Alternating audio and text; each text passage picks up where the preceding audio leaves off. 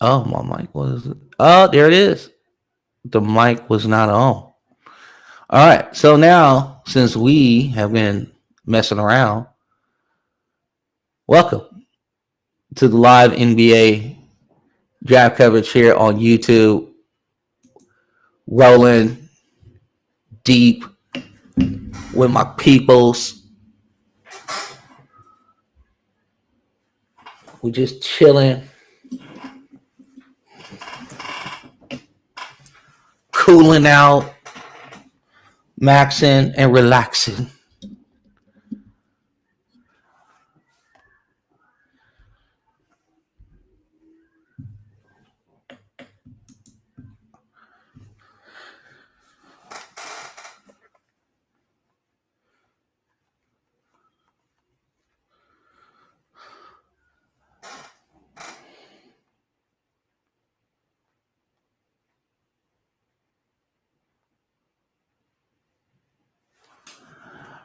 Get my boy Nico in here. We are now live.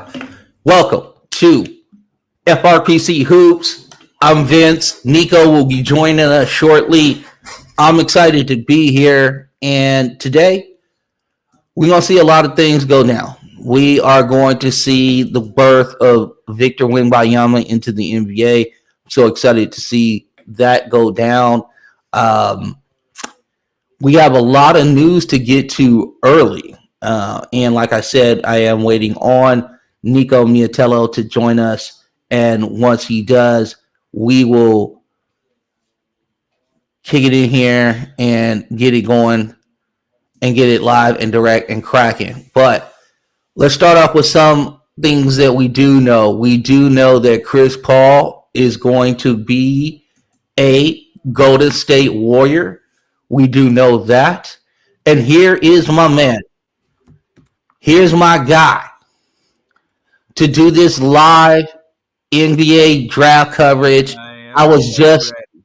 about to tell these folks about where CP3 will be going and be hooping next year. So Mm, he's going to the Golden State Warriors. he It's sure is. this trade, this Bradley Beal trade will never end. It just Yeah, nah, it just keeps spinning out of control. man. CP3, the Clippers thing fell through. Hmm. The Lakers maybe wasn't gonna happen. Seems like the Lakers are cooking something today. We're gonna have to wait and see what that is. So he's what in one way or a fucking another. I'm getting to California, says CP3, and he's on a flight to San Fran at this point. Um, the trade, I'm surprised the Warriors did it. Honestly, Hmm. trading Poole's contract at clearly negative value. Um, but you never know. This could be the move they need to make. I could see a world where this leads to the next Warriors championship. I don't know. It seems like they might be lagging behind the eight ball a little bit, but it's it's here. They seem ready and willing. I wonder if a Kaminga trade might follow. Well, here's the other thing. Jordan Poole went to the Wizards. He sure So did. now how do the Wizards look after all the moves are settled? Uh, I I don't know. They got more value than we thought originally, and because of this, they've now ended up with the first round pick from the Mhm. trade that we've all been waiting for. Um, but we also saw that they got four pick swaps from the Suns when originally it was rumored that it was two. And you Mhm. kind of assume those two pick swaps were the more recent pick swaps, like the things that wouldn't actually be valuable. But when you find out they're actually extending out to 28 and 30, which is surprising, seeing as it seems like they were holding on this move till July 6th just to make it processable so they can include the 30th pick. It's a little bit unexpected, I'd say, and it's more value than we thought the Wizards were getting originally. So I'm pretty happy with what the Wizards have done overall. and clearing out a path for them to tank their ass right down to the bottom. It's a fun rebuild at this point. I was just putting a note in the live chat. So, Mm. Nico, on this situation with, sorry about that, with everything going on, and now we also, the other tentacle of this is that Kristaps Porzingis is a Celtic. Boston Celtic, yes. I don't know how I felt about that. They're Uh, looking very impressive. I know you love it. Hmm. You know I can't root for Boston. Can't do it. Yeah, yeah, of course, but Can't do it. they might have the best team in the league as of today, just on paper. Mm, mm, yeah, I can see this, man. Okay. Where do you want to start? Because I don't understand the CP3 of it all. I don't think one. Yeah. Um.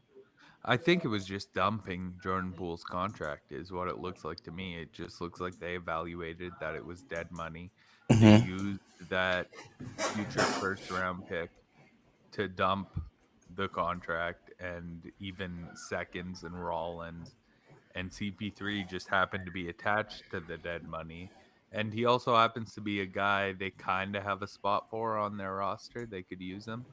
So you might as well just keep him around instead of trying to reroute him or waive him and replace CP3 with some player who's less than CP3. Yeah. Um. I'm trying to look at the roster construction right now. So you have Steph, Clay, Draymond, Wiggins, um, Looney, Yeah. CP3, and then you still have Kaminga. All right. Mm-hmm.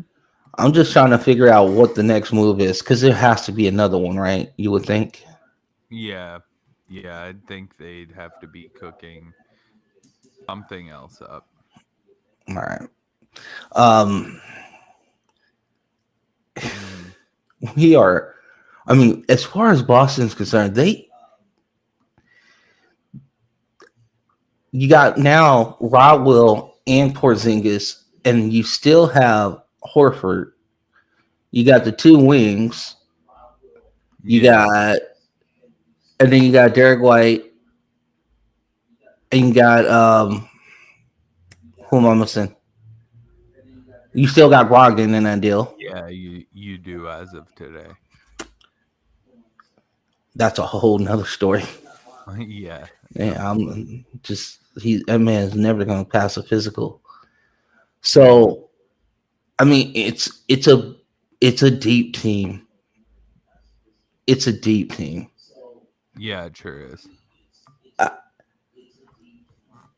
Odds on favorite to win the East at this point. Yeah, I think so. Like they have to worry about injuries, of course, but like overall, the East was just won by an 8 seed that kind of threw some depth together at the last minute. They're clearly now better built to match up with the Bucks, and it didn't really seem like the Sixers had enough to get it done last year. Maybe they'll Mhm. change, but we haven't seen that happen yet. So I think clearly right now I'm looking at the Celtics as the favorites in the East. Yeah, and it's early, early in the process, Yeah, for sure. which brings us to today because a Hmm. lot of lives are about to be changed, my brother. They certainly are, man. How many gray hairs are you gonna have from pick 2 to 4? Probably. Well, it depends. Pick two could just be Brandon Miller, and then it's no gray hairs and just smile lines on my cheek for the next month and a half. If pick 2 is Mr. Scoot Henderson, as it should be, I think I might have close to a full head by the time pick 4 finally rolls around. Man, oh man. Scoot Henderson, who we have as our number 2 prospect. Yes, sir. But there has been vacillation between 2 and 3 in who is where and what is what. Brandon Miller, the 6'9" wing out of Alabama, uh, can stroke it a little bit, has Yeah, pretty nice left decent foot. touch. Really nice shot. I think the handle needs to be worked on. Defense is he almost seems like a 2 right now. Yeah, yeah, that's fair. Okay, just because of the strength, Hmm. I would. I don't know. Scoot to me is just the passing, the vision, the feel. All of it seems relatively academic to go ahead and take him at 2. But Michael Jordan is making this pick. Yep, I don't know 1 million how I feel dollars. about that. How do you feel about Neither that? do I. The way I felt at first was that if Michael Jordan is the guy making this pick, I couldn't see how he wouldn't take Scoot Henderson because of the similarities the two of them have as players. However, it seems like this is just further example of the difference between Michael Jordan, the owner, and Michael Jordan, the player, as it seems like he is the one who's the biggest Brandon Miller advocate in the room. We've seen the lines bounce back and forth all day. We're currently sitting at Brandon Miller with a minus 180 shot to be the second pick, and Scoot Henderson minus 150 at pick 3. That's Mhm. been all over the board all morning. I will keep my eye on that throughout this podcast and update you guys as the odds change. Mhm. Hmm. Now, if for some reason this breaks the way you want it to break, Yeah. let's talk about the guy that you want to take at 4, which is Amin Thompson. Yes, He's sir. the point guard or wing, if you want to call him that, of the overtime elite program. Him and Hmm. his twin brother Asar, who looks like he's going to get drafted pretty It looks like they're early. both in the top 5 right now. Asar is currently like the prohibitive favorite to go 5.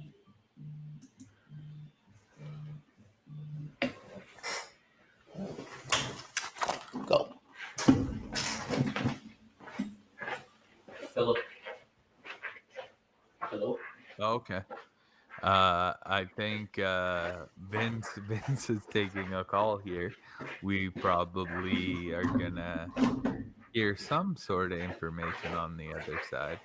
But for now, I just want to keep talking about the way it looks like the board is breaking. Our guy Anthony Black, who we've been supporting throughout the process, seems to be emerging as the favorite for the 6th overall pick to the Magic at this point. That's a fit I really love personally. I think they could really use a primary guard and some sort of initiator beside someone like Paolo, who seems like he can be your primary scorer and maybe more of a secondary playmaker. So someone like Anthony Black, who is kind of the inverse of that. He shows the ability to be maybe a secondary scorer and a primary playmaker, is kind of match made in heaven with a guy like Paolo.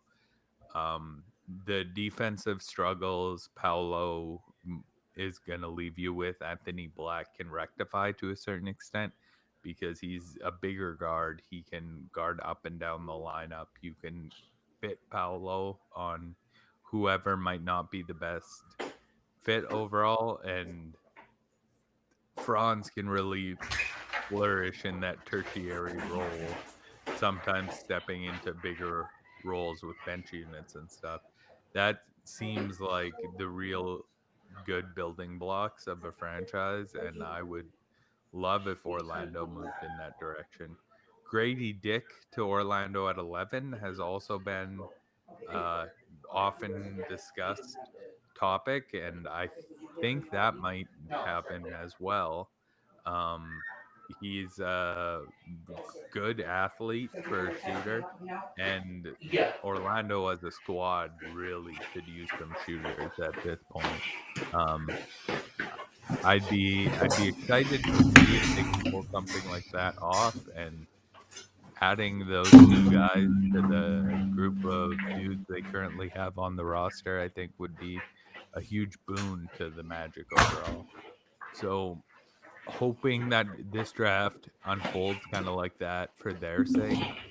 Anthony Black is a guy I would like on the Rockets. Also, hypothetically, if we do end up in a situation where Scoot goes to Amon goes 3 and we're left on the board with Brandon Miller, I'd prefer to go in the Anthony Black direction. So we love Anthony Black here, and him moving to be the favorite picked at 6 overall is something we're excited about. We do love Anthony Black. Hmm. We love Anthony Black a lot. The one other thing that I don't know if we do love this. Oh, The pick at 17 is going to get traded. okay. Okay. I don't have any details of what it is. What I do know that it's going to be traded. Okay. So Well, that was yeah, we're gonna confirmed. have to wait and see. I think we've So kind of Laker been fans, anticipating that over the last like 36 hours or so. I think the two of us. Um, and so it coming to fruition is expected, but not hoped for, obviously. I'm so sorry. We're never going to get to pick. We're just never going to get to pick. It's just not in the cards for us. No. It just seems like you think, oh, you have these like visions in your head about what's about to happen, Yeah. and you're just gone, Hmm. just, And it's just that gone, every time. just gone. I'm wondering if it's the Indiana move. Mm. Well, when we get there, I can probably talk about it a little bit more. Um, Mm, as I continue to get updated, we yeah. will go and kind of go through it or whatever the case may be. But getting back to the draft, we have people at like 6, 7, and 8. We got a lot of people talking about moving up, moving down. We got draft picks who were at 5 Mm, now floating kind of dangerously out of the lottery. yeah. We can't Whitmore. Um, Yeah. Well, it seems like there's worse injury concerns than we knew with Cam Whitmore at this point, and he's maybe stumbling out of the lottery, maybe stumbling to 10. It's kind of hard to put a finger on exactly what's going on, but whatever's happening, he's moving backwards. yeah, I mean it. I want to see or hear what the medicals are that are causing this situation, as far as that's concerned, Yeah. because it seems to be um, just Something to do with his back, I think. I'm, and this is what kept him out at Villanova too. Yeah. But now, all of a sudden, I mean, because he shot out the draft boards really quick, and then all of a sudden it was gone, and Yeah. now this tumultuous slide that he's taking, it just seems really drastic. So I hope Mm, it's not as bad as the slide. Maybe, you know what I'm saying? I yeah. I Yeah. don't As it know. sounds right now. It, Um, there's a lot of people online in the Rockets fan base who are talking about maybe the possibility that we could make the move up to take him if he does fall out of the lottery, and I obviously would support that as well. I haven't been as high as the general public on Cam Whitmore, and it sometimes is perceived as hate when you're like people had him at 3, 4, 5 overall, and I held him pretty steady at 9 the whole way through. But now people are dropping him off their boards completely, and I'm also going to keep him at 9. I'm comfortable being a Cam Whitmore believer versus the public, and I think he's a really good player. So I'm here buying in. mm. Well, the one thing that you can get with him is you're going to get an explosive scorer. Guy can't score.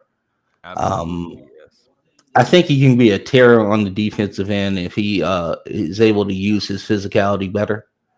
And I Hmm. think a lot of that was last year he just wasn't healthy. Now Yeah. we've seen a guy like Michael Porter Jr. kind of rejuvenate his career, Hmm. play a role for a championship organization. I think Whitmore has a obviously he's a more dynamic athlete when it comes to that.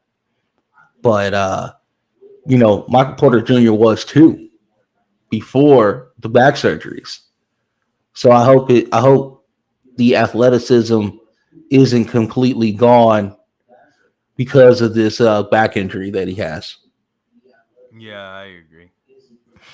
Um, I think the other thing that seems to be going on is we might have two French gentlemen in the lottery. Yeah, Bilal absolutely. Koulibaly is moving up boards on a real level, and I'm here for it. I love that kid. I think he has a lot to offer. Super athletic. Seems to. I think he's raw, but I think defensively he can stay on the floor a little bit. And Hmm. if the shot is real, we might have a player. Yeah, yeah, definitely. He is a guy who like his driving game I think is a little underrated. Like people don't often talk about it nearly enough. They talk about the way he cuts without talking about the way he drives. And I think his ability to do both those things with reckless abandon just takes him into the paint with a lot of speed a lot of times, and he can throw his body into guys that are even a lot bigger than him. That on top of his athleticism puts him in a position where he'll finish around the basket a lot of times. And as a baseline of skills for a guy who you're expecting to be more of a defensive guard long term, I think is a really interesting like confluence of factors. If you buy into the shot, then all of a sudden I start to understand the top 10 buzz a lot more. Hmm. I'm high on the kid. Just I'm really high on him, and I Yeah. think now you have to go. Okay, look at the progression, the leap he's made, and now you're gonna get him in a real professional NBA training camp, weight room, diet. Hmm. This is what we want you to do. These are the couple things we want you to work on. And the one thing that you know that he's going to do is he is going to absolutely work his ass off. Yeah. Yeah, definitely you will. Um looking up here, we got have you seen Grady Dick's outfit for this draft season yet? Flash. I need to Does he have some Tyler Hero in him? oh You know what I'm saying? I Because Tyler this Hero was radicalized at Kentucky.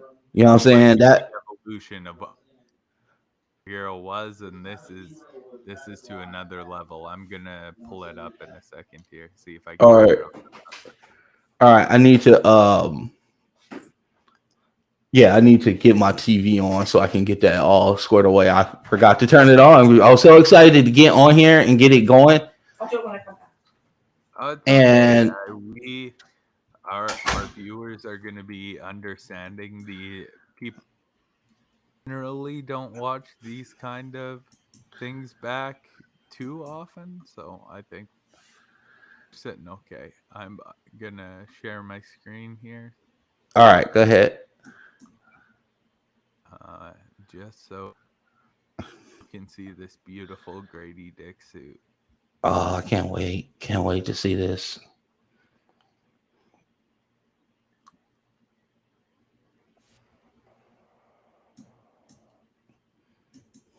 Oh, yeah. A little subtle though. A little Uh subtle. oh. Oh. Oh, wow. Got my Yeah, 22. Oh. he's all about this dude's the main event. Then we got the logo. I'm here for DD it. around the neck, around the neck.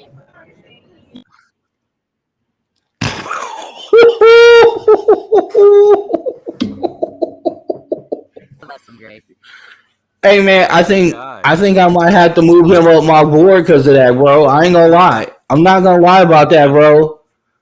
top 10 grade Yo, for sure. that is right on time right now. I'm No, feeling that. man, a little subtle. Yeah, He this got what that sauce. out when I was looking at your out. He shout out to him. I'm Shout out very to shout out to Grady Grady. Dick. Okay, you know what? Let's do this, Nico. Let's have a little fun. Who is the Yeah, guy sounds that good. you are just outrageously high on? Okay, and I'm not talking I about like lottery. I want to talk about like later in the draft. I want a guy that you just I love. I on this year versus the consensus. I don't really have a JT Thor in this class, but it's got to be Amari Bailey. I feel like we've talked about him a decent amount to this.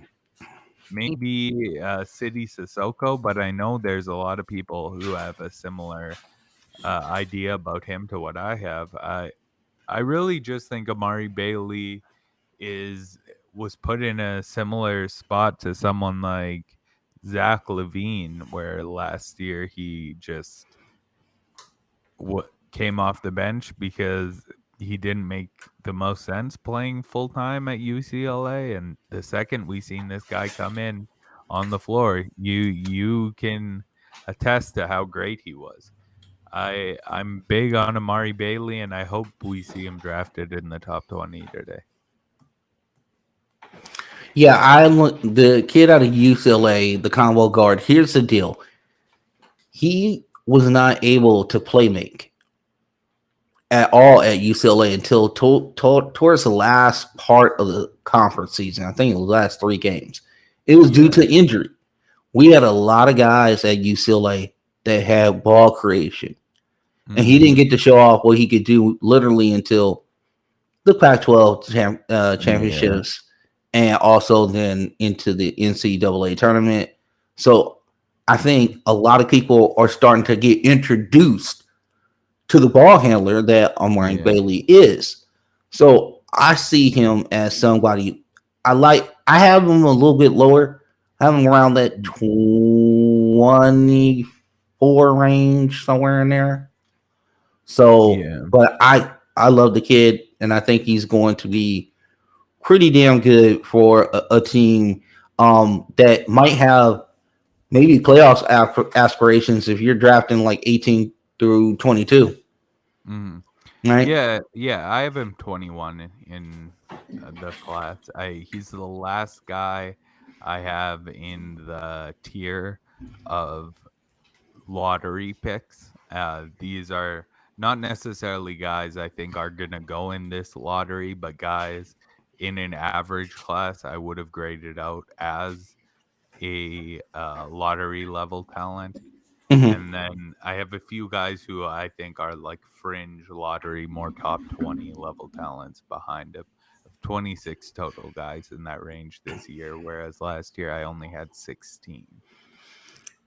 I think this draft is going to be full of starters Mm, and high level, like bench players, where I'm not talking about 9, 10 guys. I'm talking about 6, 7 guys, basically.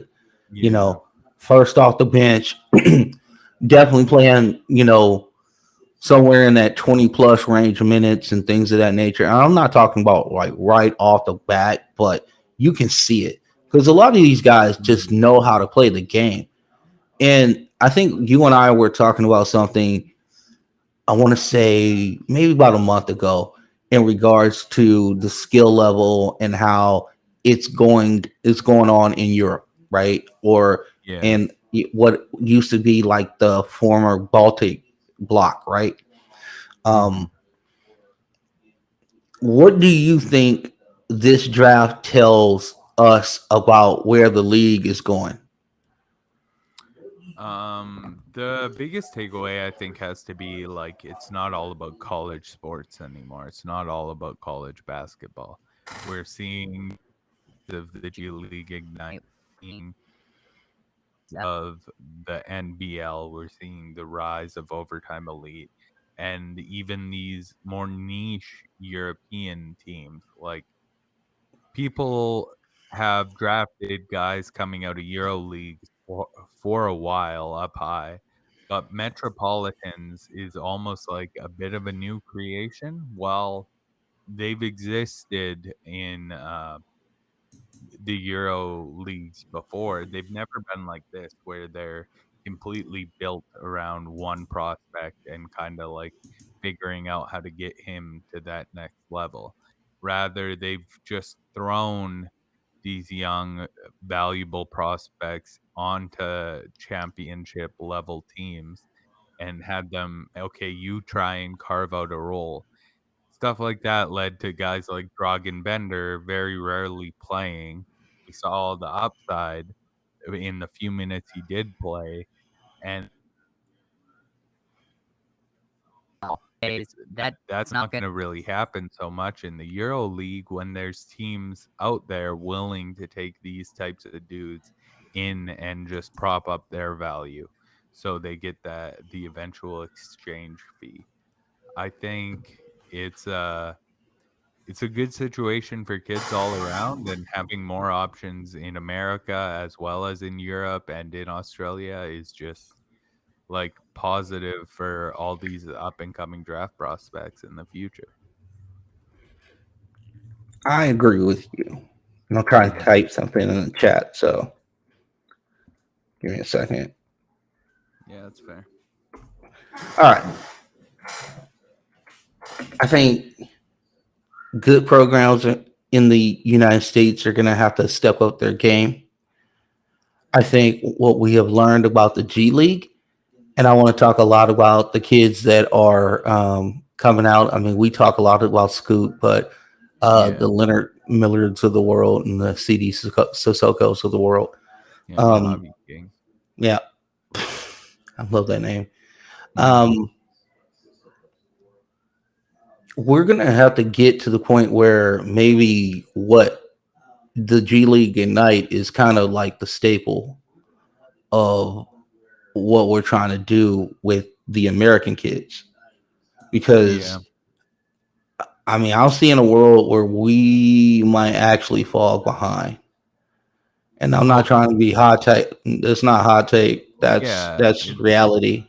it's that far in the future. I think it's already trending in that direction Right. really strong, and we're just like this next group of kids is going to make it very evident. It's not going to be like one nation specifically beating America, but it's going to be the world overall being able to produce more prospects than America.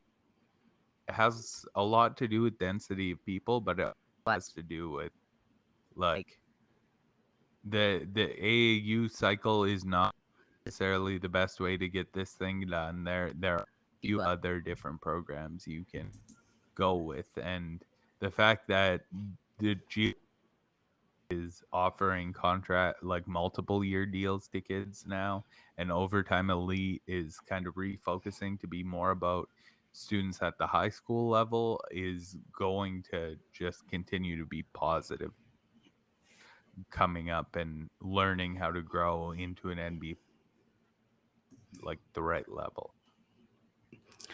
And then you take a kid like Jaime Jaquez, right, who stayed all 4 years at UCLA. At the tail end, got the NIL money, which now we have to start looking at that as a real situation, right? We can't Yeah, just go, absolutely. oh, well, he's a maybe first rounder, fringe first rounder, but 9 times out of 10, he's going to be a second rounder. Well, maybe I Mhm. might want to go back to school and see if I can juice up my NIL deal, you know. And then with that, you're getting a little more polish. You go through the draft process, the evaluation. They'll tell you what you need to work on. They told Jaime Jaquez what he needed to work on, and now you see a kid like this who is getting buzz in the late teens to early 20s. Yeah. So, I mean, a remarkable rise because I saw him in the mid second rounds. Like, and I mean, I'm not talking about long ago. This, a couple Yeah. months ago, somewhere in there, it was like 40, 41. Hmm. So now you get to see the tape. The NBA scouts get to see it, and they're looking at it and going, that guy could play basketball at least 15 minutes for me right now. Yeah, yeah, definitely. I the odds are moving once again in favor of Scoot Henderson, being the number 2 pick. Mr. Scoot Henderson is getting a little bit of an odds boost. It's now minus 150 for Miller to be 2, and minus 140 for Henderson to be 3. That's moved a little bit in the last 15 minutes or so. Hmm. And the reason why that is important for poor Nico over here is anytime Scoot jumps up the board Hmm. as a favorite, he gets a little nervous because that the specter of Brandon Miller out of Alabama could fall to number 4. Yes, and that I think that's problematic. I like Miller as a prospect. I had him 6th on my board, and I have him in a tier with 4 other guys around here. My problem with that is just the fit, though. I don't think he makes much sense on this team at all. We struggle getting points in the paint. He doesn't getting into the paint. We also need a passer, a ball handler to kind of accentuate the rest of the guys on our roster. And Miller isn't going to be that type of guy. He will never be your primary facilitator. Um, it would be helpful for Shangoon. I think I that seems to be the positive that Hmm. people are trying to spin right now. So that would be nice, I guess. But that's about the only thing I can say in favor of us drafting Brandon Miller. There are a lot of other good locations for him to wind up in, though. Well, here is what I want to kind of talk about, right? This is the thing that, and he's self aware of this too. Yeah, If you look at this chart right here, and if anybody can see the arrow, I don't know, is it big enough, Nico? Is it not yeah, big enough? yeah, Let's yeah. see. Is that big enough? Is that better? That's yeah. That Okay. now you can see the numbers better. Okay. So what we have here is like a synergy, like shot track or whatever case may be for Brandon Miller. Um, he has even said in interviews that he understands that he needs to get more physical, he needs to gain more weight, add more strength to uh, deal with the battles that are going to the paint. If you look at his numbers, this is where we have the problem. Now, as a if you are a analytical person, other than this, you're kind of going like, hey, wait, hold on. You don't like the corner threes, but you're thinking like, hey, he'll get stronger and this will get better. Yeah. The thing is that if he's at 3, I want this not to be this terrible. Oh, I'm not sure you can rely on someone just getting good in the paint. It very rarely happens that guys improve around the rim unless it's like a touch or finishing issue. Strength problem. I almost can't think of an example of someone who developed into a better finisher around the rim like that. I very much doubt he will become proficient in that area. He actually, amongst guys who shot more than, I think it was 50 times, it might have been 40 times this last season in college basketball, he shot the worst percentage half court with 39%. It really doesn't look good for him on that end. He can still be a very impactful player without that part of his game, Mhm. but adding that to the other structure of this Houston roster, it just accentuates the problems they have currently.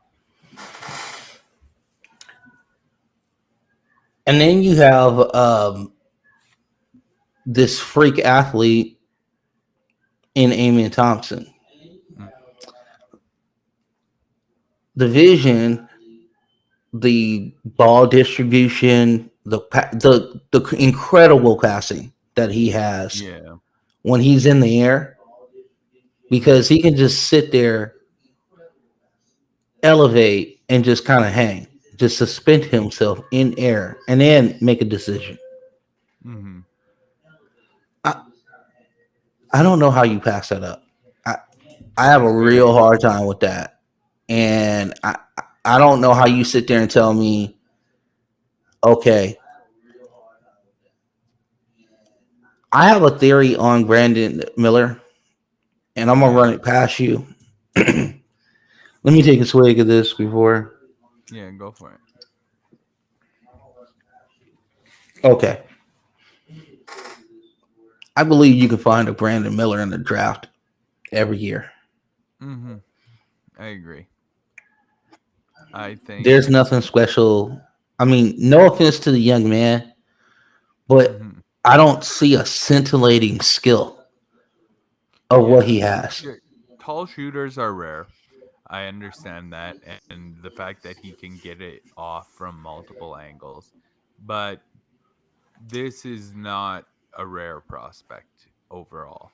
The level of player he is not something that is infrequent to see or anything. He is the type of guy that you will see come around. I have him in a similar tier to the guys we saw at the top of the draft last season in Jabari, Paolo, and Chet Holmgren.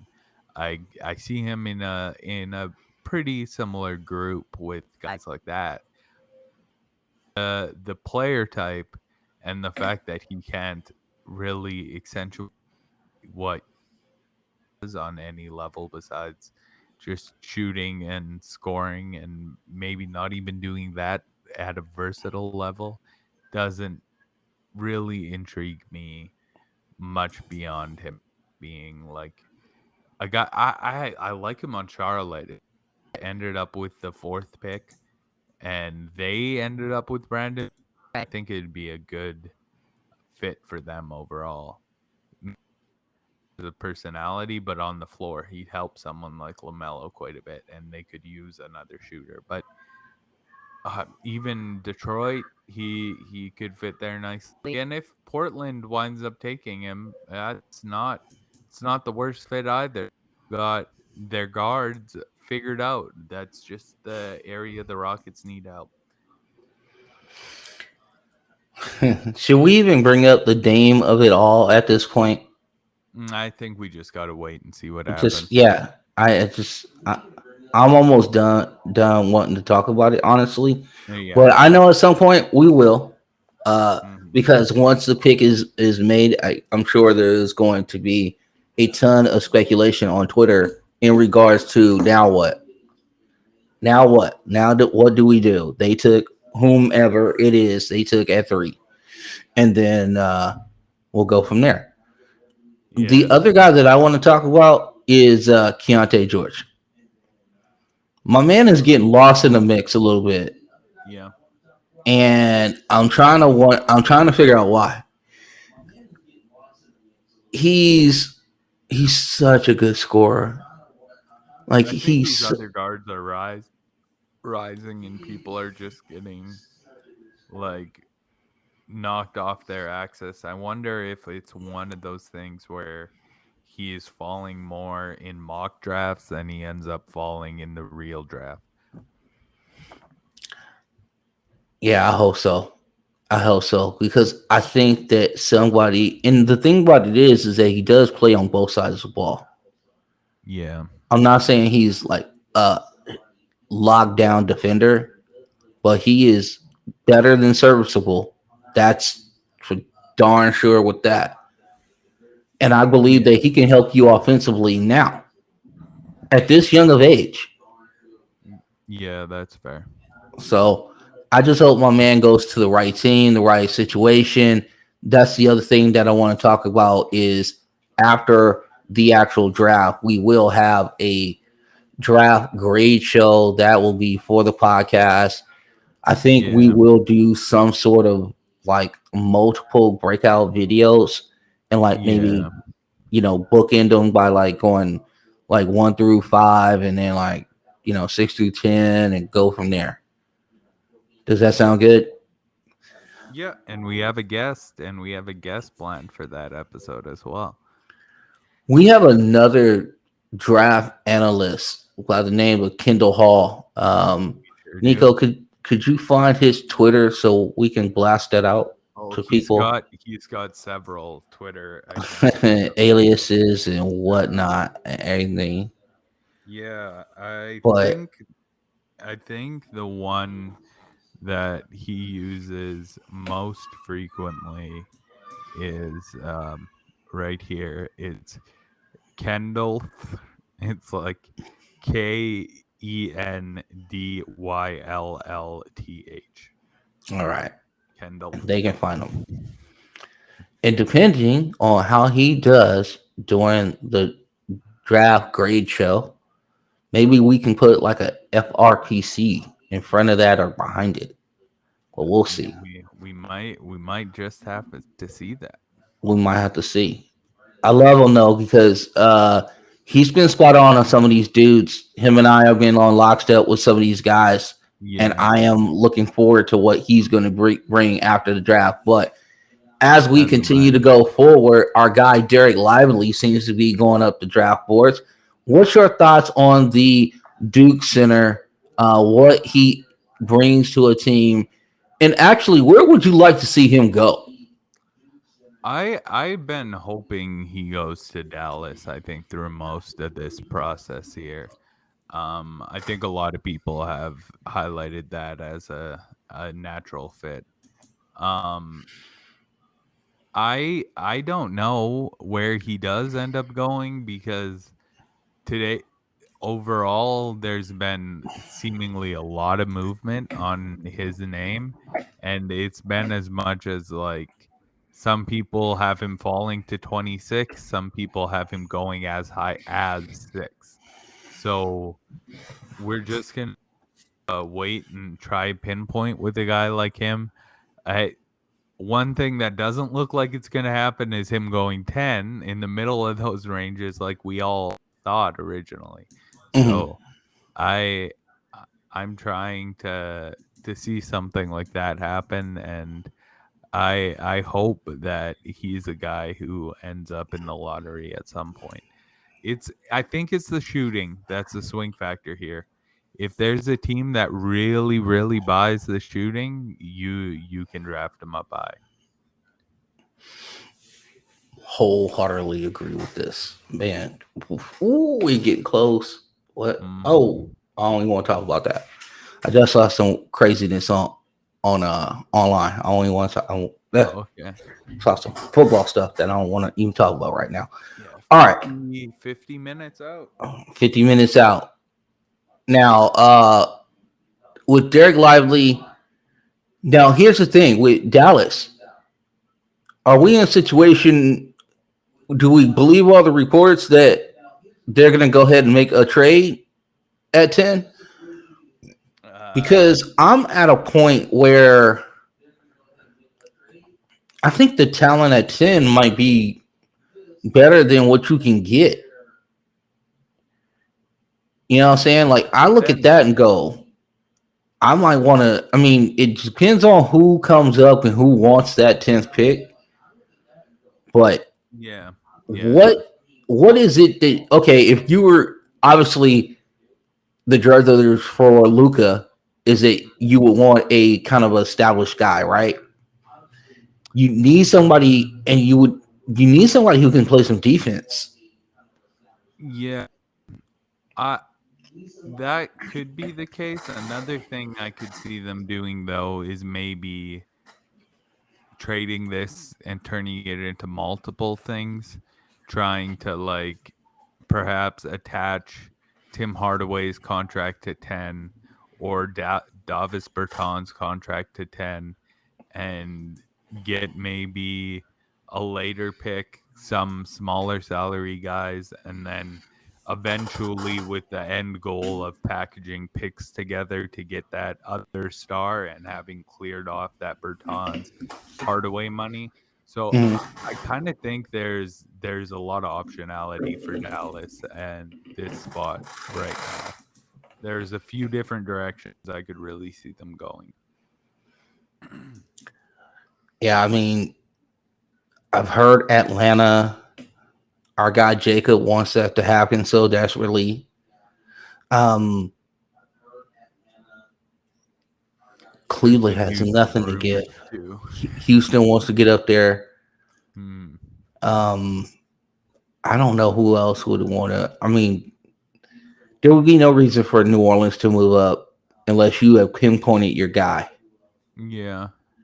So, Perhaps Boston is a team that just came to play with that 25th pick. Their salaries are going up pretty high right now, and they have all of their future picks to trade. mhm. So I could see them trying to make a move if there's a guy they pinpoint, especially considering it's a lot of guards in that range, and they just moved off Marcus Smart. They're seemingly still trying to move off Malcolm Brogdon. Maybe there's a chance they're a team that wants to get involved. And there are a lot of guards in that range. One of Yeah. the guards that we are in love with is the guard out of Kentucky, Casey Wallace. Yes, sir. What at that point, if you're moving up to get Casey Wallace, I think he can fit a variety of roles. I don't think you have Yeah. to pigeonhole him as, oh, he has to be the primary ball initiator. You can actually move him around. Hmm. He is a deathly corner three guy. So, Yeah. and the defense plays. I love the defense. He's not the Same. super quick guy. He's not the crazy athlete guy, but the one thing he's going to give you effort every night, every single night. I'm going to get that from Casey Wallace. Yeah, you certainly are. I think that's the reason he's one of the guys who seems to be rising on damn near everyone's board at this point. Um, his odds haven't been looking the best today, especially with the rise of Anthony Black. But I guess we're gonna have to wait and see where he winds up going. Is there a world where Anthony Black goes 6 and Casey Wallace go 11? Oh, that would I would not love that No, bit. I hope not. It maybe no. there's a world, but I don't want to live there. You don't want to live in a world where Uh, you just lock up some folks. That's it. Just be locking up folks. Yeah, but I'm not sure Kaysen's off-ball shooting is necessarily enough to be. I'm more comfortable with him as your second best shooter rather than your best shooter. Okay, we've got more movement. Mm-hmm. on the lines. Minus 300 to go second overall, Mr. Brandon Miller. Minus 300 to go third overall, Scoot Henderson. The Eamon Thompson line has also dropped from minus 500 to minus 350. So everything is hitting the fan right now. Asar Thompson is the favorite at number 5 at minus 135. Anthony Black, like we mentioned before, the favorite at 6 at plus 110. Jarris Walker, the favorite at 7 at minus 110. Bilal Koulibaly, the favorite at 8 at plus 250. So that one is completely in the air. Taylor Hendricks, the favorite at 9 at plus 300. And Mr. Derek Lively, still the favorite at 10 at plus 120. See, this makes me mad that we're gonna be trading 17 now, because if those names are where you say they're gonna be, or where the Vegas odds believe they're gonna be, you have any idea of what's gonna be left Yeah. at like 15 through 19? There's some dudes who are gonna be there for sure. Man, somebody's gonna be super excited at 15. It's just gonna be like, oh, I didn't know you was available. Let's go. Let's ramp this up.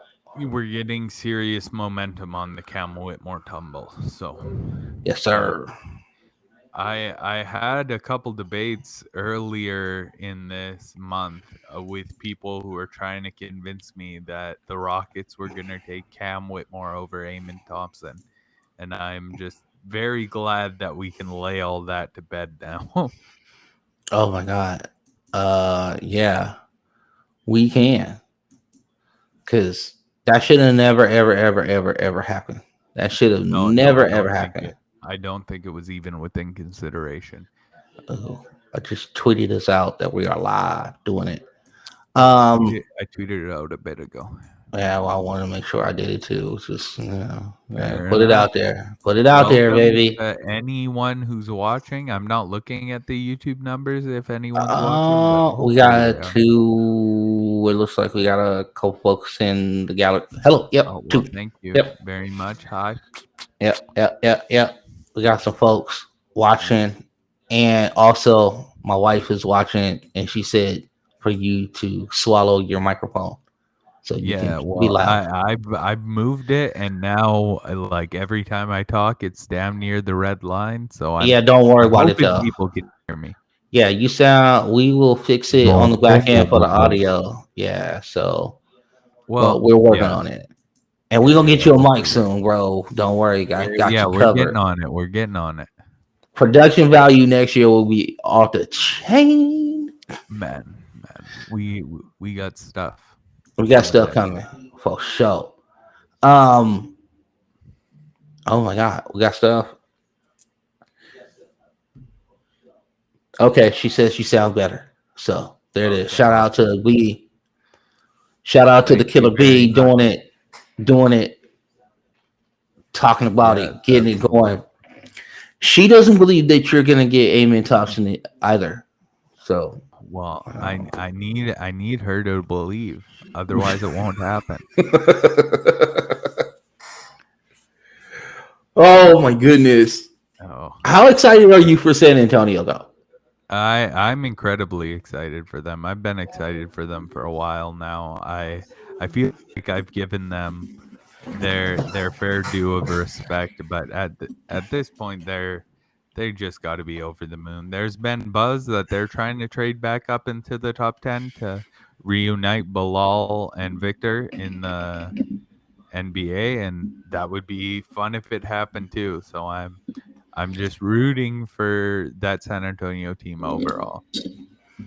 Yes, sir. I am too. Man, I'm just excited because it's just something we've never seen before, man. It's just again and again we're gonna see guard skills from a 7'5" guy and his Yeah. trainer, he grew up watching and1 mixtapes Hmm. and Pete Maravich, and that's how he taught Wemby how to dribble. Well, that's perfect. He hit that kid with a broom. Get low. You know what I'm saying? He paid the He price. stayed low. He stayed low. And now we are what, within like 30 minutes of this bad boy? For 40 minutes and 10 seconds, according to my TV. Oh, I'm so excited, man. I'm so excited. I'm so excited to see what happens with the inflection point at 2. And then I'm happy with what is going to happen towards the end of like the first round. Because I really believe there's a bunch of dudes that are in that range. I have Bryce Sensabaugh in that range. I love Jaime Jaquez in that range. Yeah. I think you're gonna get pros. You're Leonard just Miller. gonna get Leonard Miller. I love Leonard Miller. Yeah. There's a lot of guys in that range. I just think you're gonna get pros, man, and I think it's gonna be awesome. Now, is there any buzz on any other trades that we need to watch as far as that's concerned? I did see a little bit of buzz earlier today. It's not quite the buzz around this team that you were hoping for, but it did seem like there is some momentum around the Knicks trading into the first round with a package centered around Obi Toppin.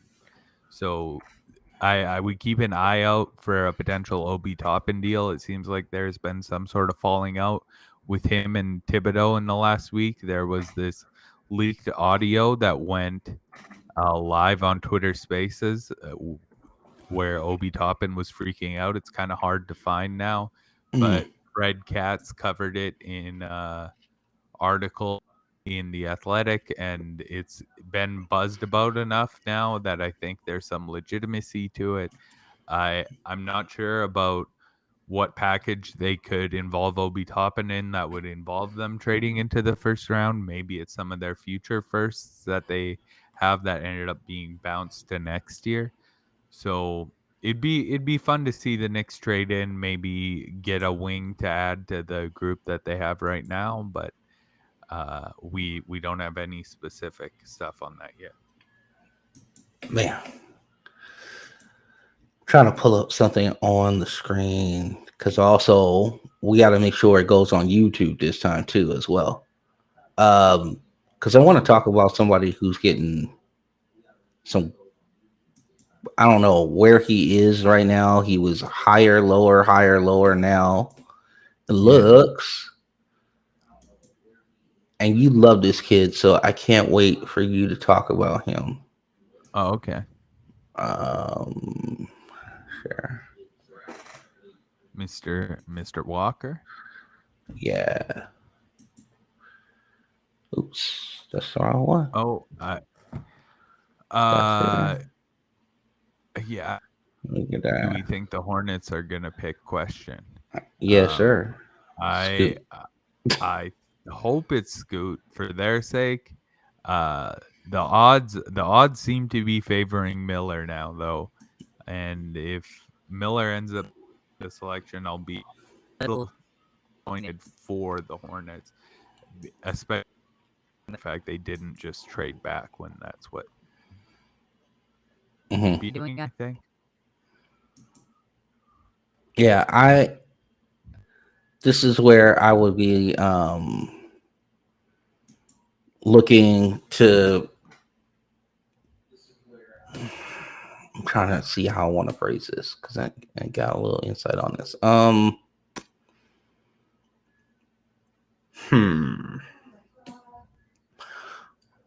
At this point, what I'm gonna do is I'm gonna defer. Actually, I'm gonna move along because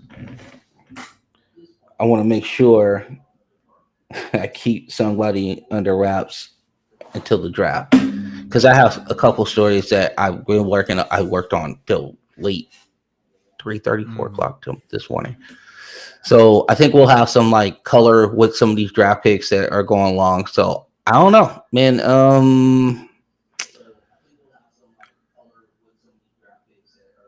Are you sure that the Knicks aren't doing something wild today? I'm not sure, but I doubt it. Oh, I got overall. I doubt it. I can't really see it happening. Right. I'm trying I'm to set also. up with this ad on my screen. Oh, don't worry about it. Get it. You got No, I it. want the YouTube chat. I want to see what my Okay. listeners are saying. Get it. You gotta get it. I'm Okay, all up in got it. it. It's over here. There's Nico. Yep. Yeah, Yep. I'll open it on my own screen here. All right. I got you. In a separate window. Yes, sir. All right. All right. Live and direct. Uh, yes. I'm trying to see some of these outfits. Scoot. Oh, you see Scoot's outfit? Oh, No. he looks like a. Oh man, this is great. This looks like some R&B like bullfighter type stuff. Hmm. That's what it looks like.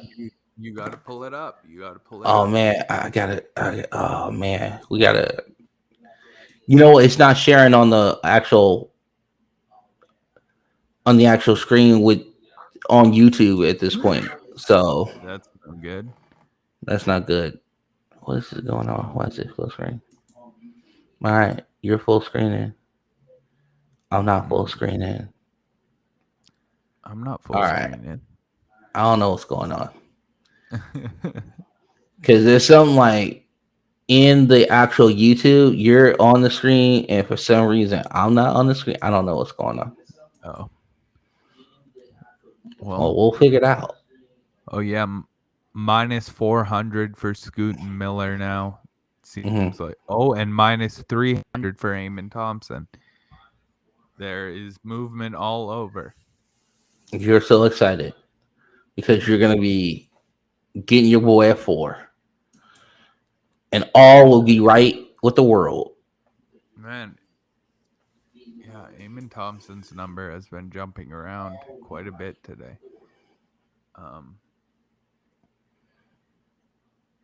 It just it's just meant to be at this point. I think so. I think give me a second. I'm gonna run off. I'll be right back. All right. But yeah, let's get it going. Eamon Rockets. All right. All right. Oh, I had to refresh the screen to get it to show up because we weren't double loving on the YouTube channel. But we got I'm looking at Monica McNutt talk about Scoot Henderson and his crazy outfit. Man, pull that up on Twitter, guys. If we could get it up on the screen here, trust me, next year we'll have a producer for this bad boy. But go on Twitter and look up Scoot Henderson's outfit. This thing is, whew, it is nice. I don't know if it's as nice as his game, but it is pretty nice. So the other thing that we kind of need to for Laker fans and what have you, we gotta talk a little bit about what might be happening at 17. From what I've been able to gather, and it has been kind of out there that 17 probably will not be somebody the Lakers will have. I believe they will be making that pick for somebody else. And they will be getting NBA talent coming back. At this point, I do not have any clue of who it is.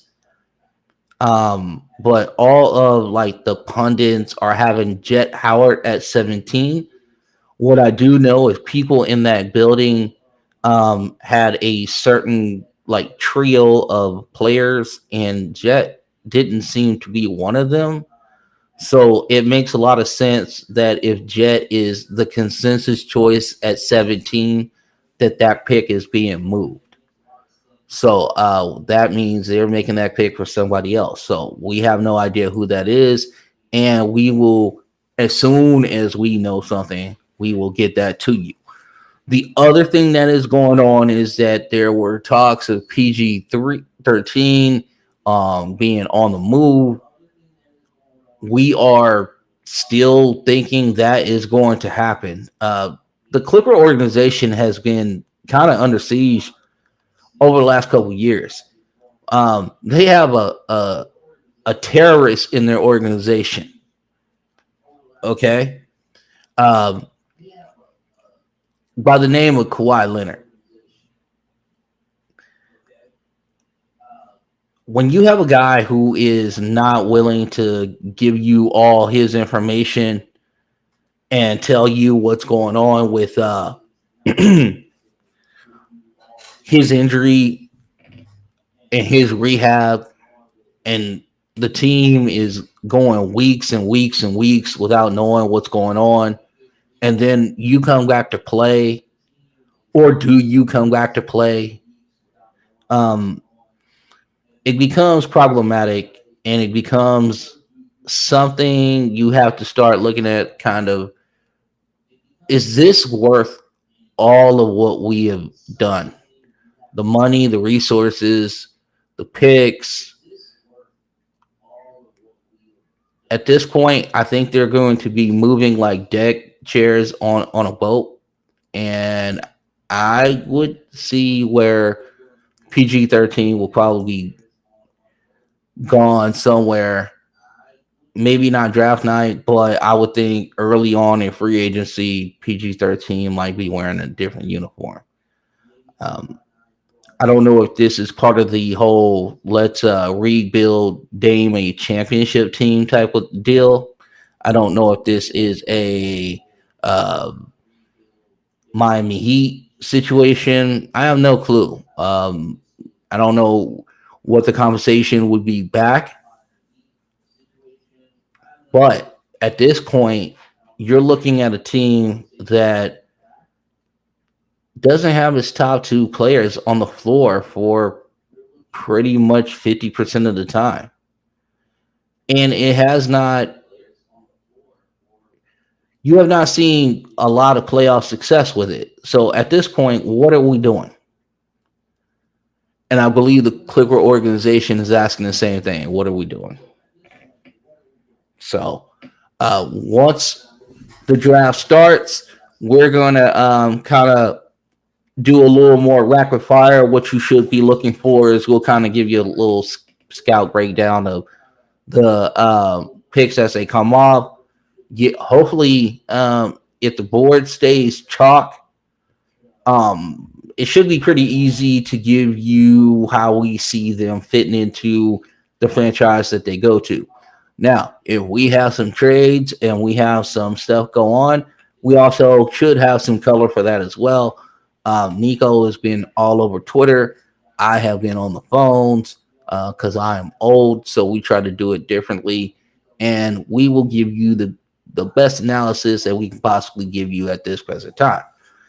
Now, from that point on, enjoy the draft. Now, if you are Sacramento, if you are Atlanta, if you are Charlotte, if you are any of these teams, Orlando or whatever, who is your favorite team in the chat? Let us know what's going on, who you're looking to get, what's your board looking like. Does your team look keen on getting their guys? What's up with that? Patrick put something in the chat. Malik Beasley, 17 for Buddy Hield, Jalen Smith, and 26.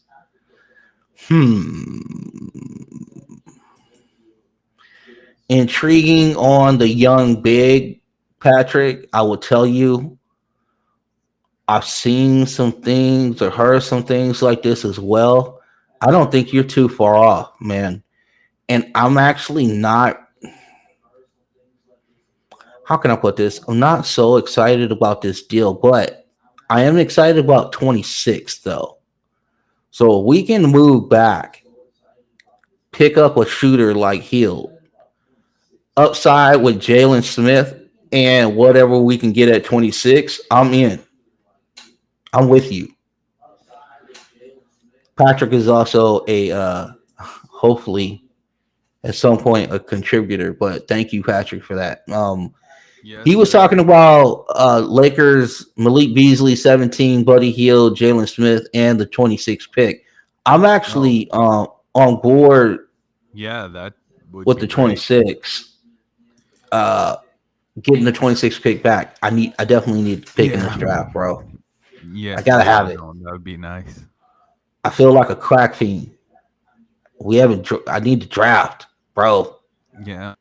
You know how excited I was when Max Christie came off the board and he was actually gonna have a Laker uniform on.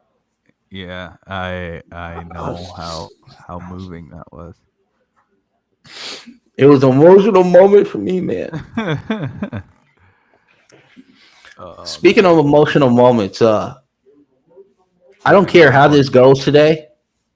I don't care how this goes today. I want to tell you two things, Nico. One, Uh this is my mother's dying wish for us. This right here. This is what it was all about. She mhm. wanted today this actual Yeah. situation to be going on. So we've done it. We Mom, did. I hope you are proud of us. I hope we do a good job. um, but For yeah, sure. this is the day that she was looking forward to for us. And we have Yeah. done it, and we're gonna get better down the road. But I will say this, just for this particular situation, Mm. I am I'm proud of it. I'm proud of what we're doing and what it's about to happen, and then we can get done with the mushy stuff and get ready for Yeah. this drive, bro. Be Well, ready moving for in this the right drive, direction. bro. Moving in the right direction. You're rubbing your hands together all smooth, trying to steal players in this class. I'm just trying to No. get the guy I was promised. Give me Eamon. Just let him fall. That's all I need. I don't need Scoot. I don't need nothing fancy. I just need Eamon Thompson.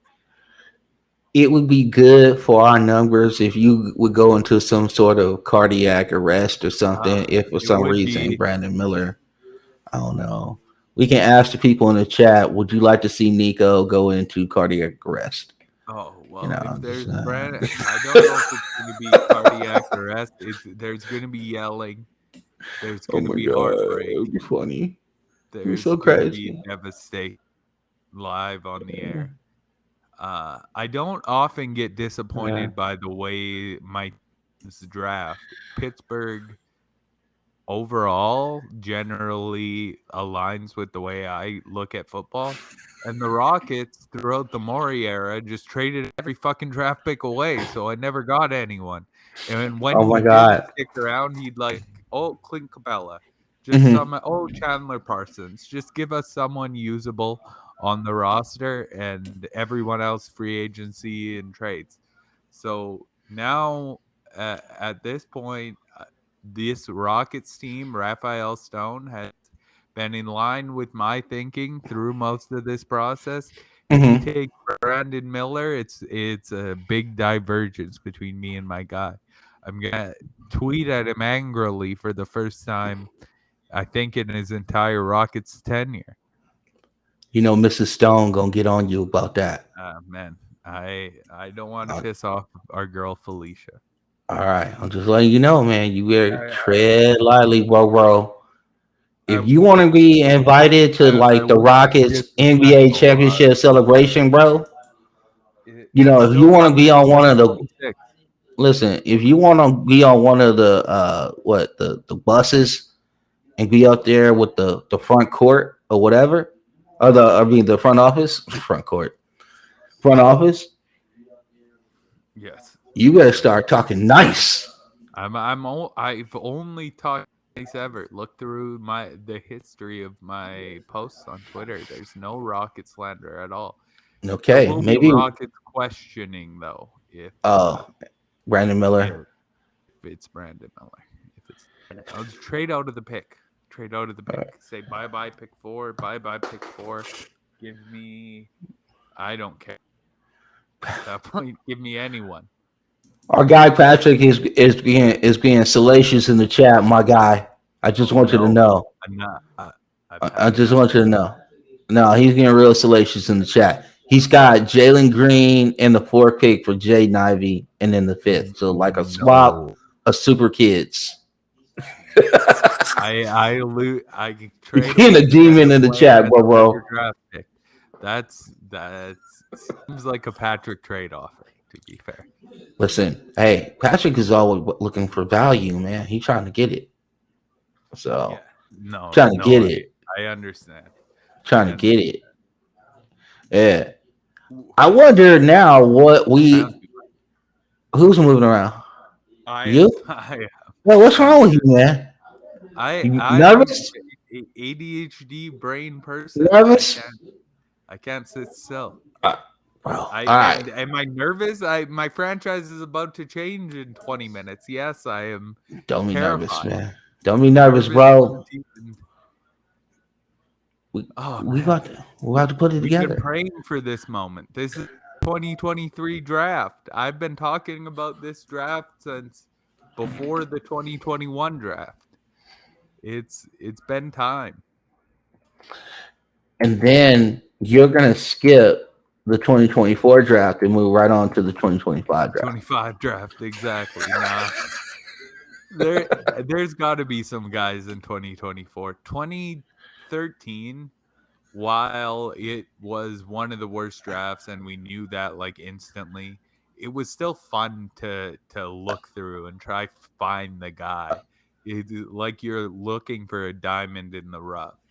I think next year is going to be similar to that, and it's going to be where our draft coverage, I think we're going to really improve, trying to see through those guys in next year's class. Hopefully we'll get some more articles and stuff up throughout the year next year as well, and we can really dive in on how to cover this draft in the right way, because I know it's something we're both very, very passionate about. Yes, sir. And I have a plan for young Nico. We actually have a question. If Scooter's on the board at 3, does Portland ship him to New Orleans for Zion and Anthony Simons?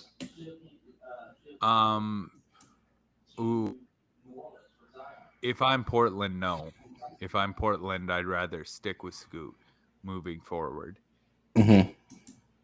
Would they actually do that? I don't know. If Zion's on the board and their love affair with Dame, I think they do that if it's offered to them, if it's available. I hate that they would, but I think they would. And now we have the jerseys out in New York City in regards to trading Dame and stuff like that. I think it's hilarious, bro. Yeah. I'm here for it. That franchise has had enough mediocrity, I think, enough losing in the first and second round to be ready to move forward with a new era.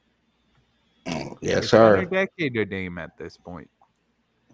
And again, we said it time and time again, and I feel like a broken record. When you have the front office staff that they have, you brought in Mike Schmidt, you brought in Pujetta, man. Like what? That just screams development. It doesn't. Yeah. It doesn't say let's go get some old dudes and try to cobble something together, only to be thwarted by the juggernaut that is in Colorado. Yeah, and it seems like they want to make moves for sure. It seems like they're not quite interested in this like version of the team, and they want to do a full scale rebuild, but the problem is they want to do whatever Dame wants, and Dame doesn't want to. Dame wants the Blazers to do everything to help him be competitive, and they're just gonna have to eventually be able to say no, no more. We can't do this. Okay, so we're gonna have to give Dame a new nickname. Yeah. We're gonna call him R&B Drake because he in his Yeah. feelings right now. He's always in his feeling.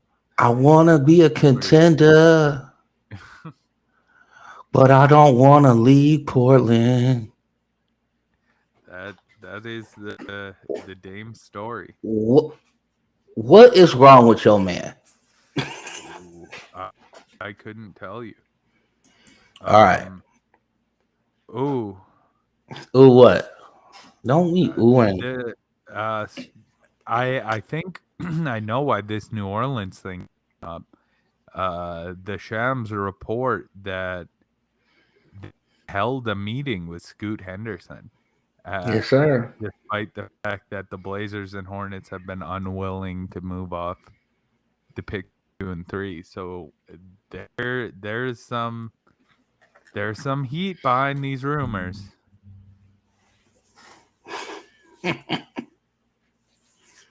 Zion to Portland. Anyone? I guess. Zion to Portland. God. What would that look like? It's hard. They need to make other moves too, so it's hard to really say. Nick says hi to your cat. Oh, so yeah. That's awesome. Bucky says hi back. She's Bucky says hi. What's up? Yeah, what's up? Doing it. That's right. It's the Winter Soldier. That's right. Bucky, what do you believe is going to happen at 4? Will your owner be happy? No, it's not going to be happy. No. What happens if it's Brandon Miller? Do you not get catnip? No. She's only ever going to be celebrated with love.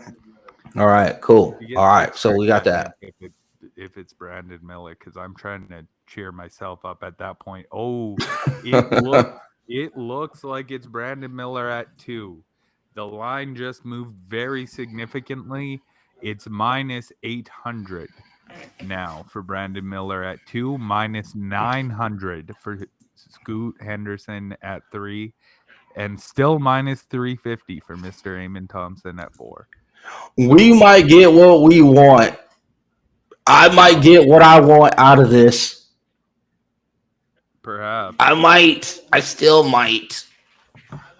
I want to see you have some sort of connection. Yeah. Yeah. Well, we'll have to wait and see. I'm excited to see what takes place at this point. A good connection or a bad connection. A connection either way. Yeah, 100%. I am looking forward. I'm feeling a Zion trade right this second. So let's see. A Zion trade.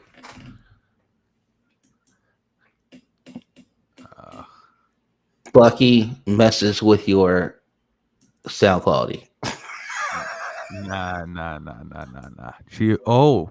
Okay. I need to see, maybe this helps with my sound quality. Yeah, check 1 2, check 1 2. Check microphone check. You're 1 good. 2 1 2. You're good. You're good. I just wanted to say microphone check. Mm-hmm. We might have a hip hop debate in the YouTube chat. You know what I'm saying? Ooh. Before the draft. Top 5 rappers of all time go. No. Furious Miles is 1 through 5. Dial on. Okay, so Patrick put something in the chat. Says you're the GM, Vince. You're the GM of the Magic 6 and 11. Nico, you're the GM of the Jazz. Take note. 9 and 16. What are you doing tonight? Okay, Patrick, real easy. I'm gonna let you know right now what I'm doing. I'm taking 6 and I'm taking 11. I'm moving up to 2. Okay, that's exactly what I'm doing. And then what I'm gonna do is I'm gonna take the young, Yeah. exciting point guard, Amen Thompson, out of overtime elite, and I'm just I gonna be am sold stretchy enough big. today. I'm gonna get No, no, I'm not. No, I'm not. I'm not you are trolling. so. No, I'm not. Let me tell you why. He said Orlando, Yeah, and see, they don't this need is to go. where I say to you, Yes, sir. what do what does Orlando value the most? Yeah, they love size. They They love like. size, Well, bro. but like it's if you were the GM, not if Orlando was the GM and you Well, had to it'd be go. Scoot. Obviously, it'd be Scoot. I would take Scoot, and I would Yeah. just go to the bank. And now, if Um. you had 9 and 16, what Yeah. would you do? I got it. I think at 9, you're sitting there. You're hoping the Taylor Hendricks falling to 9 buzz is true. If not, somehow Jarris Walker fell to 9, and I'd really be leaning into one of those two guys. Really use a power forward. And then at 16, I think you're kind of in a good spot as well because there's a decent amount of guards up in that range, be Mhm. it Case and Wallace, our guy Keontae George, Kobe Buffkin, Jalen Hood, Shafino. And they're a team that could use some more help guard position. So I'd kind of be willing to just take the guard that's left at 16 there, whoever it ends up being. Nick Smith as well, I didn't even mention. Um, so for the Jazz, they're kind of in a win-win situation right now. They're going to be one of the teams, I bet you, that by this time tomorrow when we're doing the draft review, we're going to say they were a winner in the draft just based on being able to sit and pick value at the spots they're at right now. Man, let me tell you something. Brandon Miller falls to. I mean, not Brandon Miller. What I'm got that dude on the brain now. Yeah. If Taylor Hendrick falls to 9, I I don't know what I'm gonna do with myself. But I will say that the Jazz will have picked up a phenomenal player. I will say that. I will Yeah. also say that, hey, what you do at 16 now is almost like you can do anything you want. Because I Yeah. think that Taylor Hendricks is going to be so solid that you could literally just get really experimental at 16. Yeah, you definitely could. You'd be in a great So spot to do something like that. I'm trying to think of somebody who would be kind of like a little radical at 16, but something that fits the Utah vibe, right? Let's see. You got the big.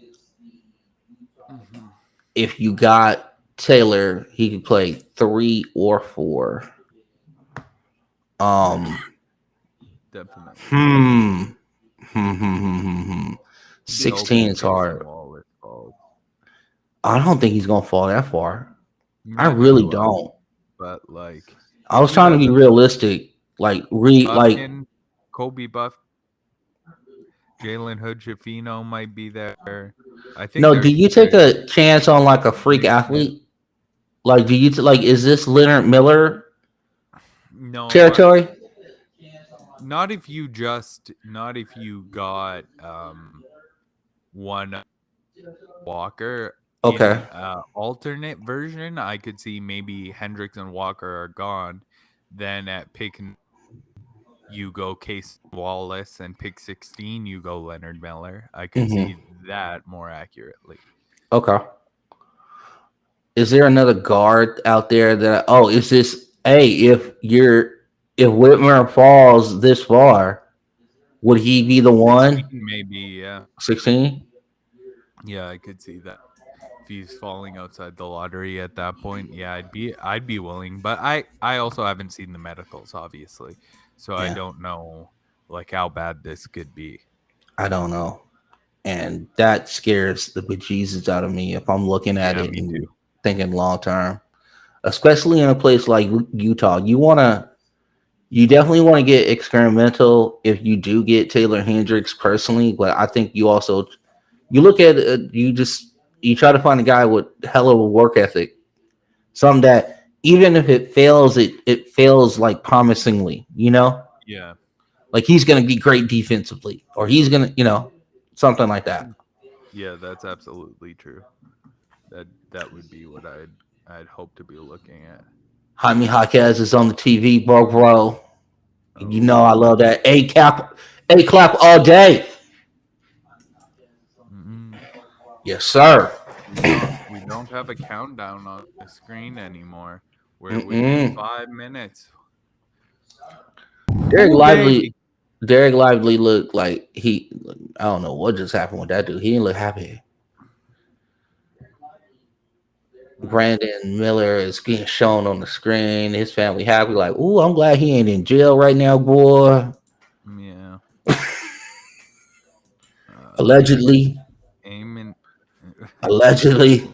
No, I think it's pretty straightforward that he isn't in jail right now. I don't think that's No, alleged no, at I'm just all. saying, like, Come on, the whatever the charges or non-charges Yeah, that don't might be there, that might I not be don't. there, because my man's was real tight-lipped at the Oh yeah. during the meetings. He was real tight-lipped. He was like, yeah, well, I'm not telling you anything, player. So my Ooh, lawyer's here. movement at number 8 here. Mm-hmm. Looking like Cameron Whitmore might be the guy at 8. I think Patrick might have a heart attack in the chat if Cam Whitmore is the pick. I don't know. Hey, Patrick, if you're in the chat, give me a thumbs up, thumbs down on Cam Whitmore at 8 to Washington. You know what I'm saying? I need that in my life. Rolling some more dice, I guess. I that is rolling the dice. Let me tell you something. If Washington passes Taylor Hendricks at 8, this is Tyrese Halliburton all over again. Yeah. I will not be happy about this, Nico. And I will Yeah, be that sad would for be my. very sad. You know who I'll be sad for? Hmm. Our guy Nick, because he's moving to that kind of area, whatever, That part of the town. There, doing that some sort of reindeer games type things or whatever. Black Ops. I don't know what he's gonna be doing, but I'm just sitting and staring. That's all why we can don't do at this I point. know you're just we just gonna have some excitement of, oh man, 2 is gonna be awesome for you. Mm-hmm. Well, I'm gonna be refreshing my phone constantly, so Just I'll find it the second. you'll find it the second. Me too. The lines are moving again, not as drastically, but Brandon Miller went from 800 to minus 600. Scoot went from minus 900 to minus 700. So money's coming in on both sides still. Mm-hmm. Maybe this was Jordan's play all along, and he was somehow in cahoots with Vegas to make a ton of money. Like a Wouldn't little be the first golden, time. like a little golden parachute from our guy as he walks away from the ownership group. As he takes his $3 billion golden parachute. He put all that money. He's just moving the lines back Yeah. and forth right now with the $3 billion he got. That's all he's been doing all day. Just Dance for me, puppets. Dance. Oh man. God damn it. Oh my goodness. Oh yeah, Anthony Black now at a negative number, negative 150 to go 6, negative 160 for Jarris Walker to go 7, still plus 300 for Nico, I'm Whitmore. out of Diet Coke. I just drank the last swig. I'm moving on the water. I'm doing it. Stay hydrated, my friends. That's the correct Stay move at this hydrated. point. Always. I don't even know where I have no drinks on me at the moment. Swig of water for the drinking man, for the working man. Always. Shouts out to Stone Cold Steve Austin, our guy. Yeah. Oh, and also shouts out to the new Money in the Bank winner, LA Knight. I'm giving him a shout out right now. I'm breaking news on this live stream. LA Knight will win Money in the Bank per sources. Yeah.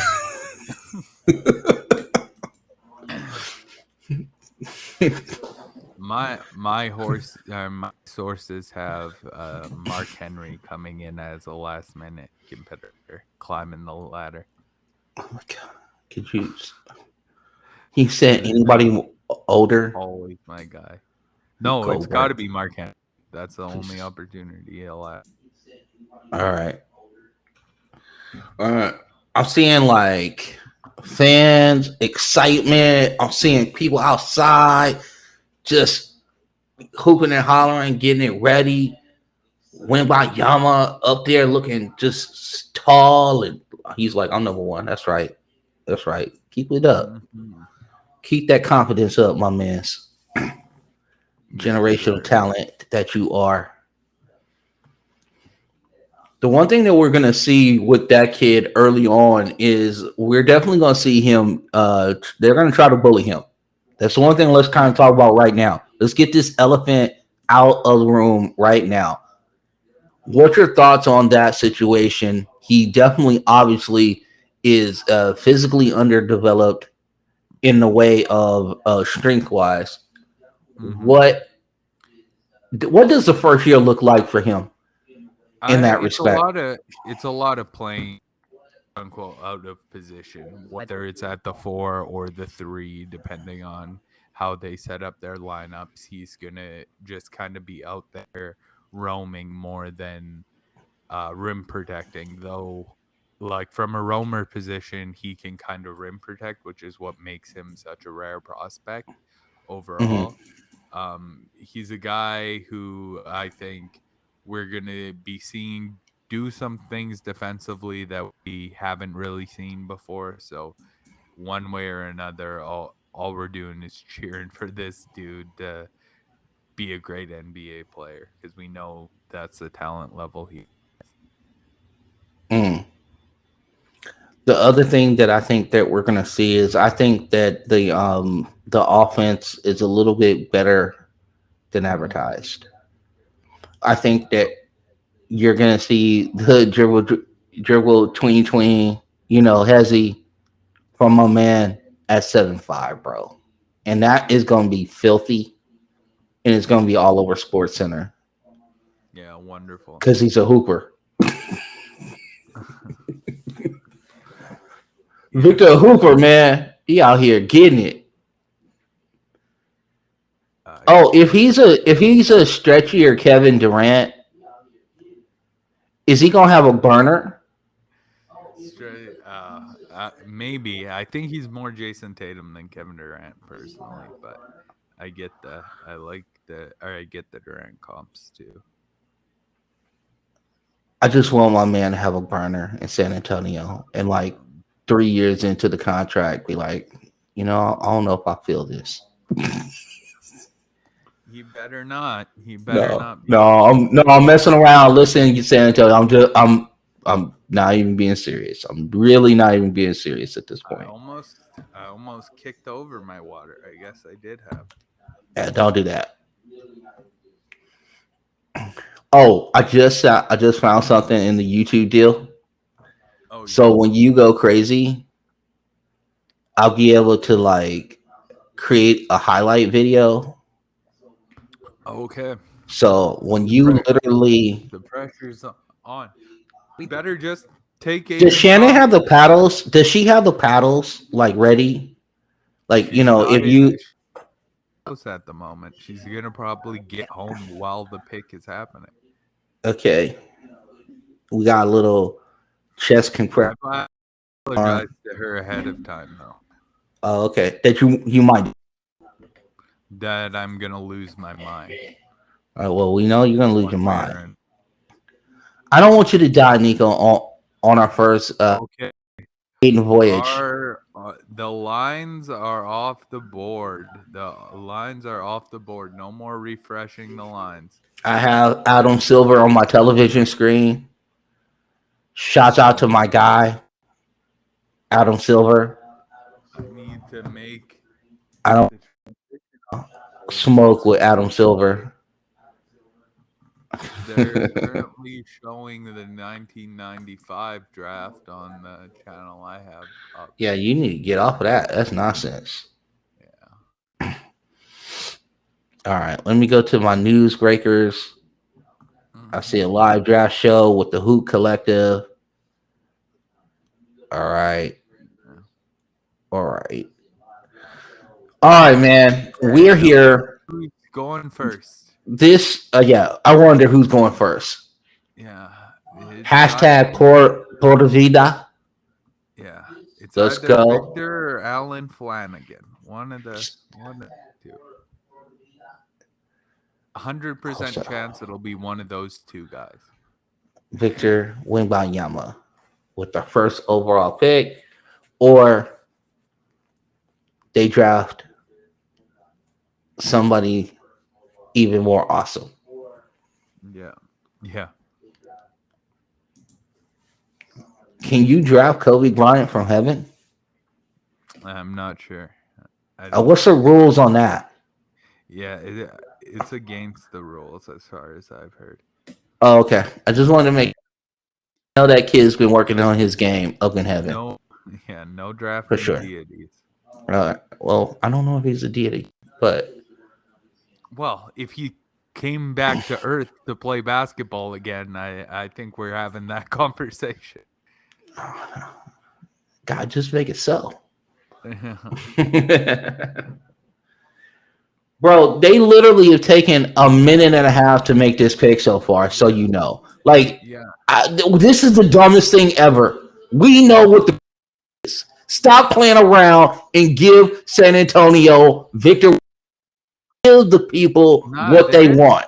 Man, they're thinking long and hard about Azuolas Tubelis. Oh my God. I swear to God. The pick is in, though. Pick is in. And we got Victor Wembanyama, first overall pick of the 2020 NBA draft.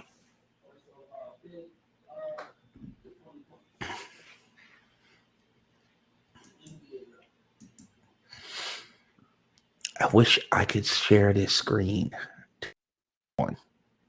Yeah. I don't know where I lost that why thing. isn't it coming up? I'm trying. I'm efforting as we speak, but it's just. Let's see if it lets me do it. All right, go. I just gotta pull it up. Yeah. See, it lets you pull it up on the Riverside, but not on the YouTube part. Oh, okay.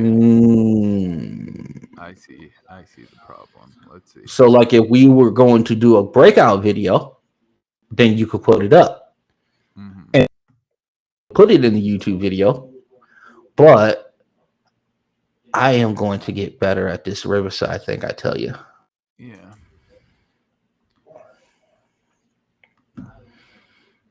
Let's see. Check if it came up. Let's see. On the YouTube. No. YouTube Friends has it came up. I don't know. Pulled up my Twitter.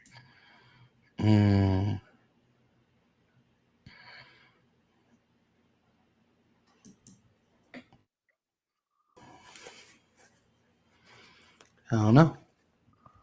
I'll see it. Oh. All right. Oh, there it is. Okay, there we go. Okay. There it is. It is up there.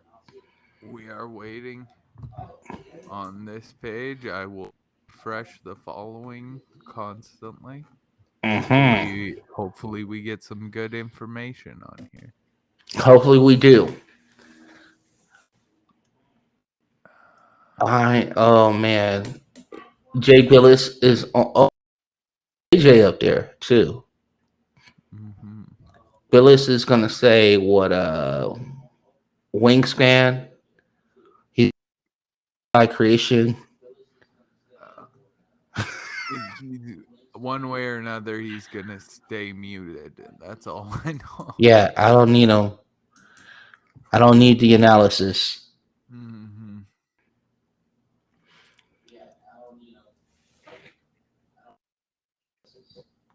I can't wait. I can't believe they literally took this down to like the, the very last part of it though Mm-hmm. on TV. Yeah.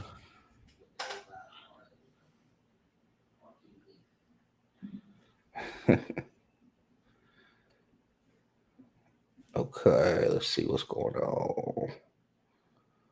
Uh, Come on, give me Victor first. he's first. Just start the draft, please. It should have came out on Twitter by now.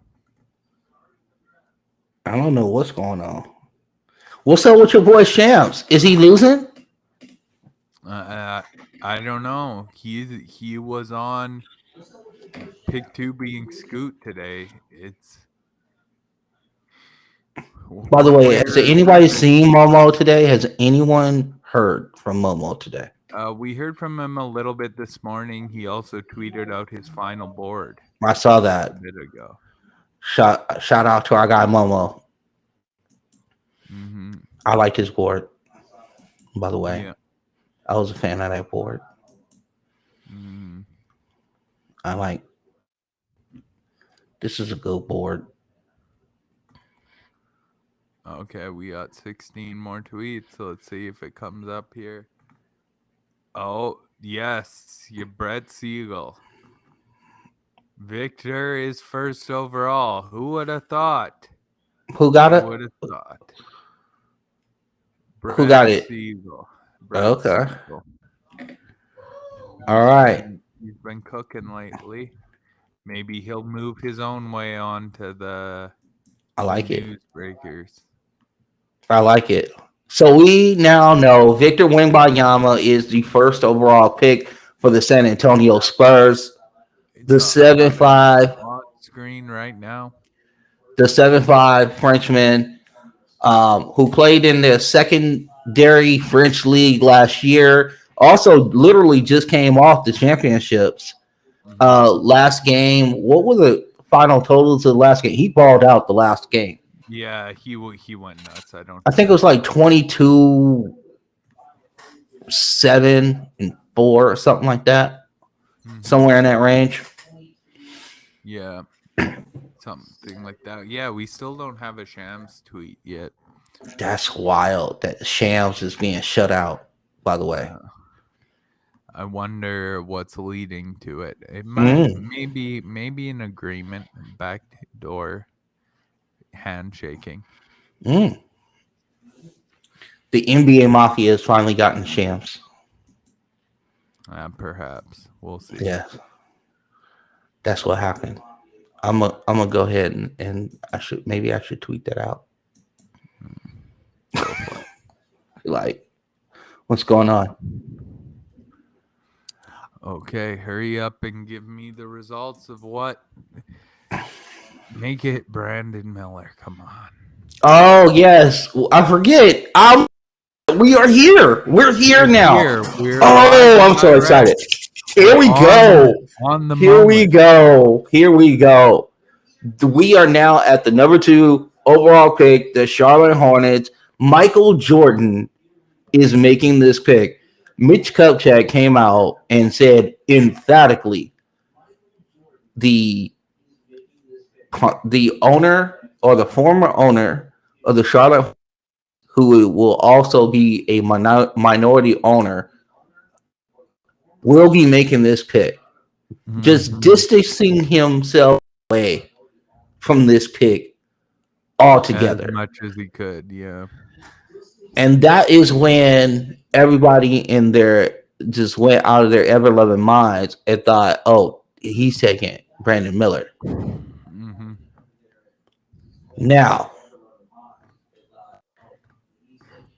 if he takes Scoot, my man, we need just like almost I actually have the capability of just have like a single cam on you. You know what I'm saying? Like just a single cam situation. A several minute panic attack. That's all you need to know. Mm. We haven't gotten anything out yet. No. He's crying on Okay. TV. Victor's crying on TV. That's our guy, though. Man. I've had about him already. No, you cannot. I Get up, need the man. next pick. I know you're going to lose your mind in a second. It's about to be awesome. Oh my fucking god. His whole family is there. Yeah, of course they are. They gotta watch out for their boy. I'm going to take care of him. I'm gonna relax and smoke for a second.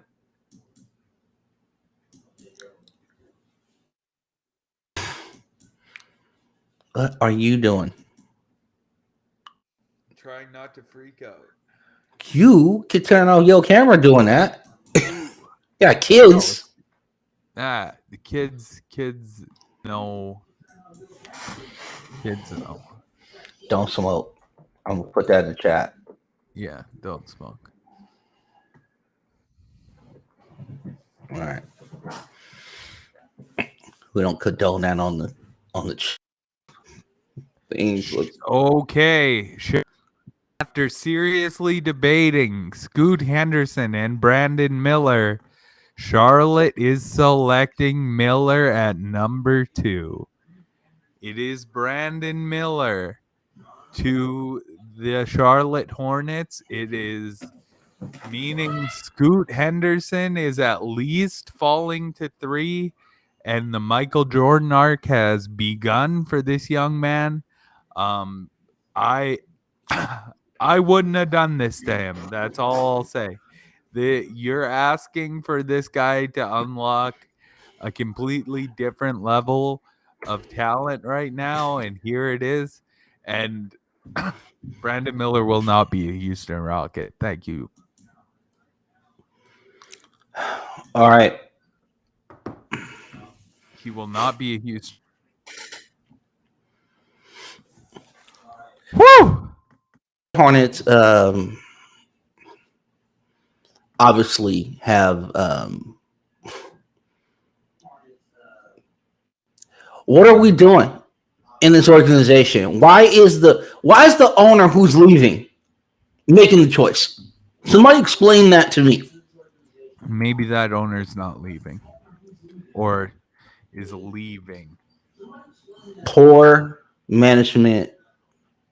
This is the fit is good. You probably is further down personally. Yeah. And got a better version of it. Not that. Also, whatever you think of the young man as far as on the court, because he is on the court. Yeah. Make no questions about it.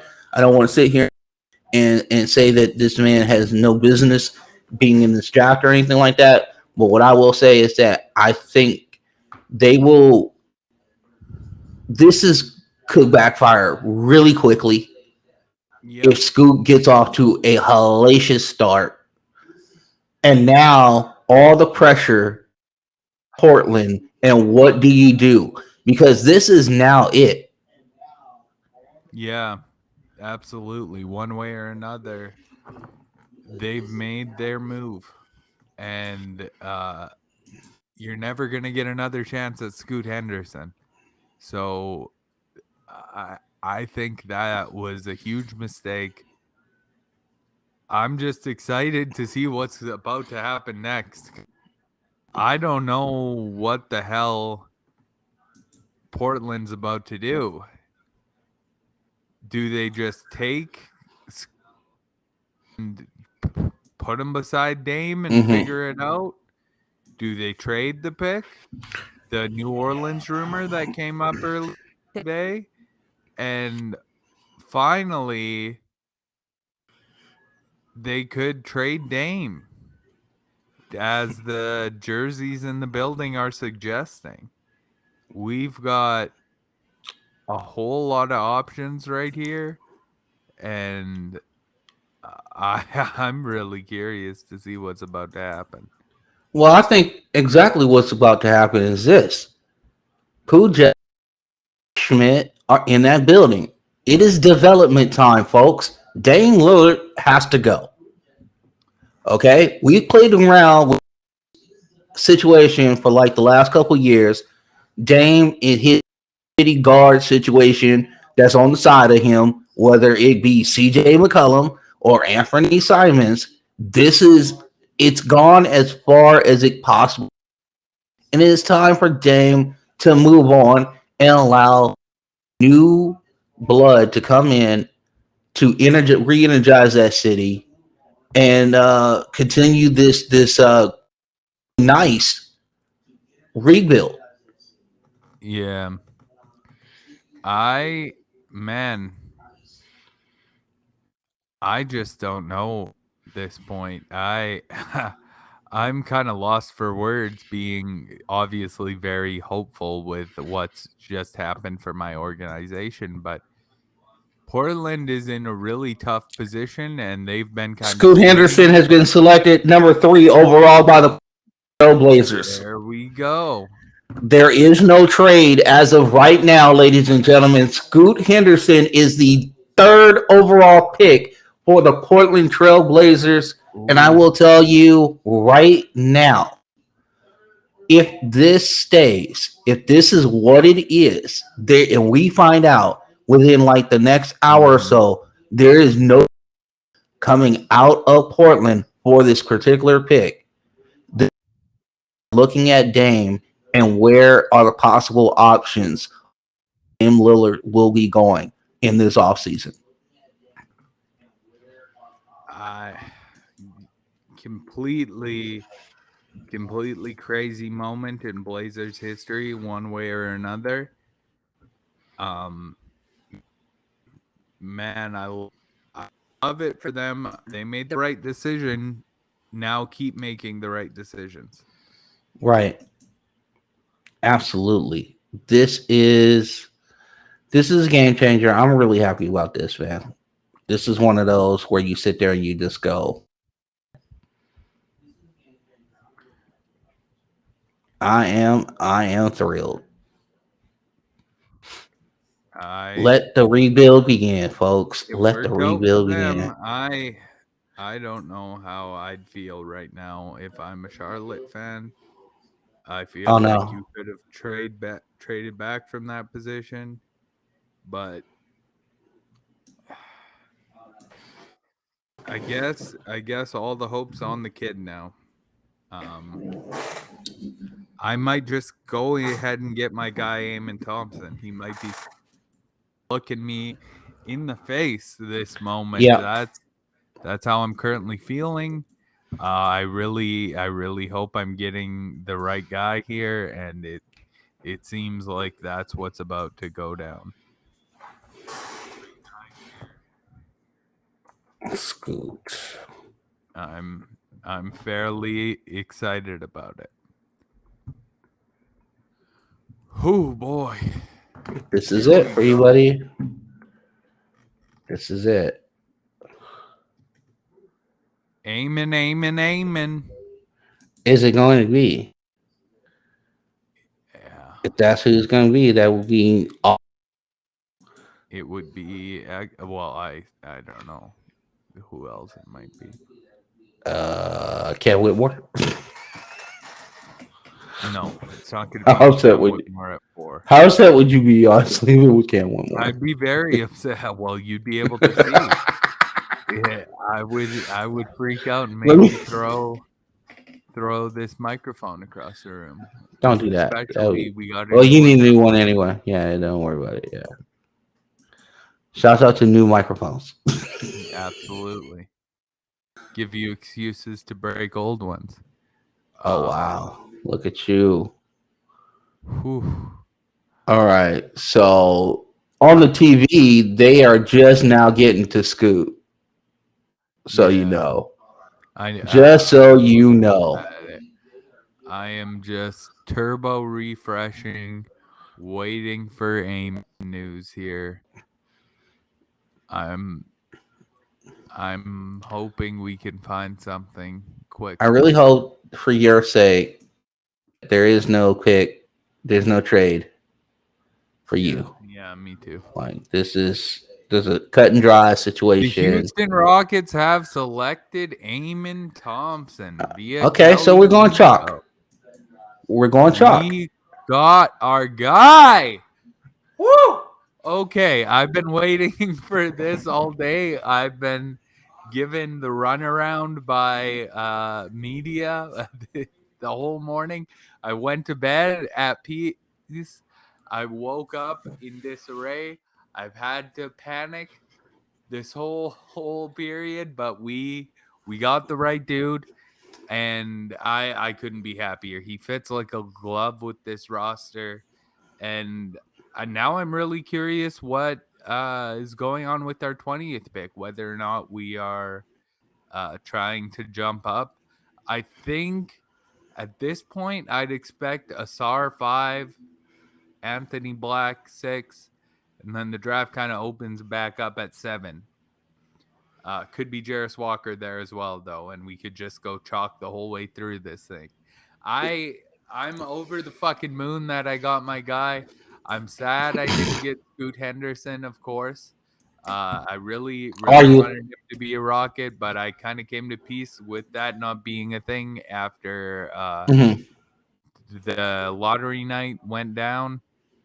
Eamon Thompson, the Rocket, though. That's who I'd been hoping for, my number 3 player on my big board. Through this whole process, I thought he was kind of the perfect fit. So now that we're here, I'm all aboard. Amen Thompson, obviously of the Thompson twins, 6'7", out of the overtime elite situation. Problem we thought with Amen Thompson and Asor is the level of talent. The one thing that we have seen is develop over the last couple of years with both of those guys. What we will see is that Asar's shot is better at this present time.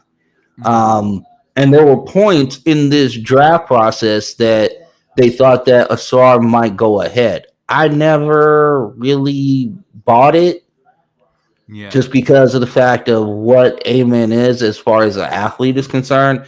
Nico, talk about what kind of athlete Amen Thompson is bringing to, or what kind of athleticism Amen Thompson is bringing to Houston. Man, one of the fastest guys in the draft at 6'7", which is already incredibly impressive. Normally, you don't see guys that big moving that kind of frame that quickly. He also had a 44-inch vertical jump at that same 6'7" frame with a 7-foot wingspan and pretty serious size. This guy moves around at a roughly 200 pounds like a guy who weighs roughly 180 pounds. And you catch him in the air constantly, and times you didn't think he'd be able to get there.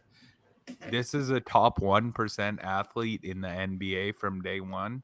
And I think right now in Houston, you're looking at the most athletic backcourt in the sport between Eamon Thompson and Jalen Green. So it's going to be a whole lot of fun to watch. Man, it is going to be a whole lot of fun to watch. The other thing Thompson is that I think he's going to work well with Amber and Sengun. I think that is going to be excellent. I think also my guy, I was just about to say, free Jabari Jr. He will actually get past the ball. Oh, man. So excited. So excited for Jabari Smith to actually be an actual player on the court. He won't be invisible anymore. Definitely not. It's all here for Mr. Jabari Smith at this point. This is what I've been praying for.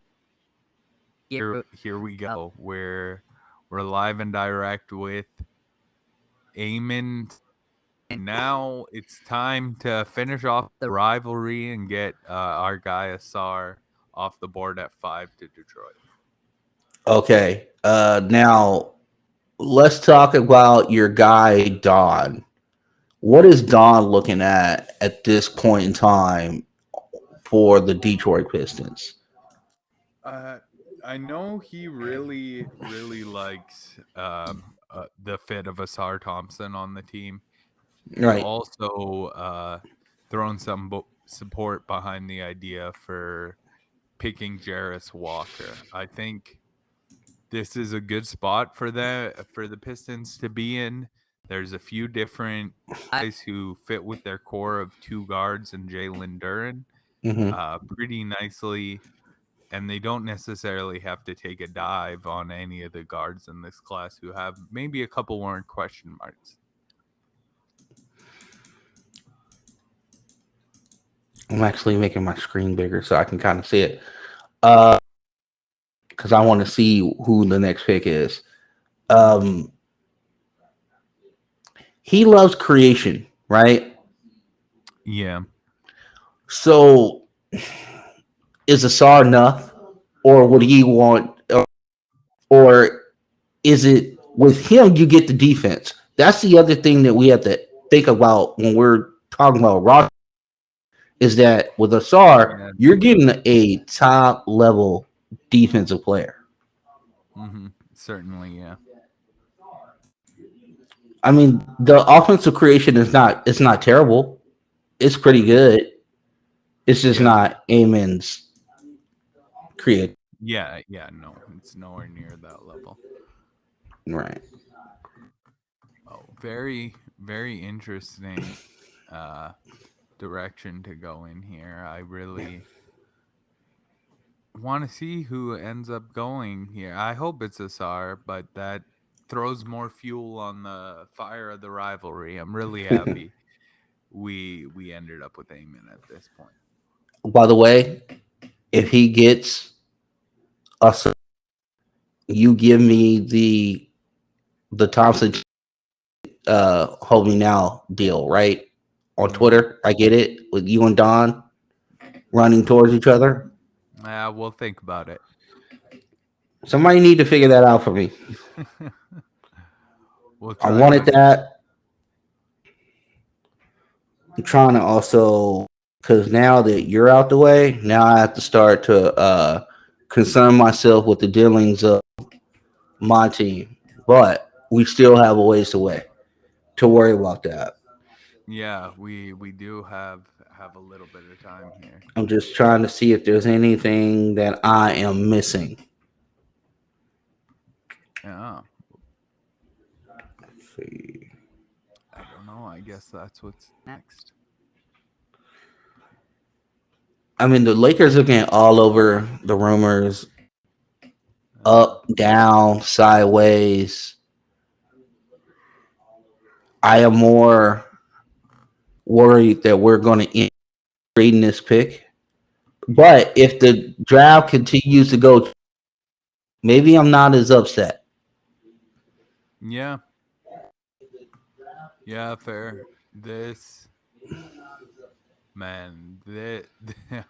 I just still can't believe that I actually ended up with what I wanted again. This is nice. This is 3 years in a row. I've had the guy I was hoping for fall to my pick, and I think this is the core. I can't quite move past it. Yeah, Amon's still walking, or Amon still walking across the screen. I like the suit too. The suit's looking good. It's not a peak This two suit. games on swell.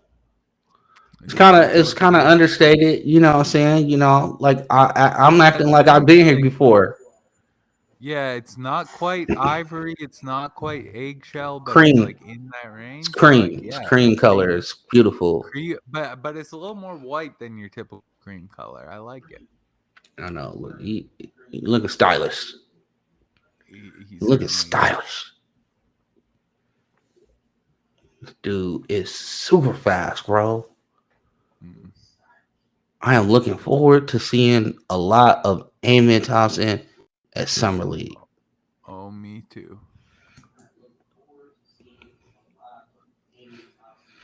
Now, here's the question for you. This is Mhm. going to be the first time playing without his brother. How do you think that's going to work out? I'm not sure how concerned I am about that overall. I think it's something he can solve. He's been the guy with the ball in his hands for the most part. Honestly, I would have maybe liked to see OTE split them up a little more beforehand, Hmm. just so that was less of a question. But if anything, to this, the fact that they've always had to play together has been holding them back. Um, Neither of them and both of them could benefit from spacing. So the fact that they've always had to play with one another might not have been the best thing. And going forward now, we might be able to see a little bit more unencumbered versions. This has been quite some time without the information after the almond pick. We should have This is found out crazy. about Asar by now. I'm looking to see if there's anything, nothing on the newsmakers at all. Yeah, Oh, they're going back to back. They're yeah. going back to Okay, back. there we So we do now have the fifth pick in the draft. It will be the other Thompson twin. It is go. Thompson, the other overtime elite wing, super quick, agile, great defender, and the shot improved. The thing that you're gonna find out about this kid, as far as mirroring people, he can do it. He does it at a Mhm. pretty elite level already.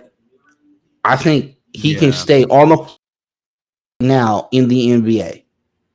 Yeah, I totally agree.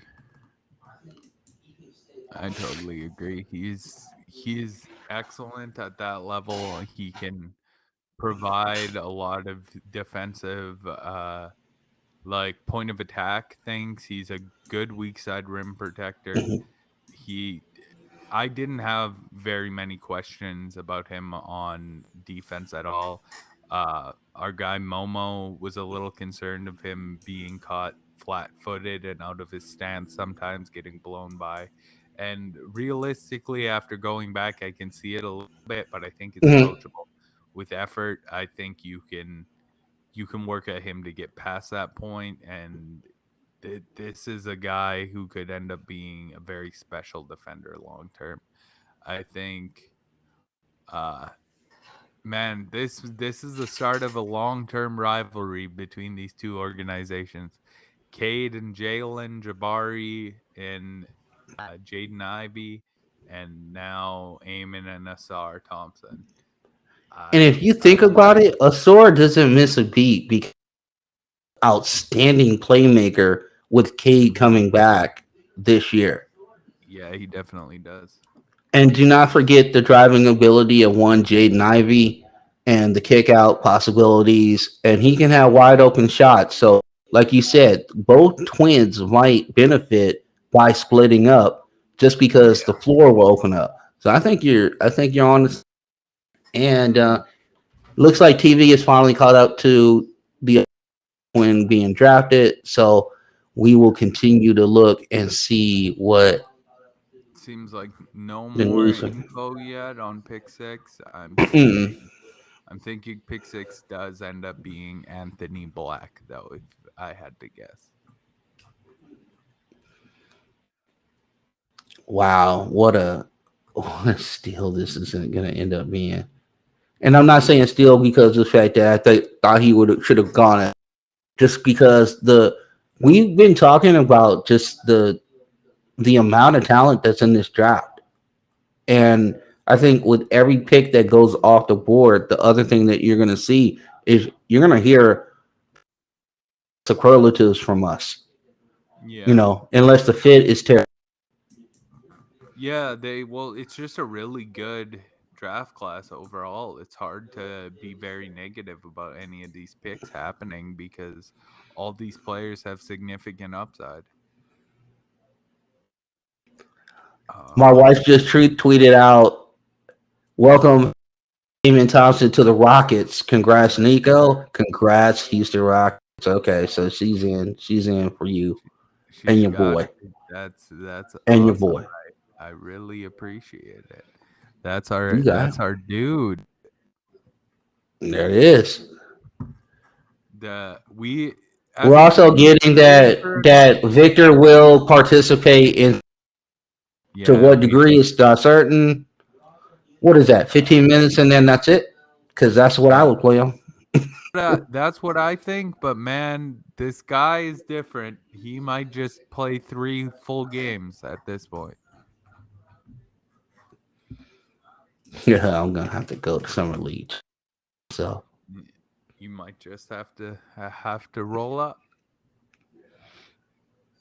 okay. Anthony Black at 6. Okay, so when does the draft start? Chalk. There you go. So we got versatile wing guard, whatever you want to call him, Black out of Arkansas. This kid is a winner. I know that sounds all very football drafty or whatever, but Yeah. he will do whatever you need him to do to win. He will guard your the best perimeter guy if he needs to. He can guard up as Yeah. well. Yeah. He's strong at the point of attack. He gets in the passing lanes, so he's very handsy.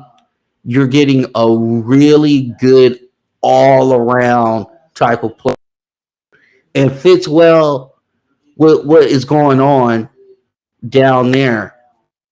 He has a second pick right at 11. They sure do. That's going to be our guy Grady Dick, I bet you. If it's still, Um which it so far it has. Here, yeah, if it continues to do that, here at number 7, I think we can predict Jarris Walker being To the Utah selected. Jazz. No, to the No, Indiana Pacers. Indiana Pacers. Sorry, Indiana. Yeah. Yeah, the Jazz are 9. Sorry about that. Yes. Okay. That's a nice little piece. Yeah, it fits in solid. Can we talk a little bit about Indiana right now? Because they're also sure. all over the news with maybe another trade down the road here. Yeah. From the rumors that are coming out of Indiana that the saga of the Laker Pacer continues. The trade still exists. Yes. If I'm Indiana, I would not trade Miles Turner for that package. So I would really be unwilling and want to take a step back. But if they're still seemingly so interested on moving on from a guy who can't help but perform well on their team, then if I'm the Lakers, I run to the bank with that Miles Turner trade. I know that's not what you want to do necessarily, but I'd be pretty elated to get a guy like that to close out our core. I think I have a little more time to think about it. I'm all over the board right now because I want the pick. But as this draft continues, I'm starting to see it go chalk, Nico, and I'm starting to soften my stance, buddy. And if that happens, then I'm kind of going like, especially if what the consensus at 17 is, I would be with any package from Indiana if I could stay far, far away from Jet Howard. Yeah, because that is the chalk Lakers pick at this point. I cannot have Jet Howard as a Laker. That is fair. I'm a fan of his. I just I am not a Just not a fit. The same yeah. thing I felt about Brandon Miller. Like I think he's going to be a good prospect. And he's a fine fit with the Hornets. I just really didn't like the fit in Houston. I agree with you. I understand because you got Jabari Smith Jr. You're trying to develop him. You had a really awful time with that last year just because of the coaching situation or the lack thereof of the coaching situation. You have a new coach in Ime Udoka, and Uh-huh. there's going to be some semblance of offense and defense that comes with Ime. So I look forward to what you have. I know we gave you a lot of crap about Brandon Miller at 4. You Mhm. know, you took it like a trooper, like you always do, man. I love you, bro, about that. But yeah, your guy is now a Houston Rocket. You sure is? Hasn't sunk in. Man, I just can't believe if everything fell into Oh like. my God, happening. Indiana is still listening to train inquiries at 7. Oh, it's Washington. It's Koulibaly, and he's going to Washington per Shams. Yes, sir. Koulibaly, Bilal Okay, Koulibaly. you're Yes, absolutely the sir. Mets started at 7. We got it. Who? I wonder what Washington is looking to do here. I know what Washington is doing. By the way, I'm gonna now about Washington. Go- We need a breakout video for all you people that are absolutely hating on this team and all the moves that they have made. By the way, calm down. Bradley Beal left because the owner decided to do right by Bradley Beal. That is the end game of that story. Now, you want to talk about the other trades. Just wait, because it wasn't even done. Look how many tentacles there have been to this trade. Now, they have aggressively and got a kid who, by all accounts, and I will tell you right now, Kendall's really high on this kid. I think he's going to be absolutely outstanding defensively, and I think he has a lot of juice on the offensive end. Nico, I'm really excited for what the Washington Wizards have done over a short period. Yeah, I like the kid a lot. I just is this the kid you start your rebuild around? I wonder if they were kind of zeroed on a guy like Anthony Black. After they see him come off the board, they have just maybe one more guy they really want, so they end up making the move up, secure him here. Well, I wonder if Indiana might look to move back again. I'm curious what's going on at this point. well, Uh, the board went chalk, so I don't be surprised about how it went. well, I don't know in necessarily surprised, but maybe just with the way it went. Mm.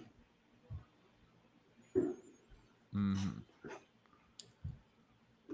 Uh, this look at the okay, so they're trading it. I wonder what they got for Yeah, to I'd like move to down see it as one. well. They even moved down one pick. What if Washington maintained both selections here? It's a possibility. Oh wow, you're saying Like we just have. I'm really curious what it'll end up being. yeah, because it Give me wouldn't make 1 second. sense. I'll be right back. Yeah, let's see. I'm looking at Twitter right now. I see anything that is giving any credence to it. Okay, it says Koulibaly is headed to blah, blah, blah. Hold on. All right, got more news here. It's breaking. Indiana is selecting Jarris Wallace at 8. So Jarris Wallace Uber athletic, man. This dude have said shades of Draymond Green on Jarvis Wallace. He is 6'8", 245. He has a 7 foot 2.5 wingspan. He averaged about 11 points a game at Houston, about 7 boards. He is a very good defensive player. Now, here's the thing that you have to kind of imagine with him. A lot of people believe in the shot. I don't. But Nico believes that all the other things that he does on the defensive end, his physicality, his rebounding, his ability to guard up, his ability to move his feet to guard down, will allow him to play in this league for a long period of time. I do not doubt that on this kid, Jarris Walker. He The is passing, awesome at that. the So passing as well. I was getting there. We had kind of brought up the whole Draymond Green kind of deal Mhm. with that. My question: You do you believe in the shot? Because I that's gonna because I 7 to do believe me is where I I'm do believe going. in the shot personally. I know that there are a lot of people who don't necessarily believe in the shot, but my point all along has been the shot is if the shot goes in with regularity beyond the mid range, because I think you can pretty confidently say the mid range shot is effective. But the 3 point shot or the long two is more of a question mark. Mhm, But if it works, I think it's a bonus on top of everything else he brings you. A guy like Draymond Green, he doesn't do the same rim protection that Draymond mhm. does. But the year he shot well, it added bonus on top of everything else he did. He's never really been expected to shoot much beyond 32%. And I expect Jarris to be significantly better than that. So if that's the point you're looking at, all of a sudden it starts looking like a really special player. Wow, I I wonder am. what will be That's what where I'm having a problem with is like, what? Why would you move back? it must have been someone else was trying to move up and Washington was just like, "Hey, don't accept that trade and just accept this one." Well, Washington has like 19 million second round picks. Kirk's son, so it's not like Mhm. they couldn't give him 12 of them. Yeah. You know, when it comes to that. Okay, so it's too much. Let's see who is missing that hasn't been drafted yet. Okay, we are seeing the fall of Cam Taylor Hendricks. Whitmore. I know. I'm gonna get to it. Yeah. Who's the other guy?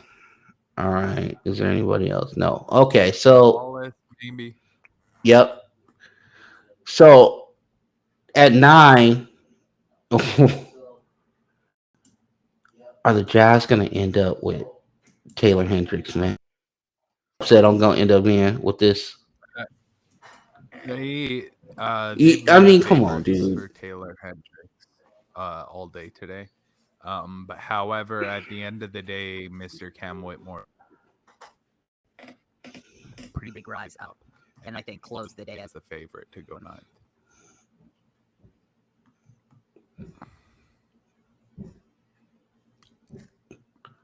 If Whitmore goes 9 and Dallas is on the clock at 10, are you moving up for Taylor Hendricks? Are you? I'm talking to you, Nico. Are you moving up? Is I Houston? would I would don't know Oh no. if he's the guy Houston wanted to move up for.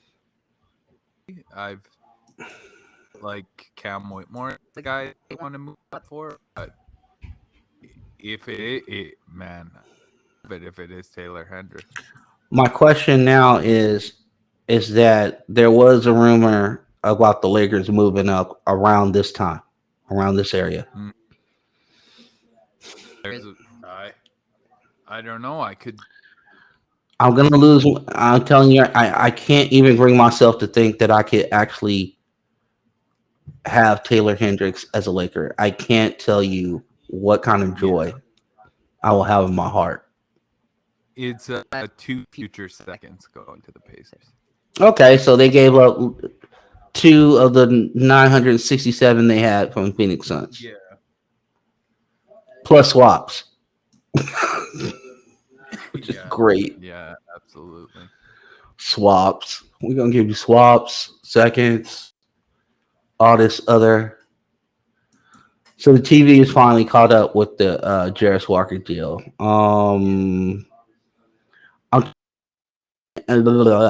I need some water. I'm checking Twitter. Oh, Kendall is excited about Koulibaly. Yeah, he is. That guy. Okay, so it's chalk. It's Utah. Taylor.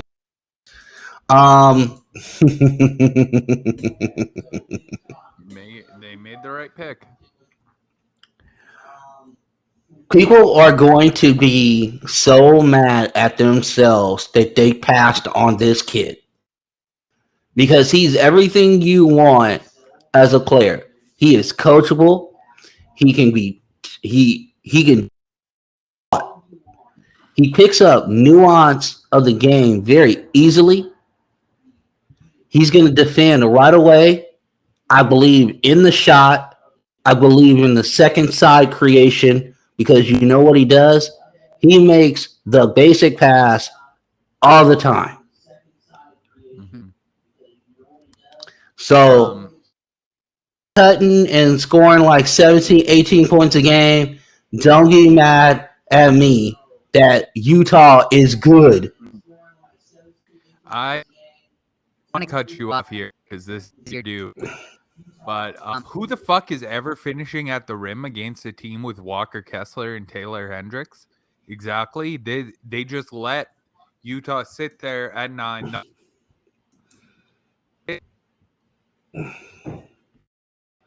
But compete this select the best rim protector in with the guy Walker Kessler they went and got last year. Defense is all very scary once again. Year they might be better at protecting the rim than they were through the Gobert era. It's really strange at this point how quickly something really positive, but just hit a massive home run here. They stole this kid at 9. He was third on my board. Yeah.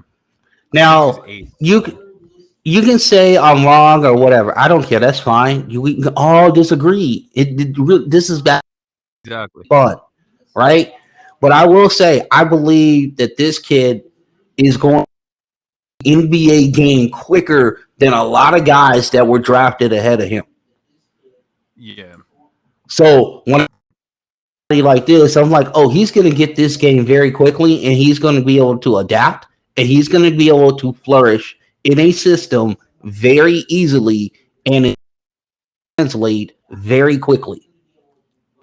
Yeah. Mm-hmm. This is amazing. I'm all aboard the Taylor Hendricks. This is amazing. Pick, I think. Put them in a great spot here. Man, great. And they still have Minnesota's picks. They still have a bunch of them. I'm wondering what happened. Leonard Miller, Chris Murray to the Warriors. Make one there. The pick a lot of people have been talking about trading up for. Mm-hmm. I'm wondering if our second that kind of boring, but well, I will put it this way. Mm-hmm. I think we're done, right? I think the Lakers are done, right? I don't. Okay. I guess we could talk about it now. What, Derek Lively, right? Mm-hmm. Yeah. I mean, this is not the guy I would move up for. Sorry. No. I think the Lakers are maybe their trade up opportunity is done, but I don't know if they're necessarily done with the potential other move we Are you talking about the Indiana? the team in Indiana, who just Yeah. already acquired a couple picks. they've been doing a couple things. Maybe they're feeling themselves here a little bit. They're feeling themselves. All right. I'm good with that. Because that means we trade, which is that's what I want. That's exactly what I want. Yeah. Let me see. I'm trying to refresh my screen and see what comes up. Yeah. I think maybe in the future I do this with TweetDeck or something. I don't use apps like that regularly, but seems like You it might would have make to. This is how you live and learn, right? So right now, if you see this kind of, there's definitely talks going on because it's quiet. Yeah. Who are some of the other possible? I know Houston was involved. I can't see New Orleans moving up. There's just nothing there for them. I'm trying to think of any other team that would be involved in this. New Orleans? Maybe the question about Orleans would be, I guess, if they're a lively destination, but Well, they got I can't see lively Valanciunas. not falling to them Mm-hmm. where they are, but like Nick Smith. Oh yeah, you that's your guy. Well, I Not like your guy. him, You know but what I'm saying? You I like him. specifically love him with New Orleans. I think he's the same reason I kind of like the idea of Trae Young to New Orleans with Zion. I think Nick Smith does a lot of the things you'd like offensively that Trae Young does without doing a lot of the things that you don't like so much. Doesn't draw the fouls, and he's not volume shooter that Trae is, obviously, but what he does as a passer cutting to the rim, I think can translate pretty well. Bye, Taylor Hendricks. You're gonna be awesome in Utah. We're gonna miss you, bro. Gonna miss you. A lot of league pass watching Utah. Unfortunately, you know how much I'm not gonna like that, right? Yeah. Oh, Oklahoma City. Yes, sir. Oklahoma City is moving up to number 10 and taking another guard. Mr. Payson Wallace. What are we doing? They decided they didn't have enough point guards. They want their whole team to be only point guards, so they're going to get another one. Team shot creation has been activated in Oklahoma City. This one can defend a whole lot better than Mr. Josh Giddey, so maybe he moves to the three. He moves to the three, maybe. I don't know what the hell this is about, to be honest. This is a weird pick. This is a weird selection here. Okay, this is where we thought the draft would get weird. Make a habit of doubting, though. I mean, geez. Okay, so OKC sends the 12th pick and taxpayer trade exception.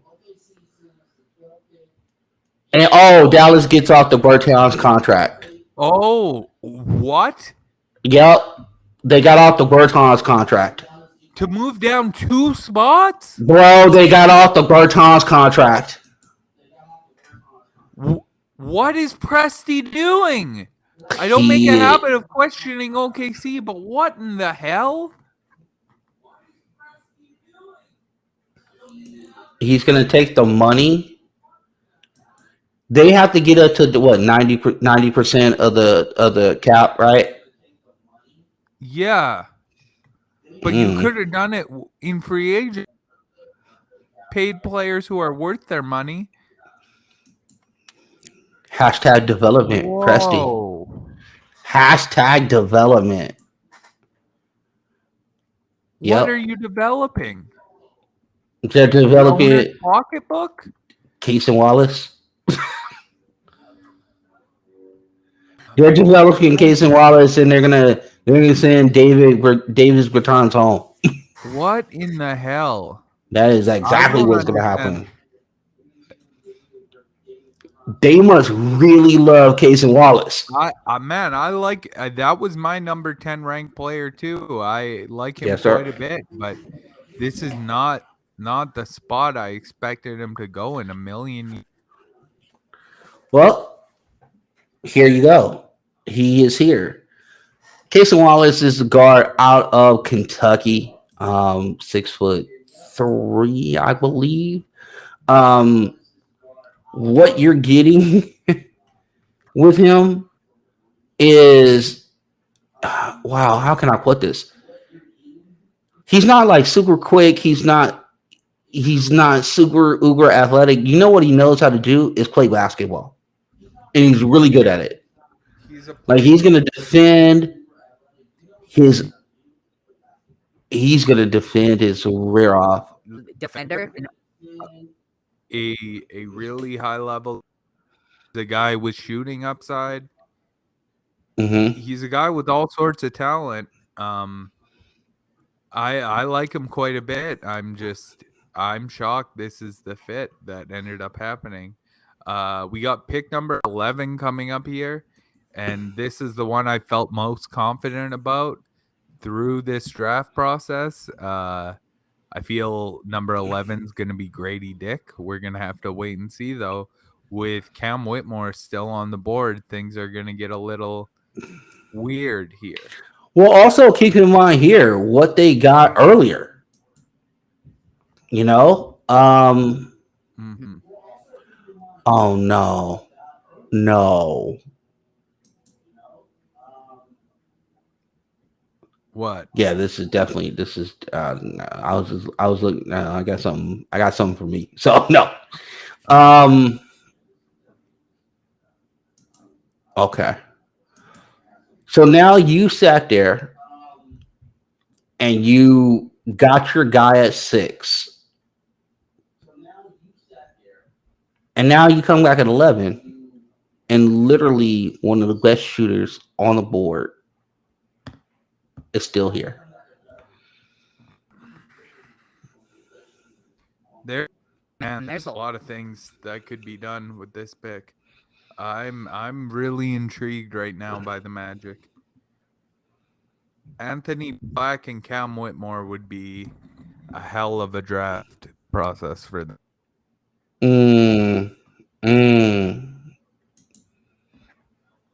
I don't know.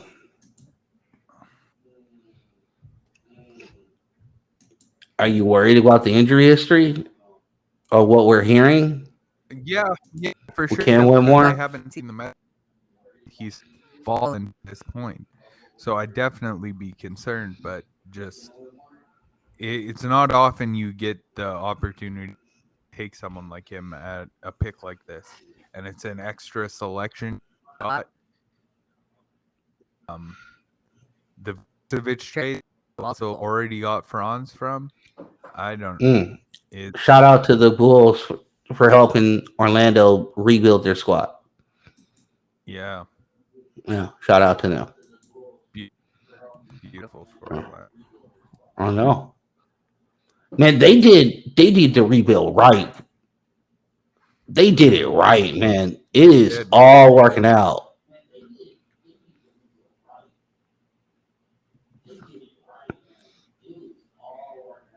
Our guy, another guy is like upset that Cam Whitmore is outside the top 10. He's like wild.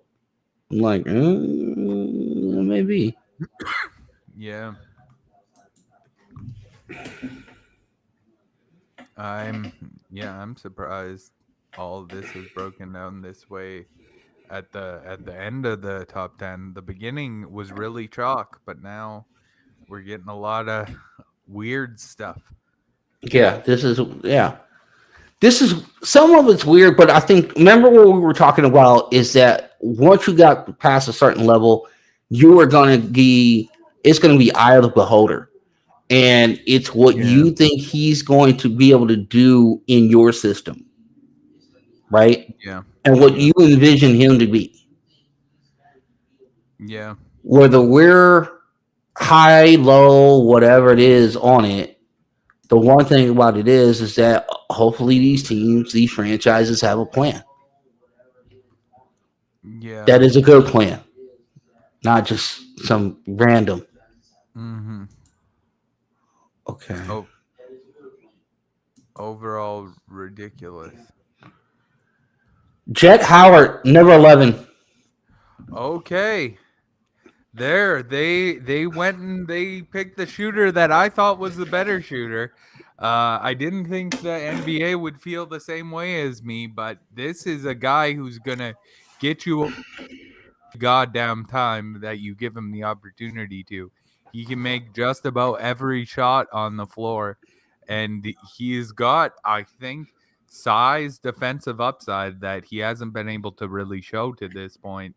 But given like just the sheer amount of size he has overall, he's also a coach's kid, so he knows the game of basketball to a high level. I think this is an excellent pick by the Magic. I'm really surprised they did it, to be honest. And it's what I would have done here too. I didn't even bother to bring it up. That's a guy I have considerably high on my board. I think I might have him right around this level.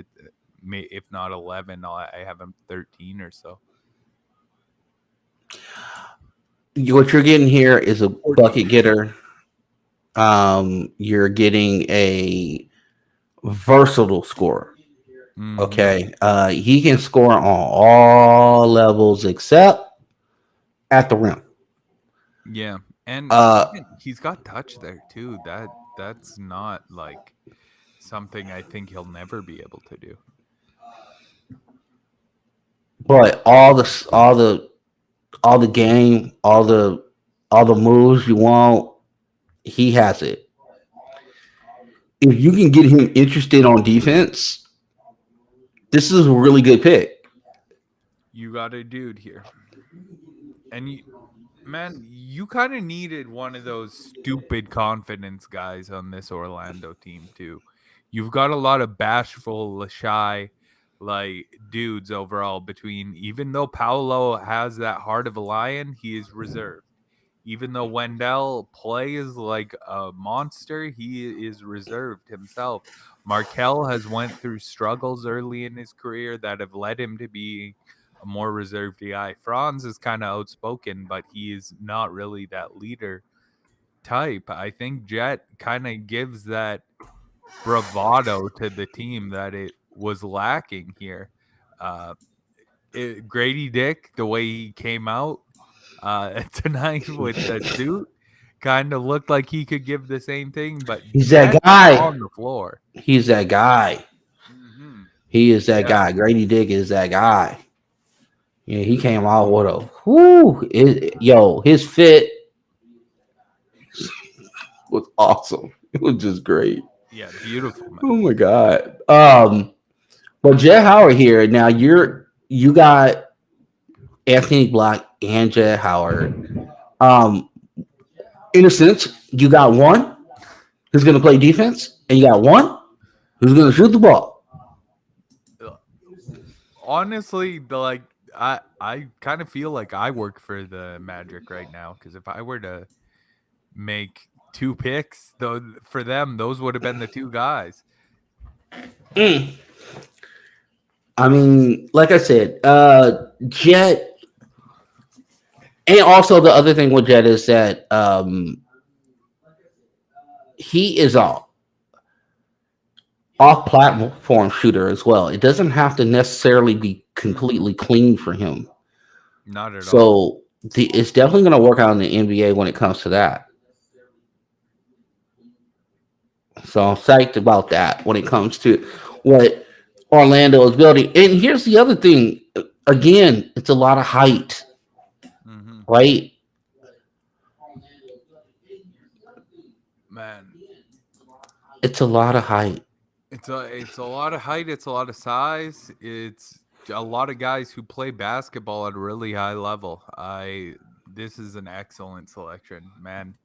Great home run by by the Magic today. They're walking out with two of the best players in the class. I'm trying to Oh, see. I love it. Okay, Dallas is selecting Derek Lively. Okay. He'd been rumored as the guy at 10. They just moved back just to 12 a little bit, still get their guy in the lottery. Um if the shooting is real, ooh boy, do they have a special dude here. I think I had him at 12 on my board. I liked him quite a bit. And I think this is a good spot for him. A lob threat for Luca, a guy who can kind of come to play in this system. And say what you want about Jason Kidd's chops overall, he's been pretty good at helping his teams develop defensively. So having Lively come in and work under a coach like that, who's going to emphasize a lot of those same things, I think it's going to be very helpful for his career long term. The other thing with Lively is you're getting. We didn't get to see all the defense. They had him playing weird at Duke. We'll see if he can be the drop center and then also be able to kind of meet at the screen as far as that's concerned. I don't know if I believe the shot yet. I know in workouts, Mm-hmm. it has been great. Yeah. It has been, people have said it looks pure. It was in his college game too. I watched a lot of his college tape, and he would go to it quite often, especially in the mid range, which have hasn't really been the reports from the workouts. The workouts have been more about the corners. Tim McMahon is also reporting that now the Dallas Mavericks have a $17 million trade exception, Mm-hmm. a full mid-level exception as well. And he said should be particularly useful adding a rotation player. Yeah, good move by them, moving back a couple spots. I didn't really like what OKC did there, taking on that Bertans contract, but I guess if you're looking at it in terms of you expect your defense to be better with a combination of Chet and Case and Wallace going forward. So Bertans is maybe just a spacing option you can throw out there, similar to the way you used to throw up Mike Muscala. I can kind of see it. I'm just not sure how on board I am. Right now, Mr. Cameron Whitmore, he continues to tumble. Uh, the Raptors up with 15 here. He really doesn't feel like a Raptors type pick. Yeah, So it looks like 13. sorry, Okay. 13 Yeah, and 14 with the Pelicans. I don't know. It's looking like our guy might fall out of the lottery. yeah. Well, I mean, I told you how I felt. When I was moving around my board and I was putting Keontae George up there as far as that's concerned. I'm real big on him, and he is not Still gonna up come there. off the board yet. But um, yeah, I needed to see more. I didn't want to like short the kid because he went through all the nonsense at Villanova, Jay Wright leaving, and just that team in complete upheaval. Yeah, and he was hurt as well. And with the back injury. So, I mean, I understand that it was just a lost year, and I'm hoping that he recoups. What he Yeah. lost in, what you everybody saw in the high school tape, which was this really explosive, like dynamic offensive, wizard. Yeah. I'm still waiting on stuff to pop up Yeah, at this point. Uh-oh. we're looking for pick 13 here. Yeah. No info yet. No info at all. Um, But Case and Wallace again. yeah. What do you? I mean, again. So now what? You got Shea, Kaysen, Giddy moves to 3, or does he move to 4, and then he's just guarding tertiary positions, and then J Dub is the 3, and then whoever's the 5. Chat the 5. Chet? Yeah, Chet's the 5. I hope they work on catch and shoots with all those guys at that point, because those are a group of guys who I like a lot more with the ball in their hands. I'm not sure at this point.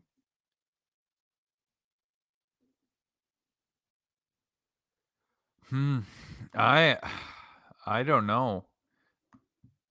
Man, what's going on with Cam? Okay. I just need to sit and wait. I am. I don't know. I refreshed the stream and lost me for a second. So I don't know what happened. I was like, oh, okay. Oh man. Okay. Now that I'm back online, which is great. Let's see. There is nothing on 3. So on 13. So now, with this taking so long, You wonder if there's a trade. And Masai has been reluctant to do the rebuild. We've talked about it. Everybody said that he was going to do one. He hasn't. I think he's teasing everybody, and I still don't think we're there. We heard smoke about OG Anunoby being moved. I don't see. I mean, Van Vliet, yeah, but everybody else, I don't know. There were Siakam rumors out there. Mm-hmm. Yeah, not great. True.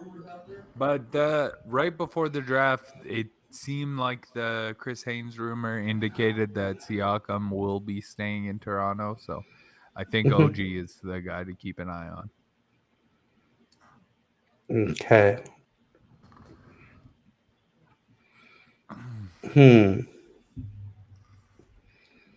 I think it's interesting that we got to this point, where we're almost out of the lottery, and we got Cam Whitmore on the board, Keontae George is on the board, Jordan Crawford's on the board, Jalen Hood Schifino's on the board.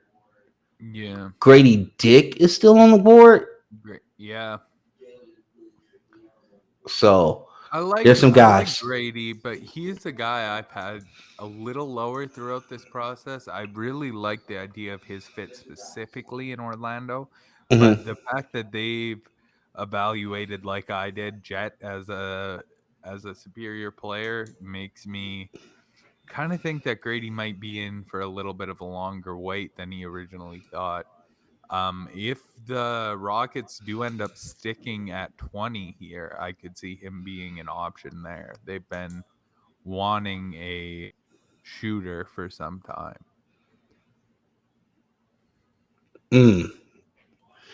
Well, you got to get some sort of gravity on that team. You have Scotty. It looks like you're losing the Van Vliet. You got Gary Trent. I mean, you could kind of cobble this together pretty quickly if you have Jet and you have Trent and you have Grady Dick out on the floor together. Now you have some space. Yeah, you sure do. That would help out Scotty a good amount. I'm really, really hoping to see some level of movement from the Raptors today. Something. It seems like they're doing something at this point. Maybe their move broke Twitter. Yeah. Perhaps. Maybe that's what happened. Maybe Scotty Barnes is going to the Knicks. That's for like Evan Fournier. That's very intense. That is very intense. That would break Twitter. I would think so. Definitely would.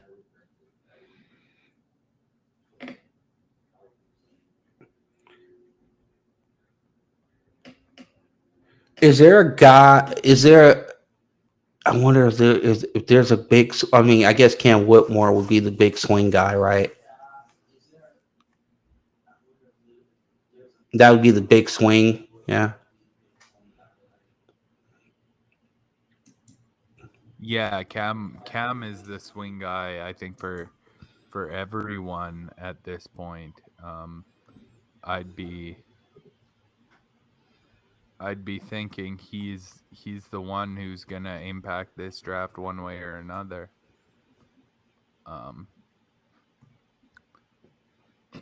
Brandon was our guy all along, Mitch Kupchak. Yeah. Because Jordan told you he was your guy. That's why. We can all lie, Mitch. It's been invented. This isn't a Ricky Gervais movie. Hey, way to keep your job, Mitch. Yeah. Way to keep it. My man is like, I support Michael Jordan wholeheartedly. Keep cashing those checks. That's what I'm talking about. Do what you need to do. Man. This is ridiculous right now, right? Yeah, it is. Something's going on. Something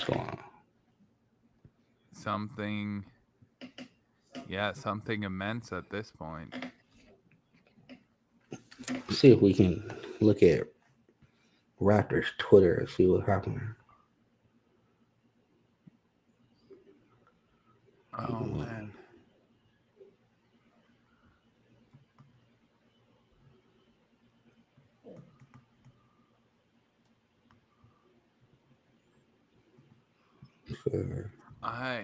It seems like they're still on the board. They haven't made the pick yet. Yeah, nothing. There's nothing.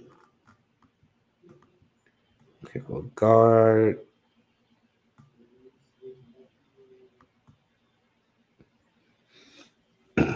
Toronto seems to be split on Grady or Keontae. Yeah. I've got no idea what the hell they're thinking at this point. Who reported earlier today about the Lakers doing something big? Was it Windhorse? Yeah, Windhorse mentioned it. Oh, okay. And that's all he said? They're going to try to do something big? Is that what he said? Keep your eye on the Lakers today. Okay. Well, we will see because that pick is coming up soon. And I know it's not ours. So therefore, be very interesting to see what that's all about as we wait for the 13th overall pick, which is not getting nothing revealed anytime soon. Wow, that's crazy. Nothing. It is crickets. On the TV, it says the pick's in at this point, so a selection has been made by someone. Mm-hmm. You know what? People lacking. Mm-hmm. You know, this didn't go down when Woj wasn't on the desk or whatever. True. Why pay all this money to bring Woj to your network if you're gonna tell him what he can and can't do? Pretty annoying.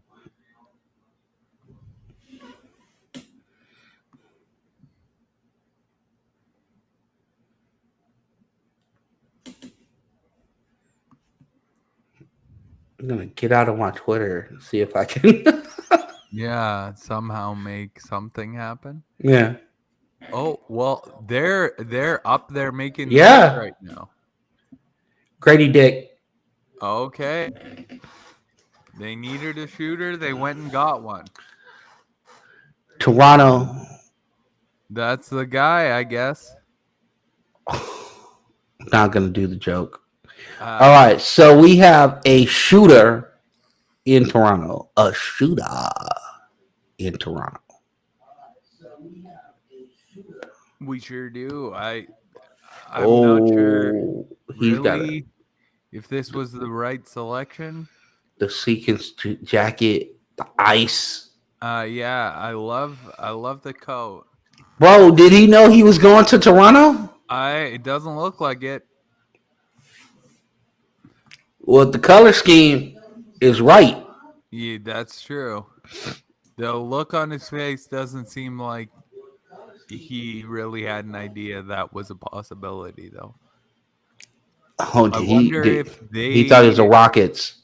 I wonder if they were zeroed in on Jet, and that's what took him so long to make the selection here. Could be. Mm-hmm. Well, the one thing they did do is they did get the shooter. Irregardless of whatever you think, he's considered by consensus one of the best shooters in the draft. Yeah, and he's a plus athlete.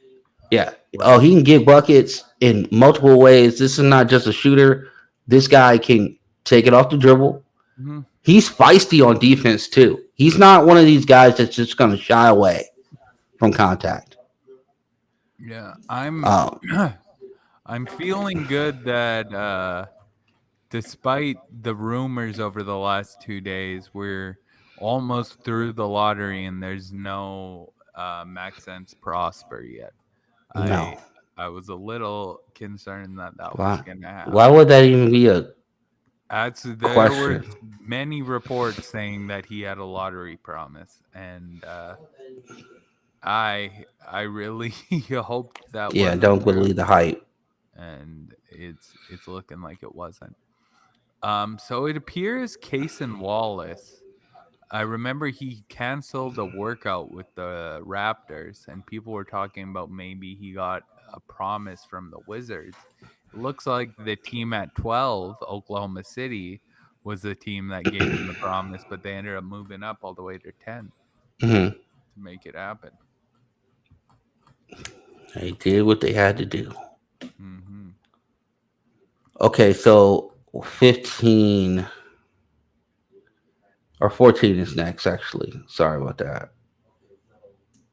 Where are we? Looking to see if there's anything going on. All of a sudden, the draft went to a standstill. Now we got Dick. That's the Raptors seem to do that to us. Taking forever to make their selection, and now the Pelicans are sitting there doing the same. Interesting that the Pelicans, who were rumored to be moving up, trying to do all kind of things, really haven't been, it's been quiet. Maybe we'll see after the draft something shook out or whatever the case may be. There were rumors around Zion, Brandon Ingram, trading up. Yeah. And now we're at 14. And it's looking like they might not be doing anything. I don't know. Nah. I don't believe that.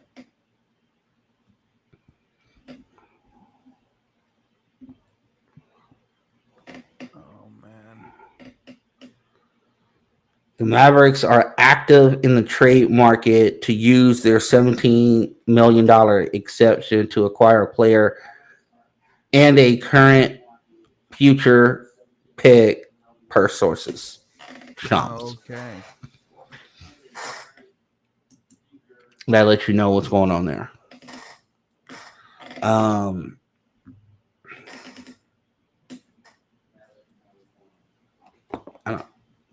Jeez. Oh, New Orleans, Jordan Hawkins, the guard out of UConn. Man, that's a big one. That was the lowest guy I had graded amongst the guys I had with lottery potential. I still did have him in that tier of guys who I thought deserved to be picked in or around the lottery. I understand that they felt the need for shooting and they continued to double down on defense here because he provides that more so than the guys who just got taken before him and both Grady Dick and Jet Howard. But I don't quite believe the shots at the same level, and I'm not really sure that he can do a whole lot more. Like with the ball in his hands or anything, it's a little bit of a weird fit selection. I feel bad for my guy Nick Smith because I felt like this was his floor. Looks like he's going to keep tumbling on down. I wonder what Atlanta, a team that also had been talking about moving up, is planning to do here. Jordan Crawford is the kid that was just electric at UConn. Any way you want. He just moves it without the ball. I mean, it's beautiful to watch. You hope he's going to the right system. There's a lot of standing around in New Orleans. So this fit doesn't seem right to me, Nico. Yeah. This is a movement guy. This is a movement guy. Did Orlando screw everyone by taking Jet Howard here? Because that's kind of what it feels like at this point. Maybe New Orleans wanted Grady and Toronto wanted Jet. Because I don't know. What ended up happening just seems a little strange to me. Especially if you look at what New Orleans has. Yeah. You got jab step, king, midi, KD wannabe, Brandon Ingram. You have get downhill, Zion Williamson. You have CJ McCollum. Where's the movement? And then Jonas Valanciunas as well. So explain to me where this kid. He's not just like stick him in the corner and let him shoot it. And if you look at his shot chart, it's not great. No, not in the corner. And if that's what you thought you were getting with him, you are sadly mistaken. I don't understand this at all. Neither. This is an absolute fail as far as a roster build, and I'm not understanding what Griffin is doing down there with this particular pick. Yeah, this one weirds me out too. That being said, a lot of Griffin's picks have been the wrong way in the past. Whitmore continues to fall. Keontae George falling. Nick Smith. And there's one, Kobe Buffkin, a guy who had been rumored to go up high as well. All seems to be tumbling down a bit.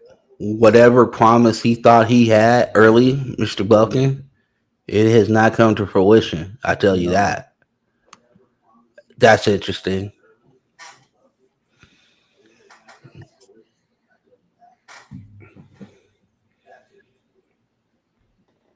So Atlanta's on the clock now, right? Let's talk a little bit about Atlanta, Nico. Coaching change in the middle of the season. Quinn Snyder is now there. A lot of upheaval with Trae Young. There were even whispers of maybe a trade. Not saying I don't think they were super valid in any way. But now you're at a situation where you're at the 15th pick. DeAndre Hunter hasn't really. Oh, Kobe Buffkin. There it is, the shooter.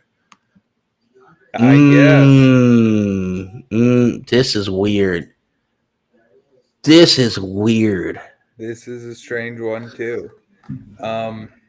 So you have 2 point guards in your starting lineup, and you go and get a third.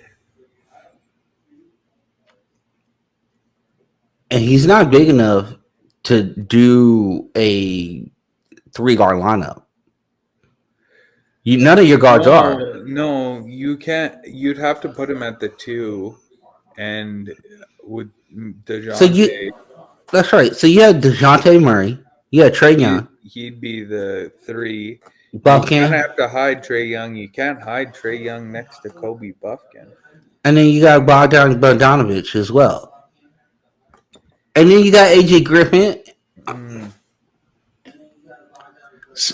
Okay, the last couple picks, I must say, for the actual kids, I'm not saying the kids weren't worthy of the pick. Yeah, just roster construction wise, this alarms me for their development. Yeah.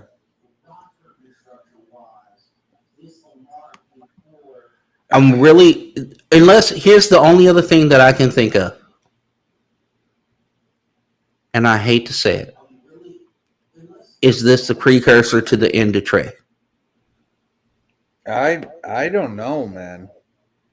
This seems to be like something that would indicate you in that direction, but I know nothing. I'm not saying any of this. I'm just asking questions. And here's the thing. I've been the one who's always been said, I don't think he's going anywhere.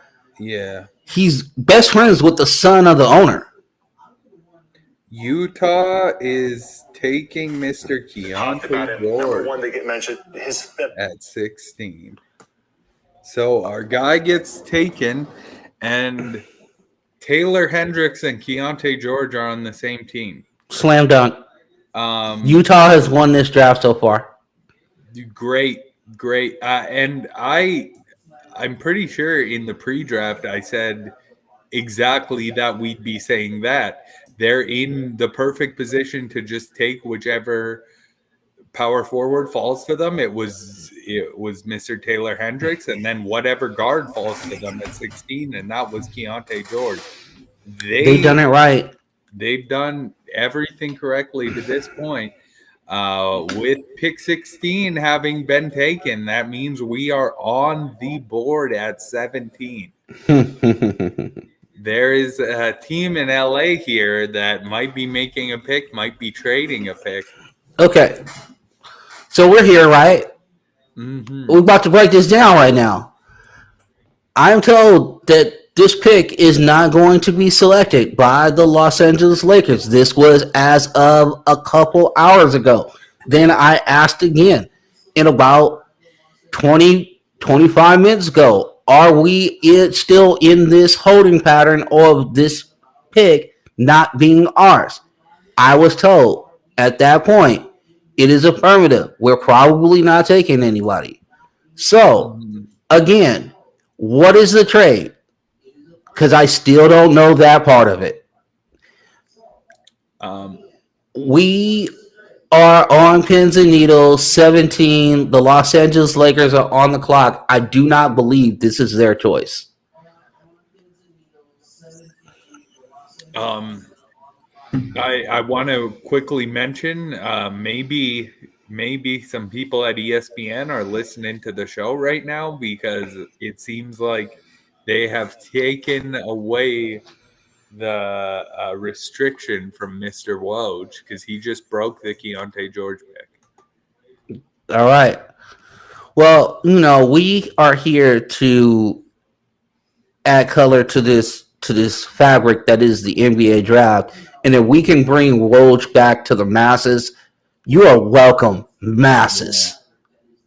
That's exactly what we're here to do. We're here to invoke change. We are the voice of the voiceless. We are CM Punk. Cam Whitmore is going to fall forever. Swear to God, it's all God is definitely gonna happen for sure. If Cam Whitmore gets there at 18, 17 comes and passes, whether you take it or not.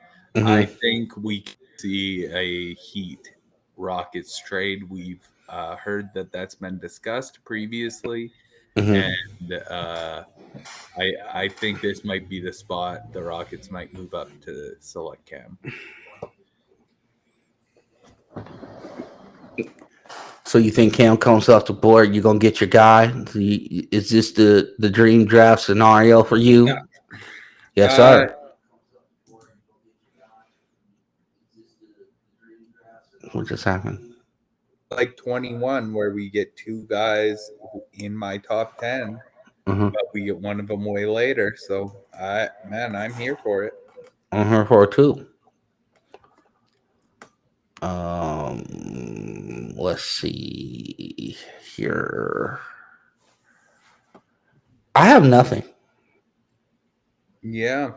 And I also have nothing.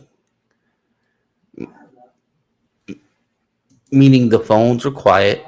Yeah. Things are moving around. Keontae George at 16 is ridiculous, by the way. Can I continue to say that? Can I continue to say that? How is it that Taylor Hendricks and Keontae George go 9 and 16 respectively when I had them 3 as far as Hendricks on the board, and I had Keontae George at 10. So they both went 6 spots higher, or 6 spots lower than I thought. Man. Huh. Interesting. Beautiful for the Jazz. They've walked out of this draft as the winner, just like we kind of assumed, and I couldn't be happier for them. What happens is the Lakers stay exactly where they are and just take Jaime Jaquez Jr.? Yeah, that'd be fun. I don't know if I want that. I like Jaime, but with all the dudes that are on the board right now, I'm trying to think of who I would want. Let's see who we got left. Jalen Hood, Shafino. None of those guys. No. No. Shafino. That's my guy. James Najee, Chris Murray, Colby Jones. There's a list up here. Darius Whitehead, Brandon Podziemski, and Maxwell Lewis. That's crazy. There are guys who I didn't necessarily. None of these guys. Let's see what it is. There's G.G. Jackson, Leonard Miller. We got City Sissoko, Amari. That's our guy.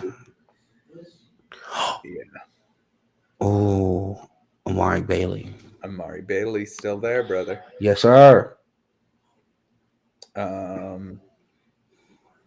Another note.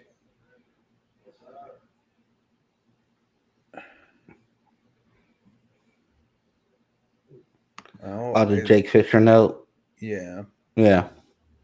Doesn't look like they're making a trade at 26, I guess. All right. While the Lakers are still doing all the things that they're doing, let's try to hammer this home a little bit. Scoot Henderson is number 3, and Damon's on the squad. Yeah, that's okay. A huge mistake by the league. They've just let a guy slide right into the perfect situation for him to get mad. Nico, how mad was he that he was at 2? I know. Portland just solved the whole mistake they made with Michael Jordan with this selection. It took just about 20 years, 39 to be exact, but they figured it out. We're still waiting, by the way, just so you know. Yeah, I just keep refreshing. And I can't even bring myself to ask the question. Are you done yet? Yeah, come on. So I will ask the question. Live on the air. I don't care. You know me. you gotta go for it. That's right. All right. Without information. All right.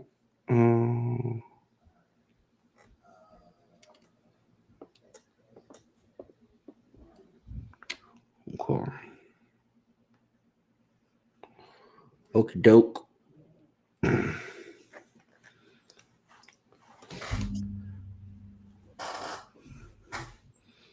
Trying a lot of fire. Yup. Yeah, we need a selection in sooner rather than later. We can't because it's probably some sort of 16 multi-layered travesty. They just need to figure out who the pick's going to. I kind of have a feeling I know where the pick is going to. Do you want to know? Is it a team in Indianapolis? Yes. Yeah, that's where I'd assume it's going as well. I'm not excited about this, Nico. I know you're not, but I think it's gonna be nice for you guys. Let's see what it is first, because yeah, I'm holding out hope for one other thing, but if it's for what I think it is, I won't be happy, and there'll be one reason why. But let's just see. I'm not gonna lose my mind now. Okay. we just got Keontae George revealed live on TV. Oh, they're not far behind at all. No.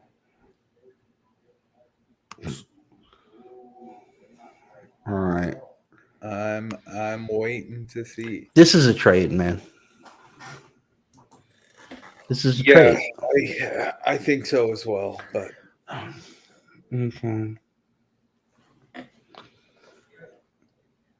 Okay. What was I gonna say? Well,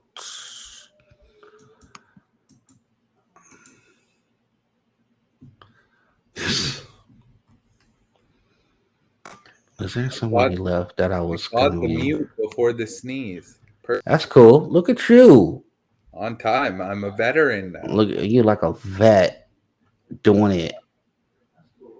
I held it for as long as possible. Man, I understand, because I'm waiting for Twitter to fix itself, because I think some internet situations might get broken in a second.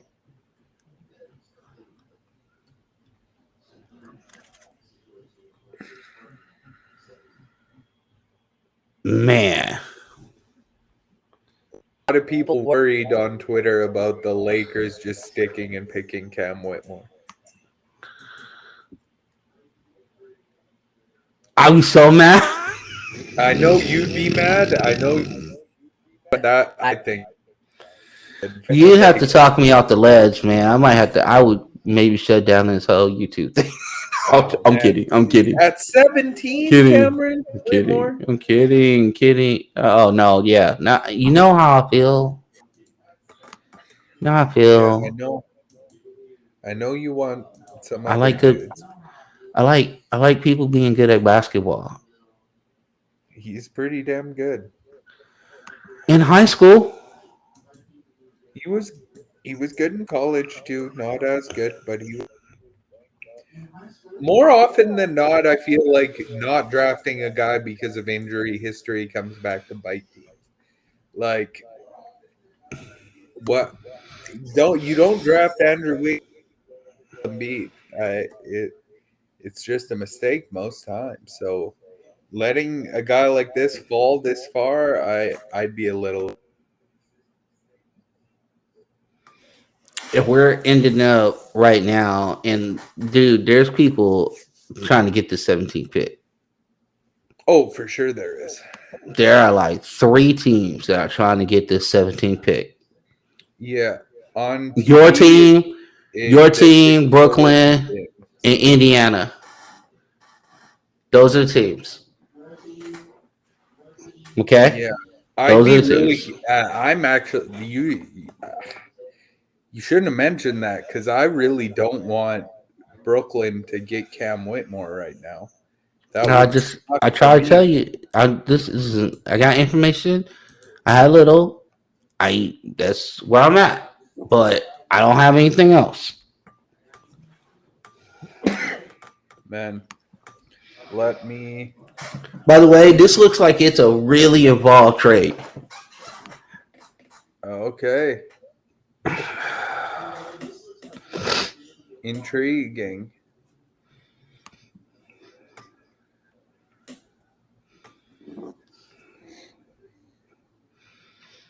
Let me see if somebody knows something. Give me a second. Mhm. Talk to me about try to sell me on the Whitmore kid for the Lakers at this point because I I'm think mad. he's a good shooter. Like at the very least, at a baseline, he has the ability to handle the ball and he can get to the rim. We've seen him like show major talent in all of those three areas, and I think he can maybe even be a defender. Honestly, if this guy was an inch and a half taller and didn't have these injury issues, I think there'd be serious talk about him in that top group with the other dudes. He has ability to get to the rim, ability to get to his jump shot on the pull up and on the spot up, and like can create for Yes, others. sir. Yes, sir. Okay, great. Yes, sir. Let's go. What do we got Jalen Hood Trifino at 17. to the Lakers? Let me Okay. tell you something right now. Yes.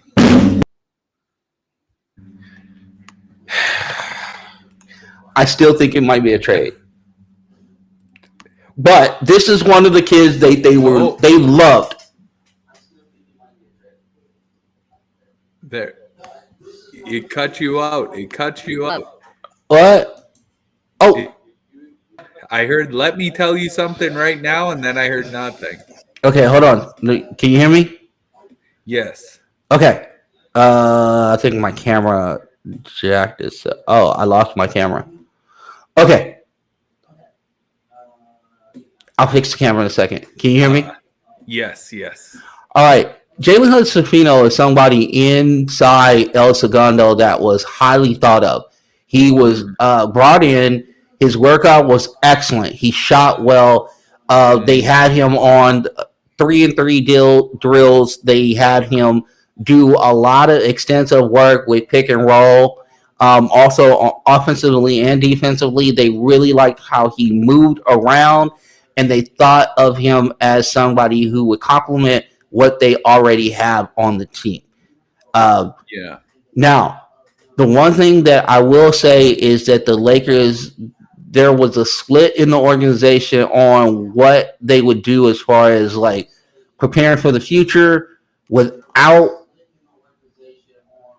LeBron and as we continue to build with LeBron.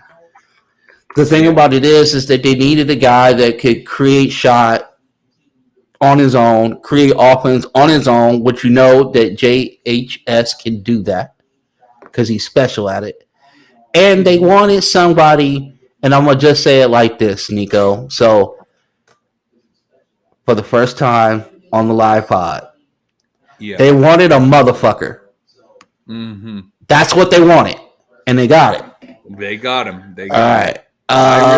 I like JHS quite a bit. He's another guy I had in that top end lottery range. I didn't like him quite as much as the other guards in this class, but he has a lot of the game that some of them have, as well as, like you said, that he's throwing everything on the table all the time. I'm also intrigued, though, that by Jake Fisher's report, it sounds like it's the Rockets that were the reason this trade was held up. They're trying to trade up to pick one of picks 17, 18, or 19. Okay. And I'm trying to get my camera back, but we'll see how that goes. Did I lose the sound? I love the Jalen Hood-Schifino pick overall for the Lakers. Though they need a guard. This is the type of guy that they can I lost throw everything. out there to be a guard, and he's really gonna help improve this team overall. He's a defensive player, an offensive player, playmaker. This is the type of player the Lakers normally draft and then develop. Shit. What's going on? What's Why wrong? is this not working? Hello? I can hear you. Hello? Yeah, we have some sort of mix-up here with Vince, clearly. I'll keep us going on this this Twitter sphere here. He got a little bit too excited about Jalen Hood-Schifino, maybe. And his Lakers are in a very good spot here. I'd be incredibly excited if I was him as well. But right now, I'm just worried about seeing whether or not the Rockets are going to be able to do Cam Whitmore and Damon Thompson.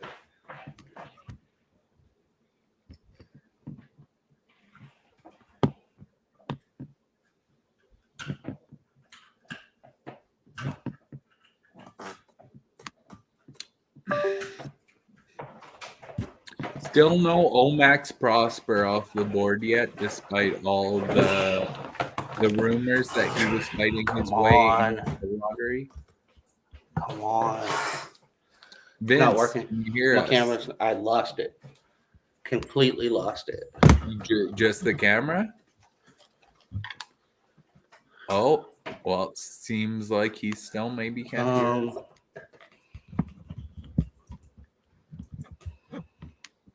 Hold on. Trying to get Seems like this. Twitter's not updating well for me either.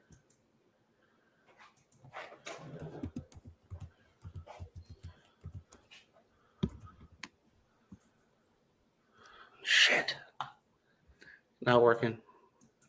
I Uh, can't hear him. hello. The whole thing is out. Oh, he can hear you. You just can't see. Him. Yes, sir. And I think all this is going out for. I'll keep waiting here. Vince is trying to work stuff out on his side. We're trying to push through. Hopefully we'll get some news on this Heat pick. They've been on the board for an awfully long time now, just as the Lakers were. I'm hoping it's because they are working out that aforementioned trade with Houston. There was also rumors before the draft that Houston had engaged with Miami on a potential trade. Okay. Here. I'm thinking this is that trade that they were hoping for with a guy who to really like at the still on the board at 18.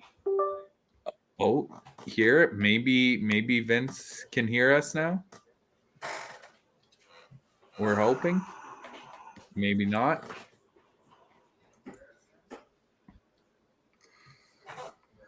You're there. You're there. Trying to get. Video's there.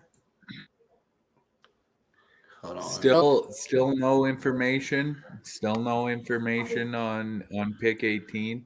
Looks as if the Heat are yet to make the selection themselves. With that is not my working. TV. It's on. That is not working. Put the TV in there. You right there. And we can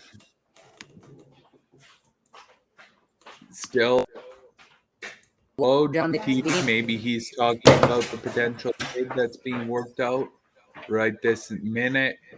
Hopefully it's just a little bit of future picks along with for Houston make their move up here.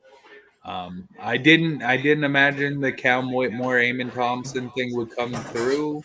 No, it looks like they're staying. Miami select Miami Hawkins. Great fit for Miami overall. I really like this selection. They lose the shooter on the board today. Mr. Bryce Sensabaugh is clearly not as highly thought of around the league as he was by Draftnik. The Cam Whitmore slide continues, and it's looking like shooters are the conversation of the day. Oh man, now I'm terrified of this Golden State situation. Cam Whitmore could not be a more perfect selection for the Warriors at this point, and they might just be able to stick and pick him after trading away Jordan Poole yesterday. I don't know where we're going forward. A guy in Noah Clowney, who was favored to be a top 20 pick, looking like that might not be the case. Chris Murray still on the board. I targeted him as pick 24 to the Kings for a while now, and I know that's easy, but I think he's a solid fit on that squad overall. So I'm glad, at the very least, it's possible. Nick Smith still available also. Clearly, the league does not like him quite as much as draft Knicks as well. He and Derek Whitehead and Cam Whitmore are guys who were stars in high school that aren't getting the benefit of the doubt to turn it on in the NBA the way some guys in the past made.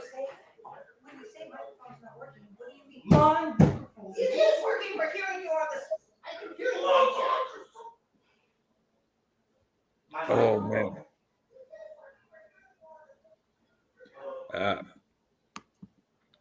Clearly we got something going on over there. We're sitting here and waiting though, hoping that we can find a situation that's working out for the Houston Rockets. We're a rock in a hard place at this point, just waiting for the selection to be made. Hopefully we can get something good going on here soon. A little bit of information being broken.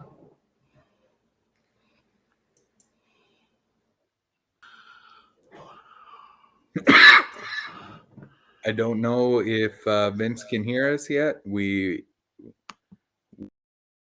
still waiting. Hawkes pick overall. Oh, it looks like it's just me now. I'll keep pushing through. Excited that the Rockets are coming up here, seemingly with no plans to move off the pick. We haven't heard as much buzz of moving off their selection in the last few days as we'd heard previously. So I'm likely to stick and pick in this situation. Let's go. Looks like on the television Let's go. Waiting for the Warriors selection, and we've got Vince back. Okay, glasses. We'll do these right now. Okay, so where are we? We had the Jaime whole Hawkins. mic, everything went down. Yes. All right, so I spoke through it, and now we're back around to the pick 19 with the Warriors. All right, so now the Warriors are gonna come up and probably do all kinds of crazy stuff because they done all kinds of crazy stuff all day. They got Jordan Poole up out of there. All the issues that went on with Jordan Poole and Draymond Green, and then his shot selection that fell completely apart last year. 19 is going to be really interesting for them. Do you even think they select this? I don't know.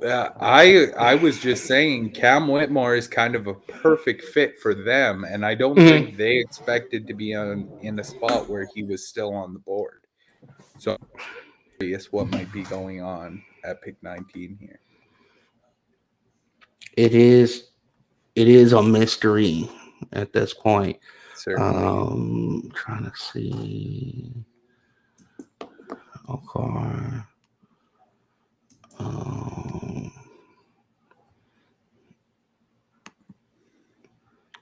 Golden State took the shooter from Santa Clara.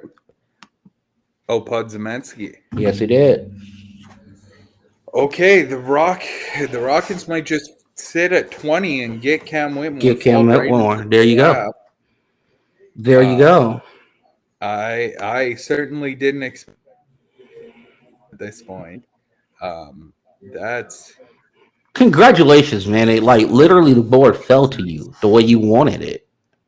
it. Like exactly. Like literally fell exactly the way you wanted it to fall. So in my lap, Podziemski going to the Warriors. I've got no clue what must be going on with the Whitmore medicals because they've got to be dreadful oh yeah. for this to be the case. Yep. I would think so. Okay. Trying to get this halfway up. Okay, that makes sense. All right. Yeah, 20, this is we're gonna find out a lot about what's going on with that kid. Yeah, one way or another.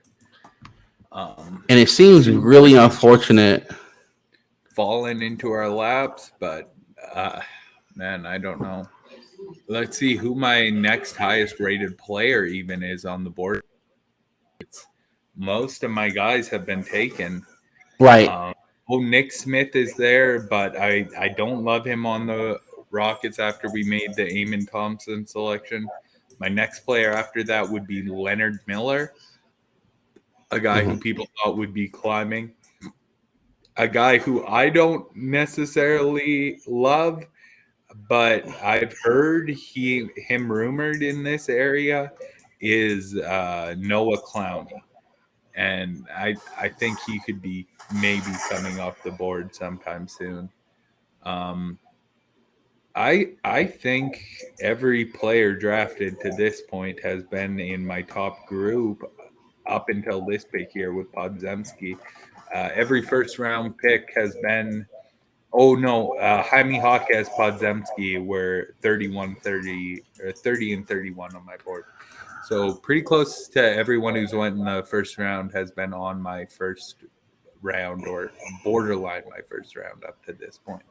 Well, the thing with Jaime Jaquez is that he's complete like heat culture guy.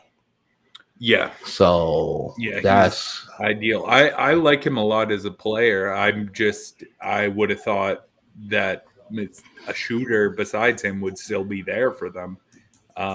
I guess Sensabaugh is a guy who I have higher, but it sounds like he might be falling out of the first round entirely. well. Do you want to even get into the Sensabaugh thing now, or do you want to just wait? We can wait till he's picked. Yeah. We can wait till he's picked. All right. Podziemski to the Warriors. Clearly, this is the guy they're targeting to replace Poole. They think they can find another one pretty easily, and they might just be right. That is crazy that this is what they ended up doing. But the one thing that you're starting to see, and everybody was talking about, and I want to confirm it before I go ahead and say anything. I just want to make sure that they are holding on. Okay. So, cost certainty.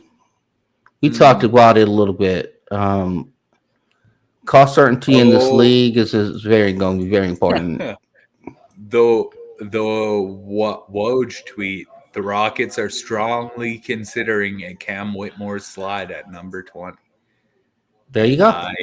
I think that's the pick, and I think we've once again stuck and picked two guys in my top 10. It's happened once before, and I was very happy with that draft. I think I'm quite happy with this one as well. Mhm. I honestly can't believe the board fell to us this way. Mm.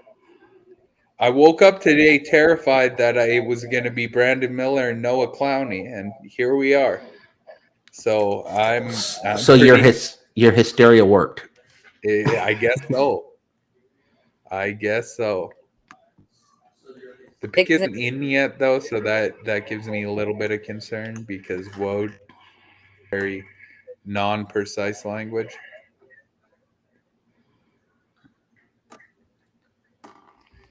Mm. I think that is probably. Yeah, I'm just waiting to see the pick is in. By the way, just so you know, people, this is where everybody has an opinion.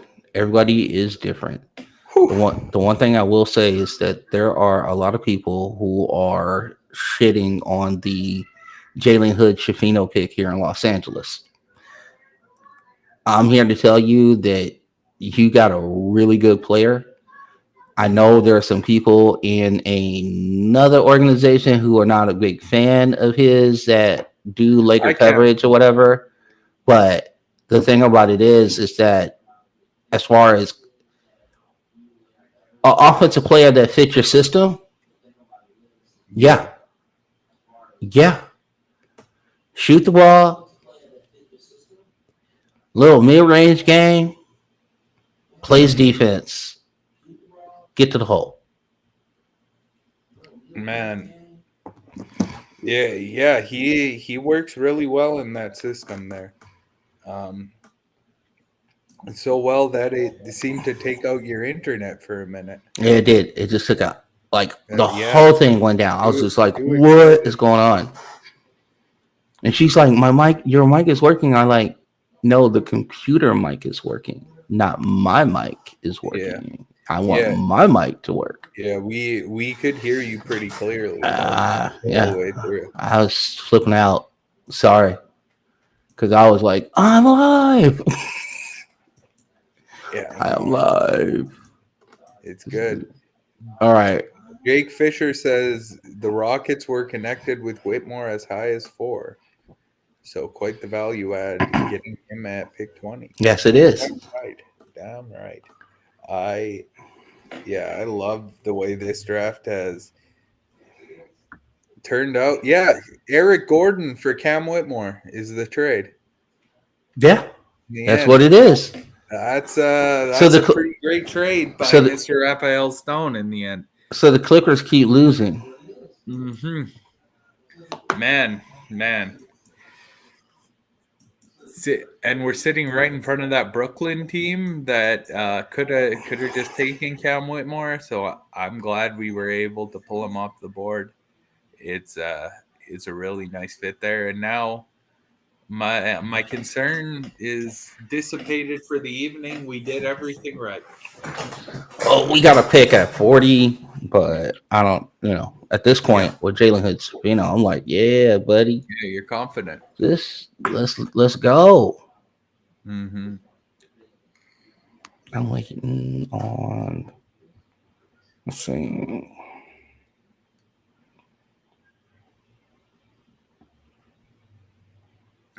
Yeah, man. Oh, completely cannot believe this. Draft night to this. Draft night has worked out very well for a lot of teams. I mean, Utah looking really good. I like what Orlando has done. Mm-hmm. Pretty. The only two that we were kind of really not over the moon about, New Orleans, right? Yeah. And the pick right before New Orleans, with the Raptors, Yeah. right? Yeah, and we still got Nick Smith out there. That's my number 13 player, my highest ranked player remaining. Mm-hmm. And Leonard Miller as well as a guy who is rising the boat on boards and doesn't quite look like he's there right now. Cam Whitmore is being selected. Yeah, I'm looking up, seeing his face. He seems a little disappointed. I'd be too if I were him because he was looked at like a slam dunk lottery selection. Uh, I can't believe it, honestly, that this is the way this broke down. Great move overall by the Rockets, and now I don't know what they do next.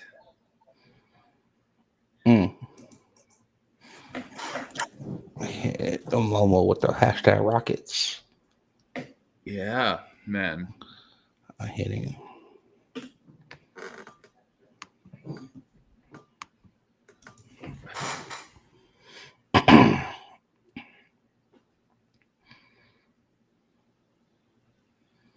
Yeah, man. Ooh. So, I don't know what else to say. no, you got a lot to say because here's the thing.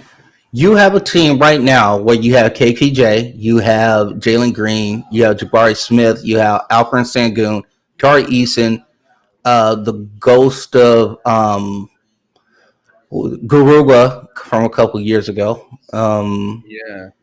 You have Man, Kenyon Martin Jr., you have Jayshawn Tate. My question is right now,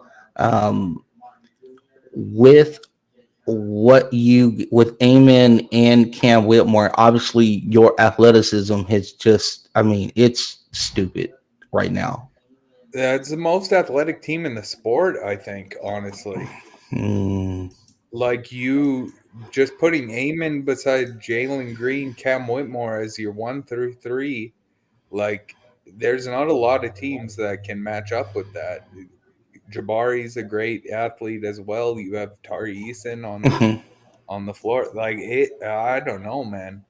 This is a very athletic squad. I don't know how much it's just going to translate to winning, but it's going to be fun. Well, the thing is that the report is still the same. You're going to go out and get veterans as far as, but now the veteran shift is going to be in the front court, Nico. Make no mistake about it. You're looking for bigs and you're looking for fours, my man. Yeah. Well, a guy like Fred VanVleet, I think kind of makes sense on this team still as well. It's the KPJ I think is kind of screwed now. Oh no, I'm trying everything in my power if I'm in the front office of the Houston Rockets to get rid of him. No shade on him, but with the two kids I brought in, I want a clear runway to allow them to cook. That's how I feel as well, and like the plan was to bump him up to try and play the wing position, but now that you add Cam Whitmore with Tari Eason still on your roster, there's just kind of no spot for him. Yeah, I mean, he's got to be part of some sort of trade where where there's a veteran coming back, maybe clear cap space. I mean, that's going to be a thing we hear a lot this offseason.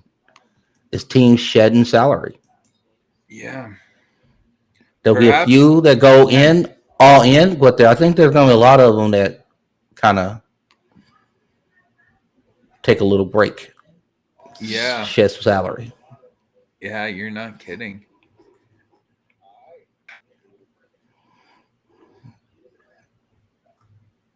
The Nets sitting here.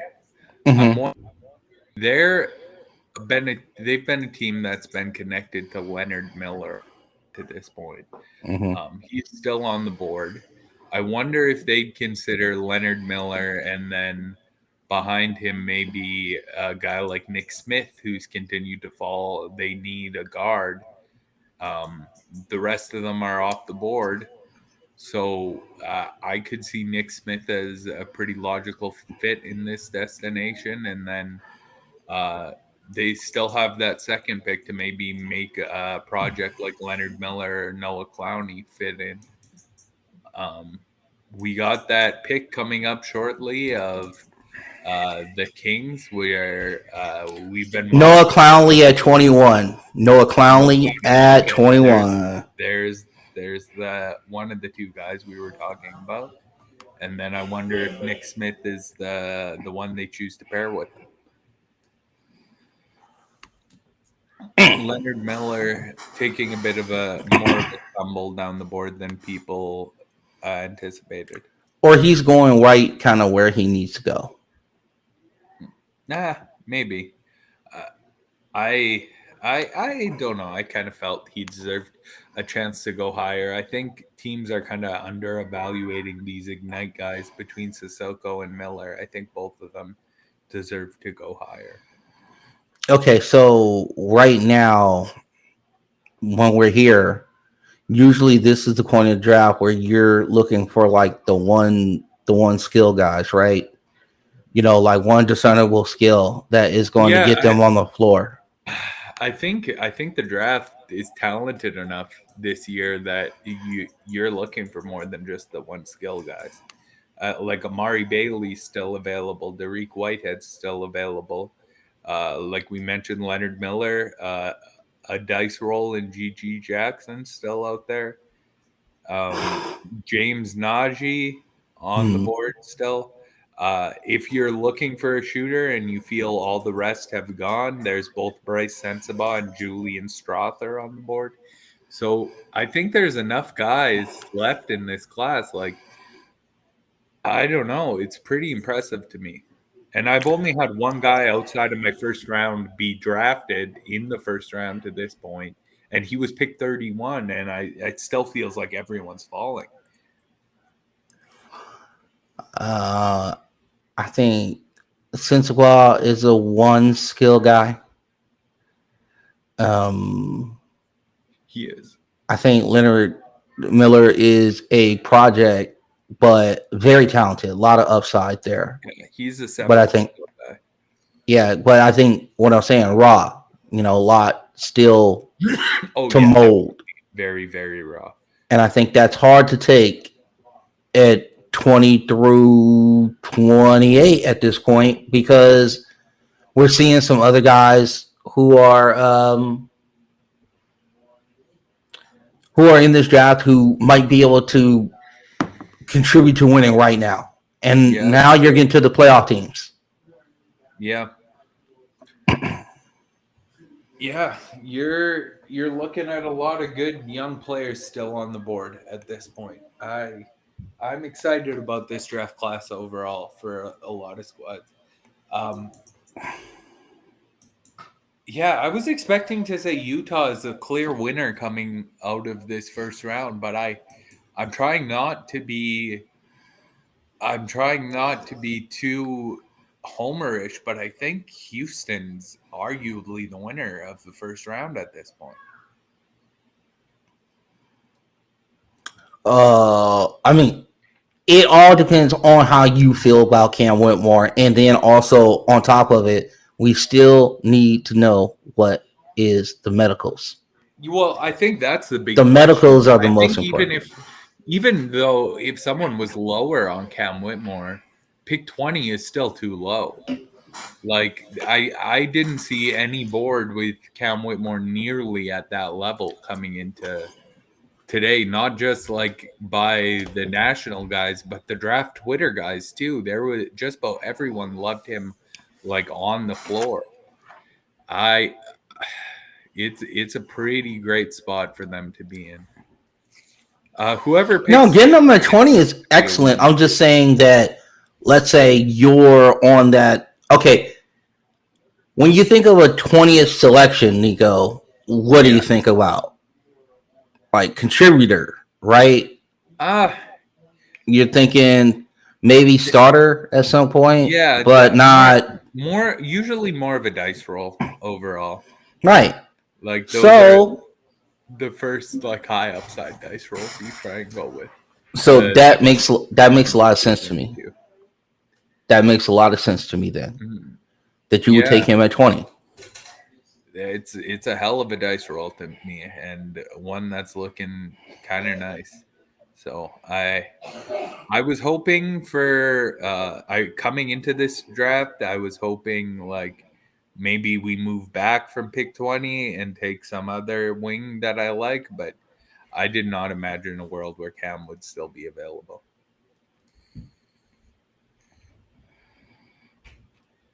Now Brooklyn has the next pick. What are they? Wait, what are we doing? I wonder. Try to trade out. I'm thinking this might be the Nick Smith spot because they really do need guards.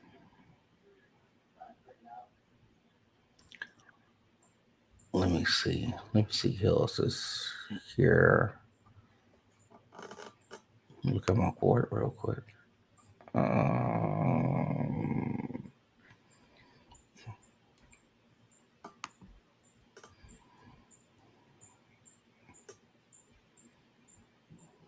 hmm.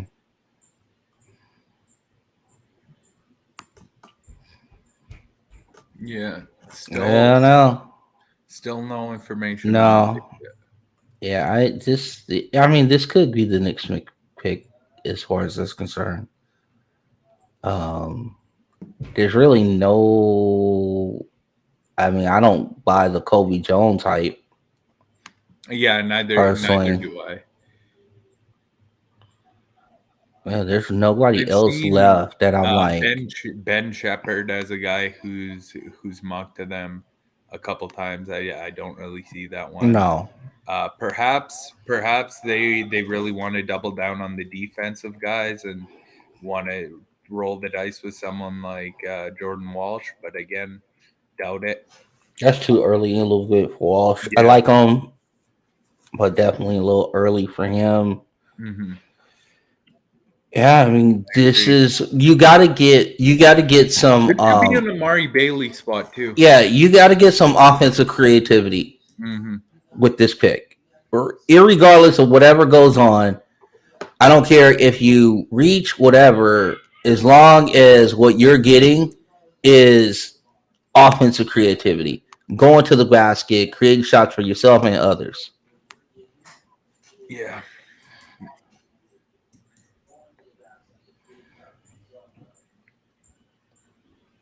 Yeah, I'm really surprised that Nick Smith's even still available.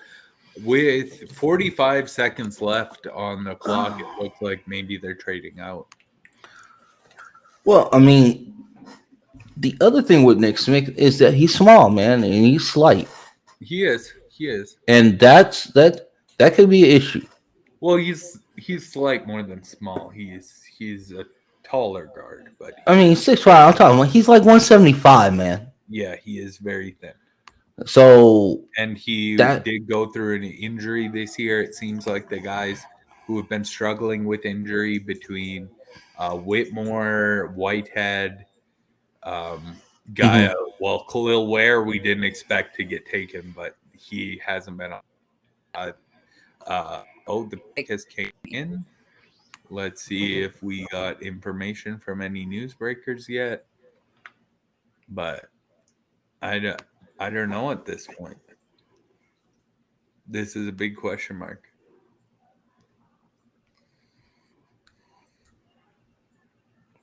$22, Derek Whitehead. Derek Whitehead. Okay, so another one of the kind of guys we were talking about, just upside creation ability.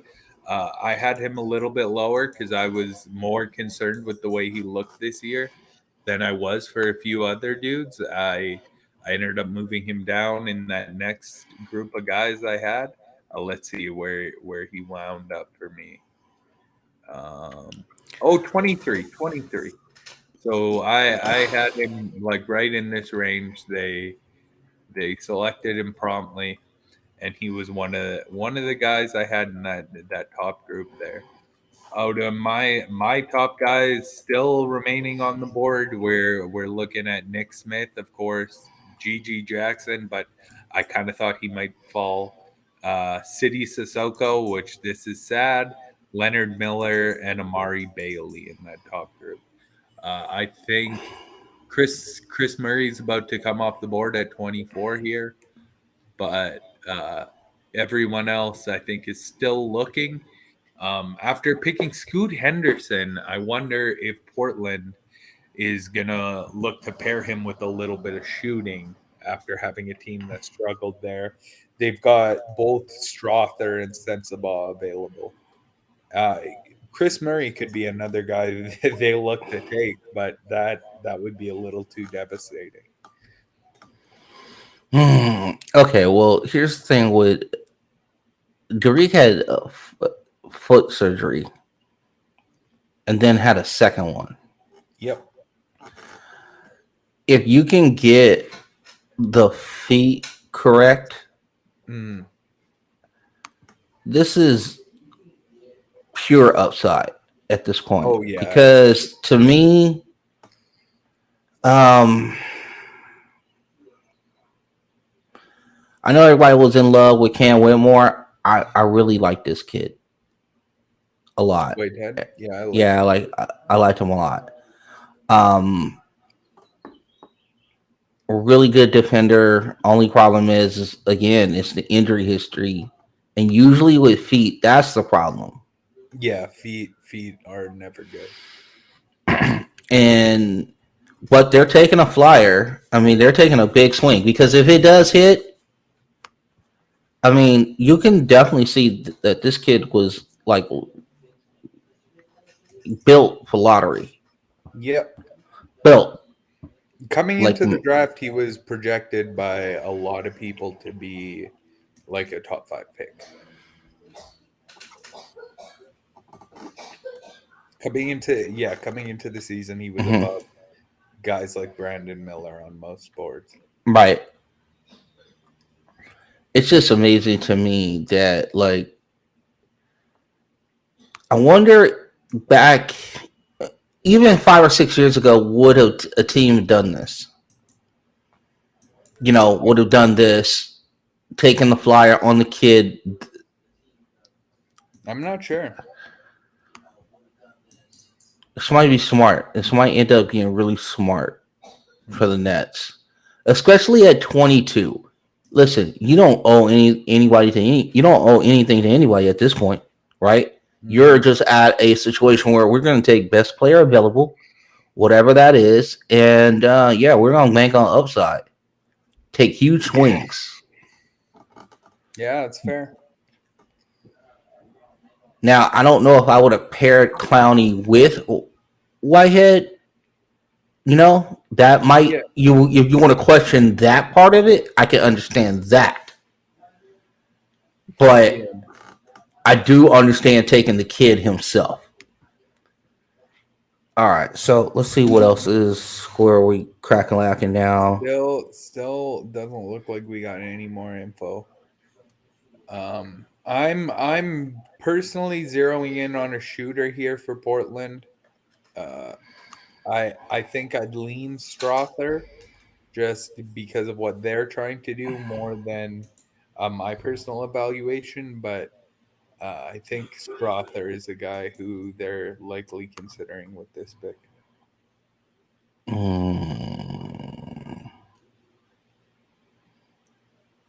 They need some size. Yeah, they could use a big. Portland is picking Chris Murray. There it is. They stole him. Chris Murray. They Good stole pick. him. Good pick. One pick away from reuniting the Twins, and Portland has Access denied. Full access denied. That is a shooter that I was talking about, but I just didn't want to believe it because the Kings only made it to one pick away. I'm wondering if they trade out of 24 now.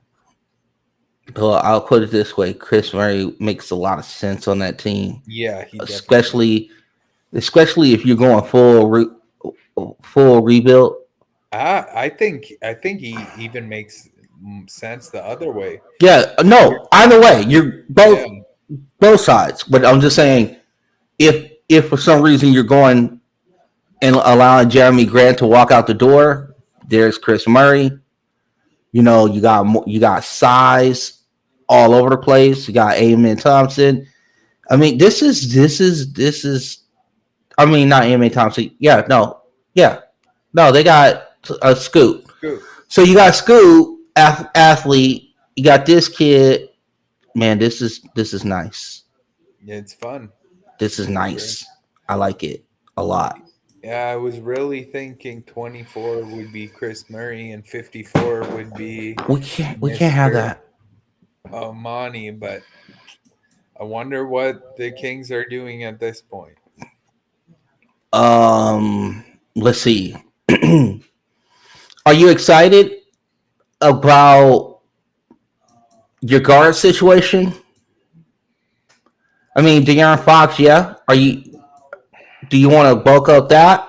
I'd Ball like to replace Davion ultimately, but they You still need do. a big, They have right? Herder and Malik Monk. They could use a big. Too. They could use a big. They could use Chris Murray. No, Chris Murray is gone. You can't have him. Is I wonder. I haven't considered really anyone else for the Kings. So it's like it was only one person, and that was it. James Najee, maybe this could be where he comes off the board. There's been buzz around him in round one. Mm-hmm. I would wonder about that. Are we? Ow! Hurt my hand. Now I can see. All right, we're back. Okay. I don't know. Is it early for Najee? Well, Are we buying all the hype? Are we buying all of this? Because I don't know. I had him outside of my top group there. I didn't think he wasn't necessarily a first round pick, but the buzz has been that he's that type of guy. And looking at what Sacramento brought you last year, they could use a guy like James Najee to really push this team over the edge. I'm trying to think of. Yeah, let's see. It's not perfect. I ended up with him at 28 on my board, but not with a lock first round grade.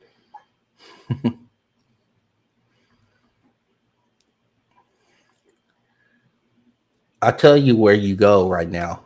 You want to know? This is Leonard Miller. Could be. I think they need I don't know if they can go that wild. Oh, they're trading with the Kings are trading Rashawn Holmes and 24 to Dallas.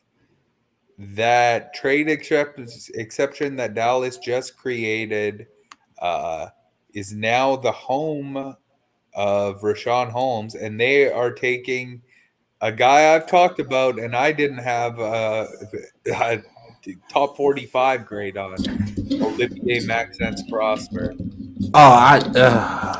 Max. Yeah, he has been raising a lot lately. I'm always trying to support my Canadians, but the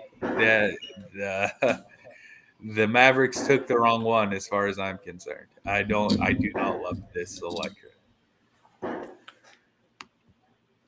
This is a bad deal. This is not this. Great. And I guess Rashawn Holmes is better for them than a guy like what's his name? Sorry, Davis Bertans. But I don't know how much better it is. It is hard to. You do all this for extra picks, and then you take a guy who's like, I don't know, man. You have to like his defense a whole lot better than I do. But it makes sense. I don't know. Kings trade out after after Chris Murray gets taken one spot ahead of them. This one I like. I like Holmes for him. I like Rashard Holmes for them. Ooh, I do. okay. We got a trade in the second round already. Yeah, the Bucks are getting 36 from the Orlando Magic on that. Okay. Okay. Well, Kings now have over $30 million in cap space. What we gonna do with it? Interesting.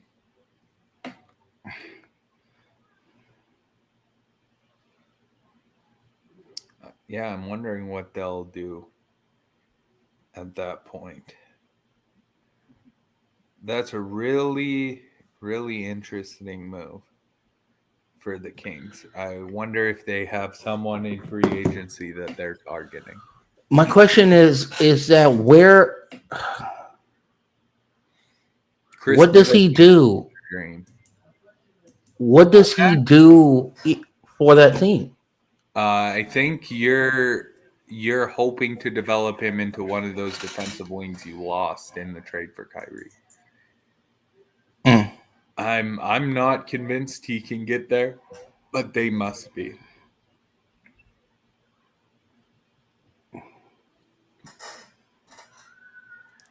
I don't think he's playing well on the floor right now. I don't know if he is either. He's an older guy though, so they must have had that kind of evaluation on him.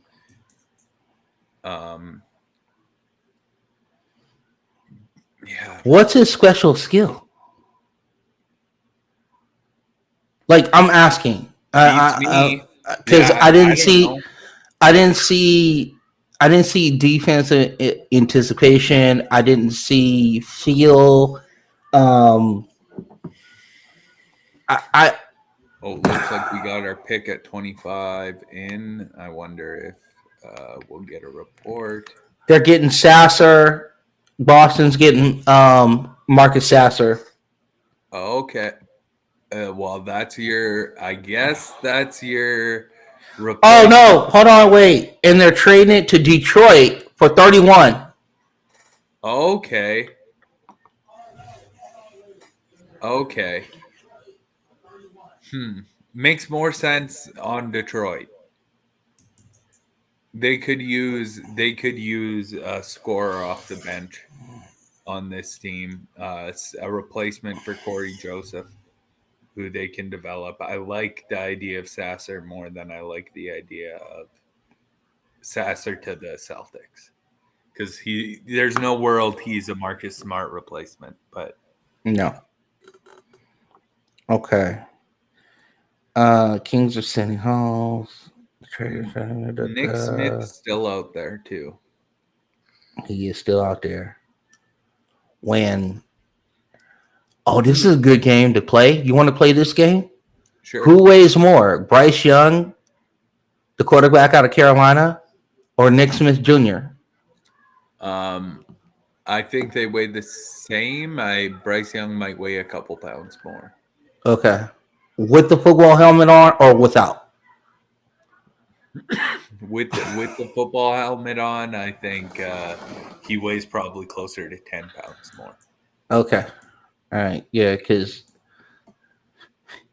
NSJ is light. Let's just put it that way. He is super light. He is. But you're going to have to get him stronger. Yeah. Yeah, you certainly are. For him to work out the way you want him to work out, he has to get stronger. Yeah. And also, you know what I don't like about this? With not only does he have to get stronger, but he's playing a hard position. Because you know what? The chances of you getting cooked in the NBA against league guards, the league guards in this league, it's true. He has like the length though to kind of like make it up in those certain situations. And Also, point guard defense matters a little less than the other positions. You can hide a bad point guard defender, especially if he can get his hands up enough to contest at least the eye line of shots. I couldn't hide D'Lo. You Well, can't. now I have to worry about that. But that's a problem in the playoffs. That's not so much a problem in the regular season. Right. Exactly. You're going to definitely put him on a tertiary guy and then allow it to just continue to work itself out. Yeah, for sure. That's the kind of thing I'm more worried about. I wonder what else the Celtics are getting in this trade. I'm going to get myself some water. I wonder what they are getting themselves in this trade because they gotten a ton. Let's kind of look at what the Celtics have done this offseason, shall we? Because it's been a very busy offseason. For one, Brandon Stevens. Brad Stevens has definitely been that guy getting Kristaps Porzingis, getting picks back for Kristaps Porzingis, by the way. That was nuts on that level. And then where is it? Where are they?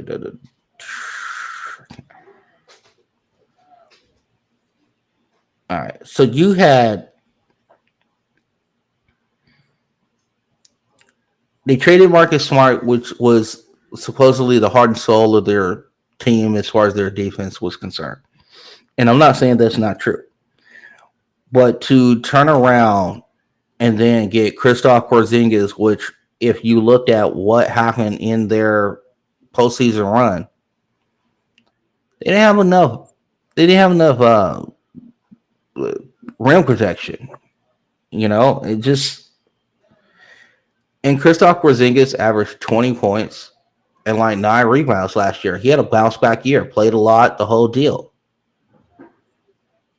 And then on top of it, to get a first round draft pick on top of it was amazing. So the Celtics are loaded for bear, and now everybody's chasing them, i.e. Philadelphia, Milwaukee, the Heat, who got Jaime Jaquez at 18 overall. That was a Heat player for sure. Now we're sitting here and we are waiting for the next pick to pop up, but definitely very excited about what the Celtics have done. I think a lot of people were really caught off guard that they were this aggressive starting out in their offseason, but they've been killing it. Yeah, future second round picks, I guess, are going to the Pistons as a part of this move. Mm-hmm. Oh, sorry, going to the Celtics from the Pistons as part of this move.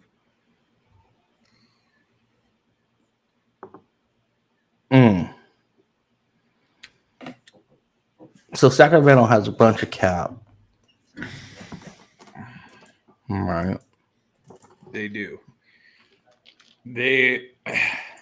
I wonder if they're the Kyle Kuzma team because they have freed up right around the supposed asking price of $30 million today. And they have a guy in Harrison Barnes who seems to be leaving the team. And it might work out a little better there having Kyle Kuzma in that role. I like, Kuzma would be a great fit next to Murray. Yeah. You get a little more offensive firepower and also consistency with Kuzma. I actually believe I think you're getting, I'll give a slight edge to Barnes in the defense, but Kuzma is really developed on the defense. And Barnes is getting older and slower. Yeah. Honestly. He's got a moderate edge over Kuzma defensively, but it's not significant. And the offensive upside with Kuzma is much higher. So I think they're the team that's trying to knock on Kuzma's door at this point. And I wonder, Kuzma and Bradley Beal seem to be friends. I wonder if the fact that Beal was okay with going to Sacramento might seem to imply maybe Kuzma's okay going to Sacramento too. That's just connecting dots that have nothing to do with each other, but it hasn't quite happened yet. Apparently, the the Pacers are eyeing a quote unquote major riser. So I'd like to see who goes here. I'm wondering if it's Ben Shepherd. He's a guy who's been tagged as a riser recently. He's a mid-major. That's what he said, mid-major. So it has to be him. Oh, a mid-major. Oh, a mid-major riser. Yeah. Okay. I thought he was just saying like a major riser. That I guess Ben Shepherd is even more accurate now. Is there's not another one? No, I don't think so. Not off the top of my head. Yep, there it is. Ben Shepherd. Okay. All right, so let's go ahead and talk about Ben Shepherd. Another to the guy Indiana who ended Papers. up outside of my top 45. I'd watched more and more of him lately because I'd heard he was rising up boards and was likely to be a first round pick. I didn't get it at the same level everyone else did, though. The Pacers are generally a pretty good drafting organization, and Rick Carlisle can develop guys, so I give them the benefit of the doubt on this one. They probably seen something that I was oblivious to, but this isn't a guy who I can point at and say this is how he's going to work in the Indiana system. I'm always worried when like you only can do one thing, even if you can do it at a high level. What happened when it goes away for a second? Either by fatigue or injury, right? Or not injury, being hurt, right? Playing hurt, whatever. You know, gotta have your legs underneath your ankles, gotta be fine, all this sort of thing. Mm-hmm. I don't see Ben Shepherd can definitely shoot the ball. Yeah. No question. I don't see anything else you do. He can kind of create for himself, I'd say. Like whether it's like creating a shot or just like getting into a spot that helps his teammates, he's shown that ability. Just to kind of like draw a defense. I think that's an upside that comes with him. But again, like what did Julian Strother do? Well, like why? I felt like he was getting talked about in this range last year. If anything, he got better over this season, and he has more defensive upside. He played at a higher level in college.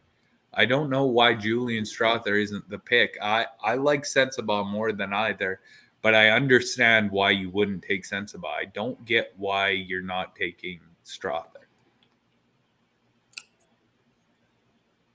Shepherd, you said that he has the ability to create.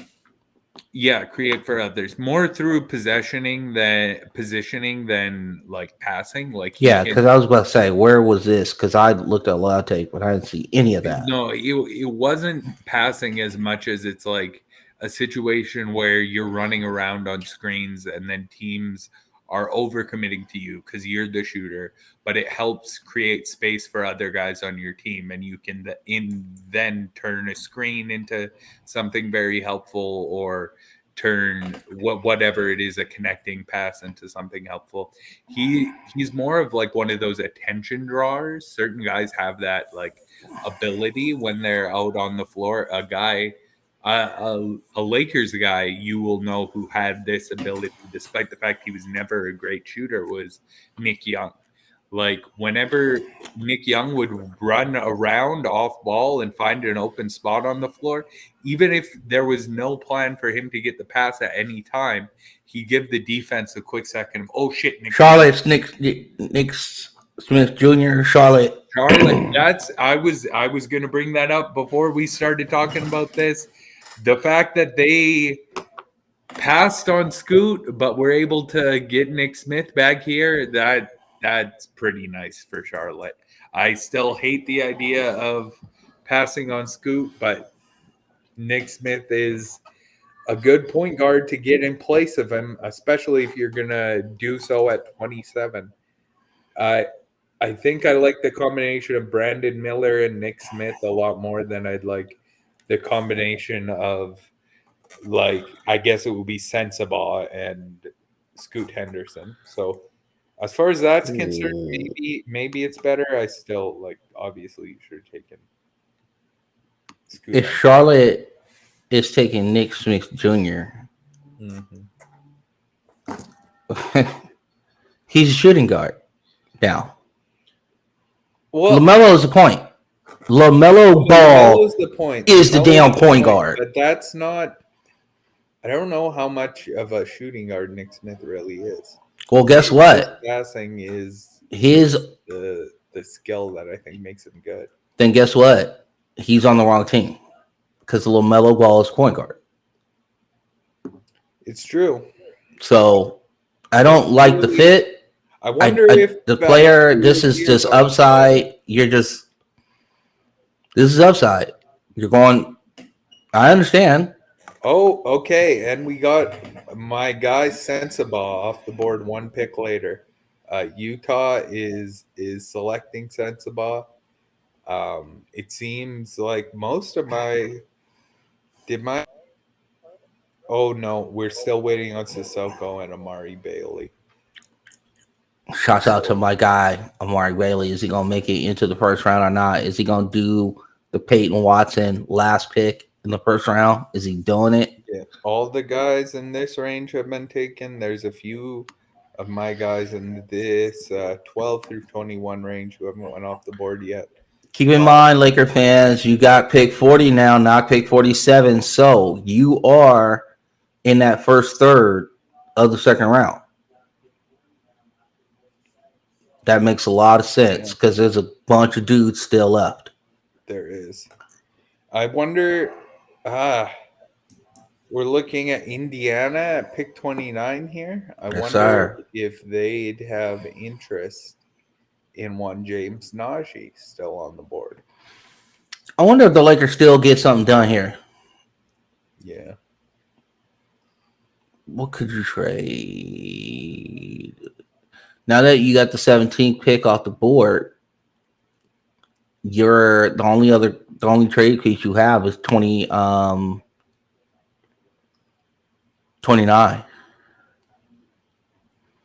And seconds. You got some seconds to play with if you wanted to do something.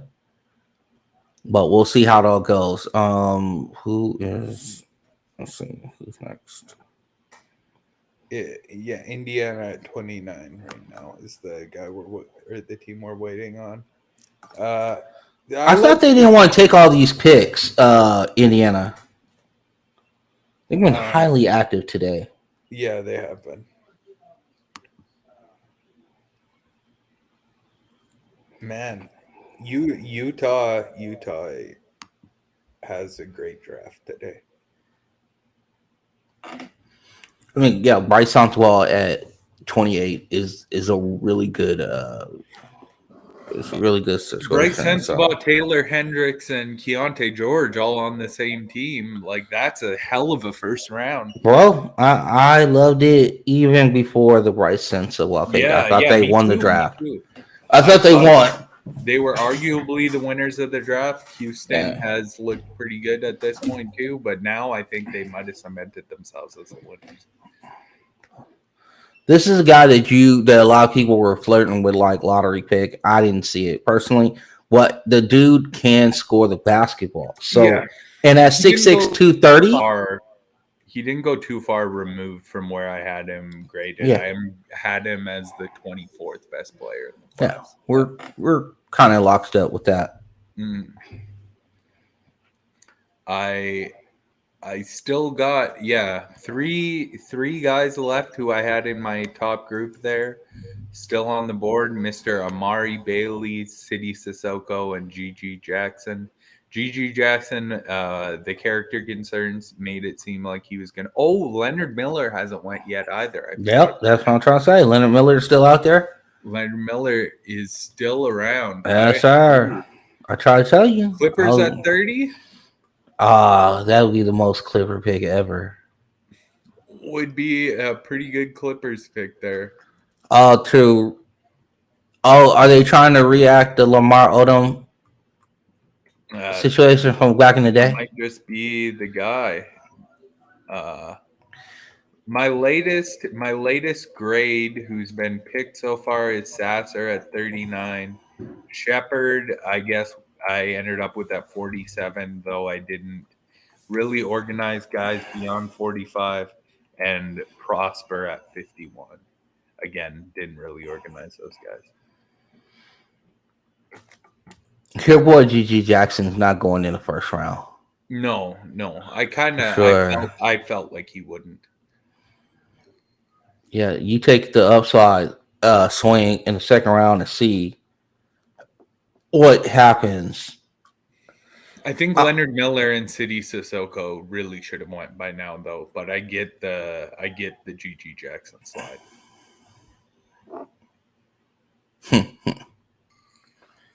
I don't know what you're looking for out of Sissoko.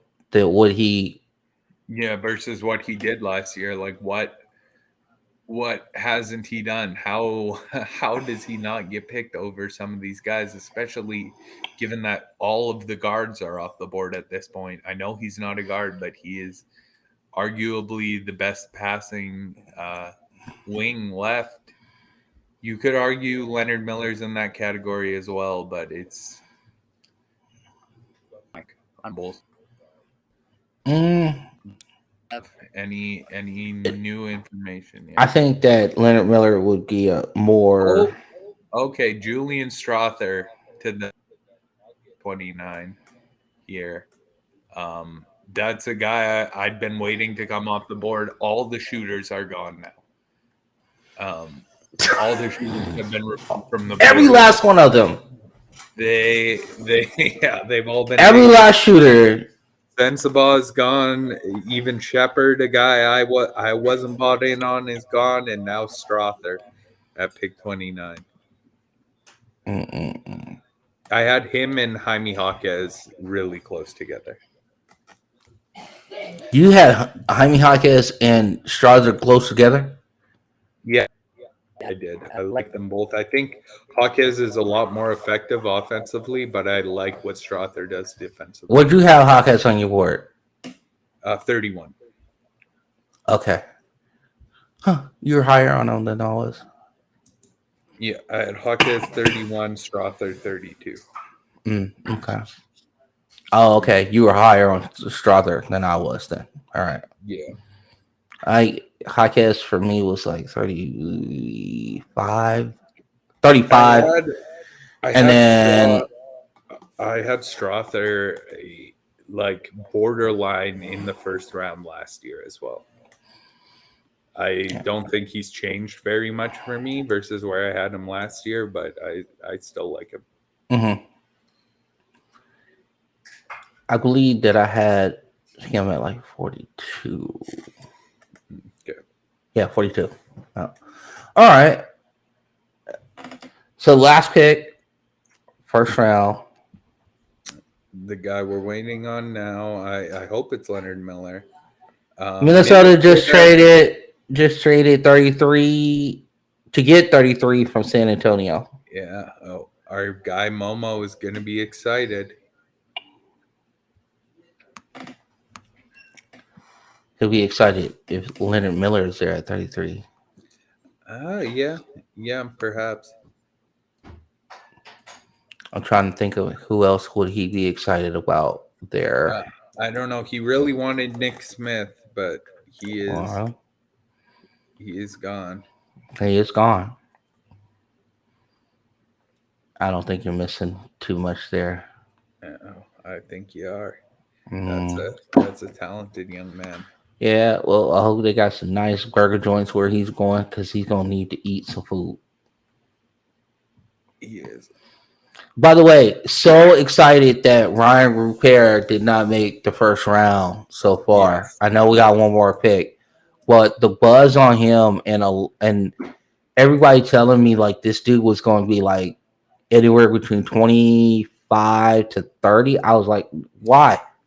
Yeah, Why would you do that? Why would you waste a pick? that's a good question, man. The New Zealand Breakers are a problem, I think. Like they never get the picks right. Like RJ Hampton, now I don't want to write off Usman Jang, but it's not looking good. And Ryan Rupert, it's Oh, don't you know he's like 7'5" now and super yeah, tall, like he's under Wimby or 28 whatever case may be. apparently. Yeah, Smaller yeah. than Victor. Okay. New Robert Wadlow, Usman Jang. Yeah. Mm-hmm. He's the buzz around him is just ridiculous at this point. I want to look at this first round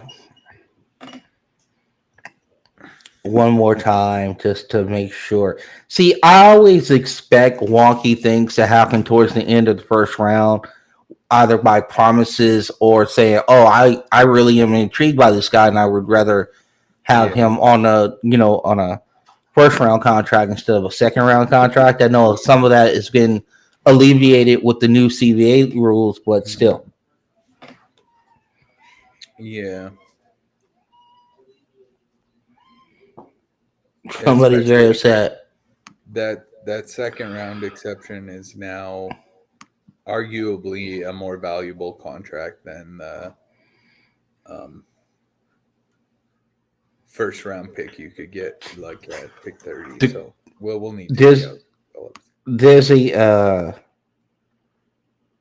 There's a thing on Bleacher Report at a club in downtown Charlotte when they made the Brandon Miller pick. Oh, yeah. Everybody's like heated, like mad, yo. It's rough. That's super crazy. Let's see. I'm trying to.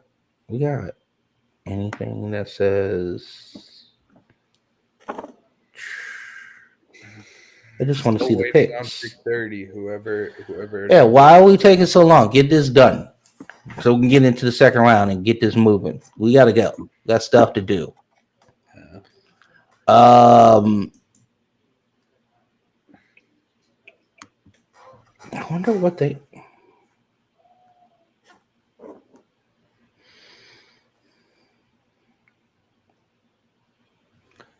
The Timberwolves are sending 2 future second round picks. Yeah. For 33. I wonder who he's valuing. I think that could be a Sissoko spot. I hope not. Oh, you're a Timberwolves hater now. No, like Sissoko for someone else. That's all. Yeah. A little west. A little more west. Yeah. More, I don't know if he's fallen quite that far. No. No. No, I don't think he is either. But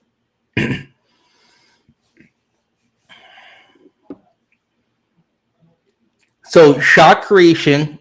There's another guy who might be fallen who would be a nice fit out west who I think you might just fall right back in love with. Your guy out of UCLA has not been taken off the board yet, and Mr. Amari, Please don't do it. Don't do it. Don't do it. Don't do okay. it. Don't do it. Don't He do it. deserves Don't to do be it. taken by now. That's Don't. all I'll say. Don't do it. Don't do it. Please don't do it. I have he's one of the other guys that they were like, I didn't think they could contemplate at like 17, but they liked him a lot. Mm-hmm. So we'll see. I knew about JHS. I was really excited about that for them. Well, another riser who people had been talking about going in the first round that I did not have in my top 45, Mr. Kobe Brown, is going to the Clippers. I guess that's when all the shooters go, you take whoever can make a shot. Okay, so Kobe Jones is gone. Let me Not go- Colby Jones. It's Kobe Brown. Kobe Brown. Oh, okay, it's the wrong one. Really? Yeah. Really? Yes, Mr. Kobe Brown himself. I'd heard he was buzzing into the first round. I much hadn't given him the longest look myself. Maybe he's deserving of a rewatch at this point. Now that This he's worked his is way into the first round over a lot of other guys, I would have been taken by now. I am a little floored because I'm thinking of so many people that I might have taken Yeah, over him. there's quite a few dudes. This is a Clipper pick. They did the same thing with the kid out of Tennessee a couple years ago too, as well. Like they keep on taking like these flyers on these kids, and it's kind of like, can you just get somebody who actually showed you The ability they play basketball? Just give me someone. No upside, dude. Just okay. This is your role. Can you do this? Yeah. Because at this point in the draft, for you to sit there, like, really, of all the other guys that are left, if you're going to do that, you may as well have taken G.G. Jackson. And I would have been okay with that, by the way. I would have been like, hey, here, he's super young. He's 6'9", 6'10", damn near. Offensive creation. Do we know if the shot is ever going to work? I don't know. But he's big. He's huge. Yeah. Why not? What's wrong with Leonard Miller? What's wrong with exactly? Like Exactly. it's the same kind of play type, and that guy is young. A hell of a lot more productive. In a better league, and like, is he 3 years younger than a 23-year-old Kobe Brown? It's pretty close. I don't know, man. Leonard Miller is. I don't want to talk too negative, but I really do not understand the Kobe Brown selection here. No, because the shooting. If you believe in the shooting, if you believe in it, you still could have got this in the second round. You didn't have to move this far up to get him. I mean, you didn't move. What I'm saying, you didn't have to. This is a reach here. Definitely. I just think you could have definitely done this in the second round, and I don't think you would have had a lot of people just banging down the door. I was actually really scared for them to take the kid out. What's the kid's name? Out of Indiana. The center, Trace Jackson. Oh, Trace Jackson Davis. I think Mhm. he's more. I think he is more of a 4 long term, and look, the Celtics are trading down from 31 to 34 and 39. Yes, sir. Yes, sir. I wonder if they might be a landing spot for Trace Jackson Davis. I think he could be a replacement for a guy like Grant Williams on a much cheaper deal. Because At least with him, you had something that you can work with. You tell me what Kobe Brown does, like in the NBA, that you saw that was translatable. Yeah, he can pass and he can shoot. Like, I wonder if it's just all the shooters were gone and just like this guy can kind of shoot, so maybe we take him. But I don't think that's how you should ever like if you go up in front of the podium, especially because he's 23. James Najee to Charlotte. They take Let's every go. center. All of them. Give us every center. Detroit, you got a competition. Yes, sir. Charlotte Hornets take the 67 center on their roster, even though there's only 15 roster slots. Man, Mark Williams Jr. Here it is, live and direct. He's just joining the squad. We didn't listen. We're going to continue to try this until we get it right. And I like Mark Williams actually. So I'm not. There's no shade on it. I really liked him. I just thought that Clifford didn't play him. Yeah, I like. Just didn't play him too. Nick Richards actually ended up being good. Nick Richards. Just do it over and over and over again until you get it right, I guess. This is Philadelphia Eagles saying we're going to draft wide receivers until we get it right. Yeah, we're just going to draft centers, linemen with every pick. Draft. Absolutely. We got a defensive tackle out of Georgia last year. We'll get another one this year. Thank you. Thank you very much. I will take all of those. Oh, there is what just happened?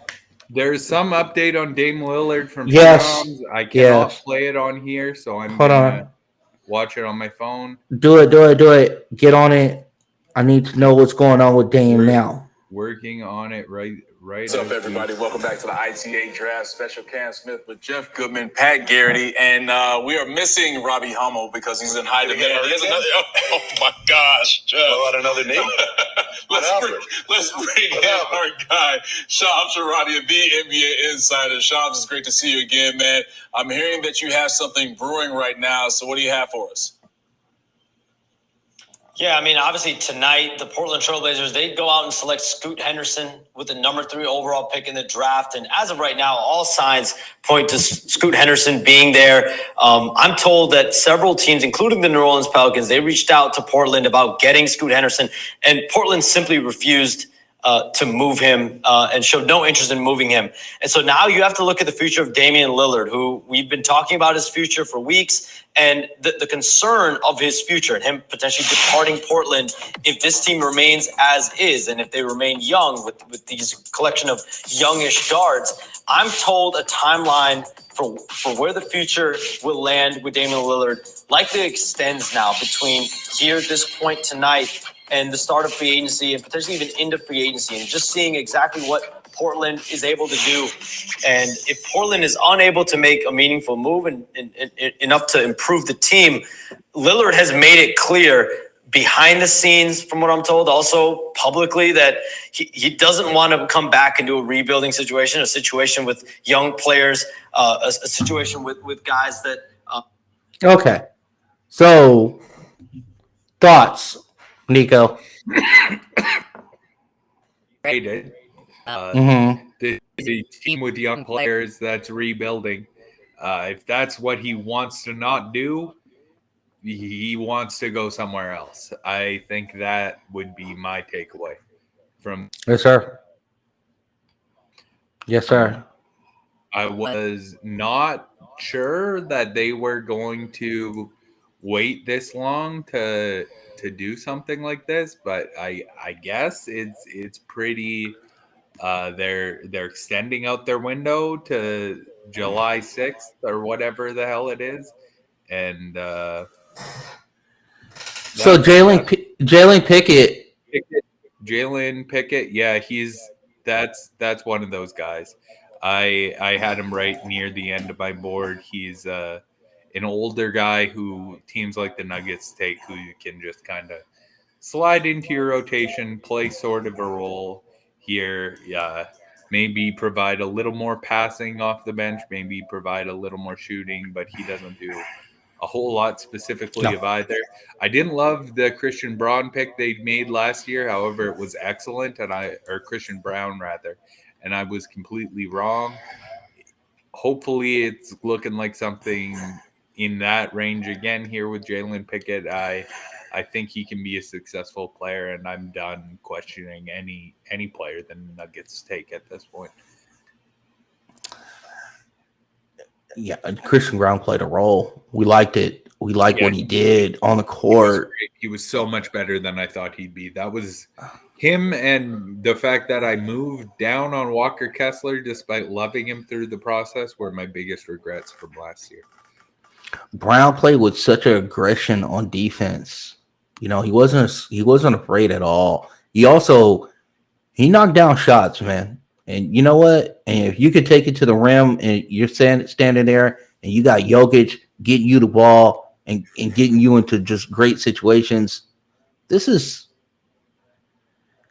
I can't Like, as much as I sit here and go, I don't know about this pick, it is Denver. So is what I do for the Lakers, I do for Denver as well. I gotta trust the evaluation. yeah, Name me a guy they've been wrong about. Even Bones Highland, even though he moved on, it was more temperament and how he handled himself than talent yeah. because he was getting buckets. Just like a guy like Jalen Pickett who can get himself into the paint with regularity and provide some level of shooting. That being said, once again, not the highest level shooter. I'm really intrigued with something like that for the Nuggets, and they didn't. But Bones Highland didn't work. They moved off Bones Highland, and they needed to replace that role. It seems like they did it here at 32. Good deal. And as they continue to do things like this, Nico, I get more and more excited. You know why? Because we still have Amani Bailey on the board. We do. We got Gigi Jackson on the board. We got some dudes still here, man. Leonard Miller, City. Leonard Moore. Yeah, these are all guys that are still on the board.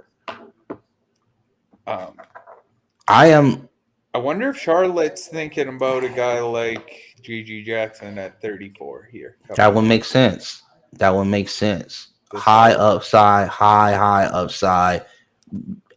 Ton of offensive versatility. Also, because he's so big and still growing and one of the youngest players in this draft as far as certain, you don't know if the body is going to even metamorphose into something different where he's kind of a more, I don't know, a husky kind of playmaking wing type of guy.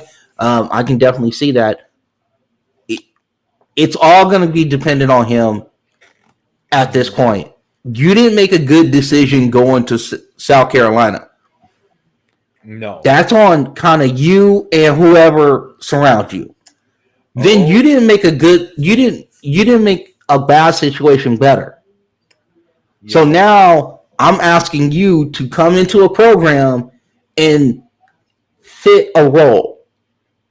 Are you going to get on IG Live and start tripping? Because I can't have that. Yeah. I cannot have on IG Live. This is the NBA.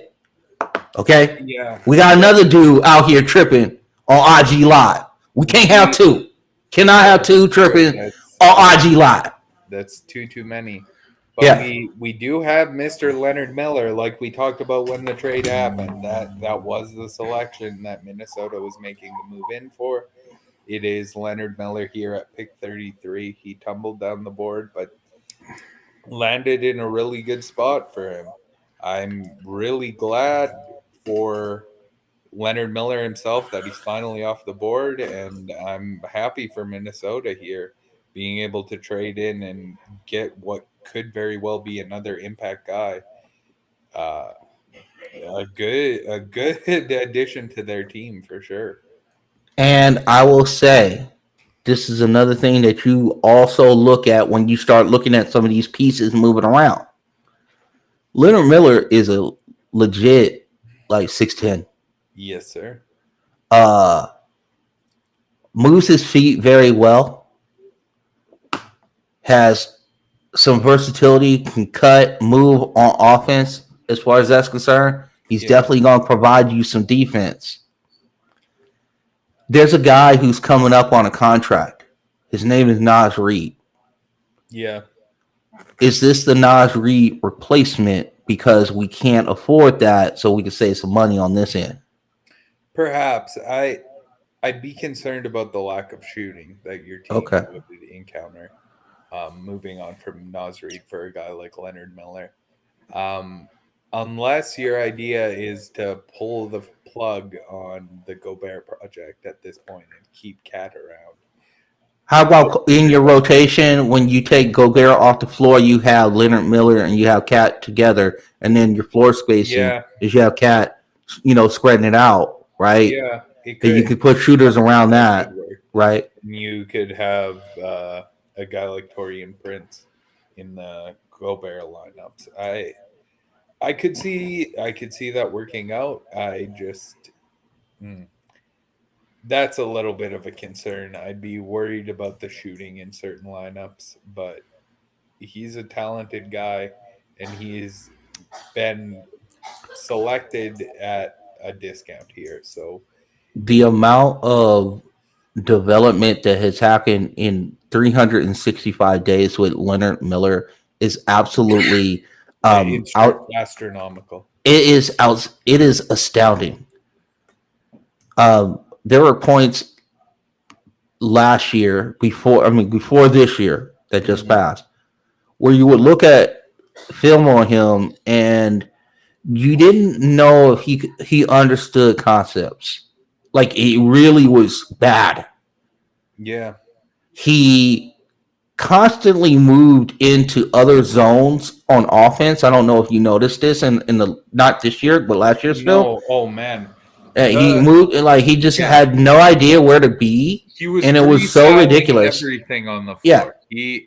That guy, every shot he took last year was a snowflake. His arms and legs were in completely different locations every time. He had no idea what he was necessarily doing and was just like chucking shit at the rim, and clearly had no idea how to control his body either because he had a 9-inch growth spurt. He was one of those dudes. He came back this year, went to the G League, and got so much better. We got another pick here, though. Colby Jones getting selected by the Celtics and immediately traded to the Kings for pick 38 and a future second rounder. Clearly, the Celtics are just moving back on out of this draft, picking up as much extra stuff as they can. The Celtics are the biggest drug dealer in the NBA draft. Yeah, they are pushing product. They're pushing product. They're trying to acquire every single future second round pick. Colby Jones, though, nice little fit for the Kings. There's guys I liked over him still on the board, but if you want someone to come into your team and kind of slide into a rotational guard role, he's a solid dude. Maybe it could lead to them moving on from a guy like Malik Monk or Kevin Huerter in a year or two. The other thing, too, to kind of think about with this is that when you have like Amari Bailey and Gigi Jackson and some of these other guys, are they able to fit into what you want to do? I'm not saying they have the requisite skill to fit into what you want to do. What I'm asking is, for Amari Bailey, who took a backseat last year, now I understand where he's drafted makes a whole heck of a lot of difference, but he's going to be less enthused about lack of playing time and whatever because of last year. So I can understand why some teams are passing on him if you don't feel like you have like a strong enough, like whoever your locker room leader is. Maybe you just have a real good vibes locker room, and even though this is a young kid who's learning and probably has a ton of development, is going to get better, and all these types of things, a lot of young kids struggle with, I'm sitting on the bench. Yeah, it's true. I've never done this in my whole entire life. What is this? Yeah, that's fair, especially a guy like Gigi Jackson, who went straight from being the number one recruit to being the alpha and omega at South Carolina. It's a hard spot to be in. Man, I wonder when the Celtics will stop moving back. Maybe they're the Gigi Jackson team. They're like, nobody sees the vision. We're getting closer and closer and closer now, buddy. I know. I'm at pick 40. Man, come on, dude. He can't fall to me, right? Yeah. He can't fall to me there, right? Still sitting out there. I don't know at this point. He can't fall to me. Well, that's another guard. We don't need another guard. Well, we don't need another guard. We need a wing. Maybe that Austin Reeves contract doesn't look as necessary if you had two guards. Bro, stop with the Austin Reeves slander and propaganda. Not slander. I'm just trying to. No, it's complete slander and propaganda. He's a Laker. Propaganda. That's accurate. And no, it's slanderous towards the Lakers and Lakers fans. Yeah. You're slapping them in the face by saying that Austin Reeves is not going to be. Listen, Laker fans, I guarantee you that Austin Reeves will be a Los Angeles Laker. I guarantee it. Bulls acquiring Mr. Julian Phillips from the Wizards at pick 35 here. They like dribblers who can't shoot, and they went and found themselves another one. Sweet. Another Tennessee guard that will have issues getting on the court. Mm-hmm. He's 6'5", right? Forward than a guard, but 6'5", 6'6". Yeah. This is literally Tennessee. Mm-hmm. Like, they build them in Tennessee this way. Yeah. He's a dribbler and 6'8". maybe an inside scorer, but he's not a shooter. The other thing that he is he is slight.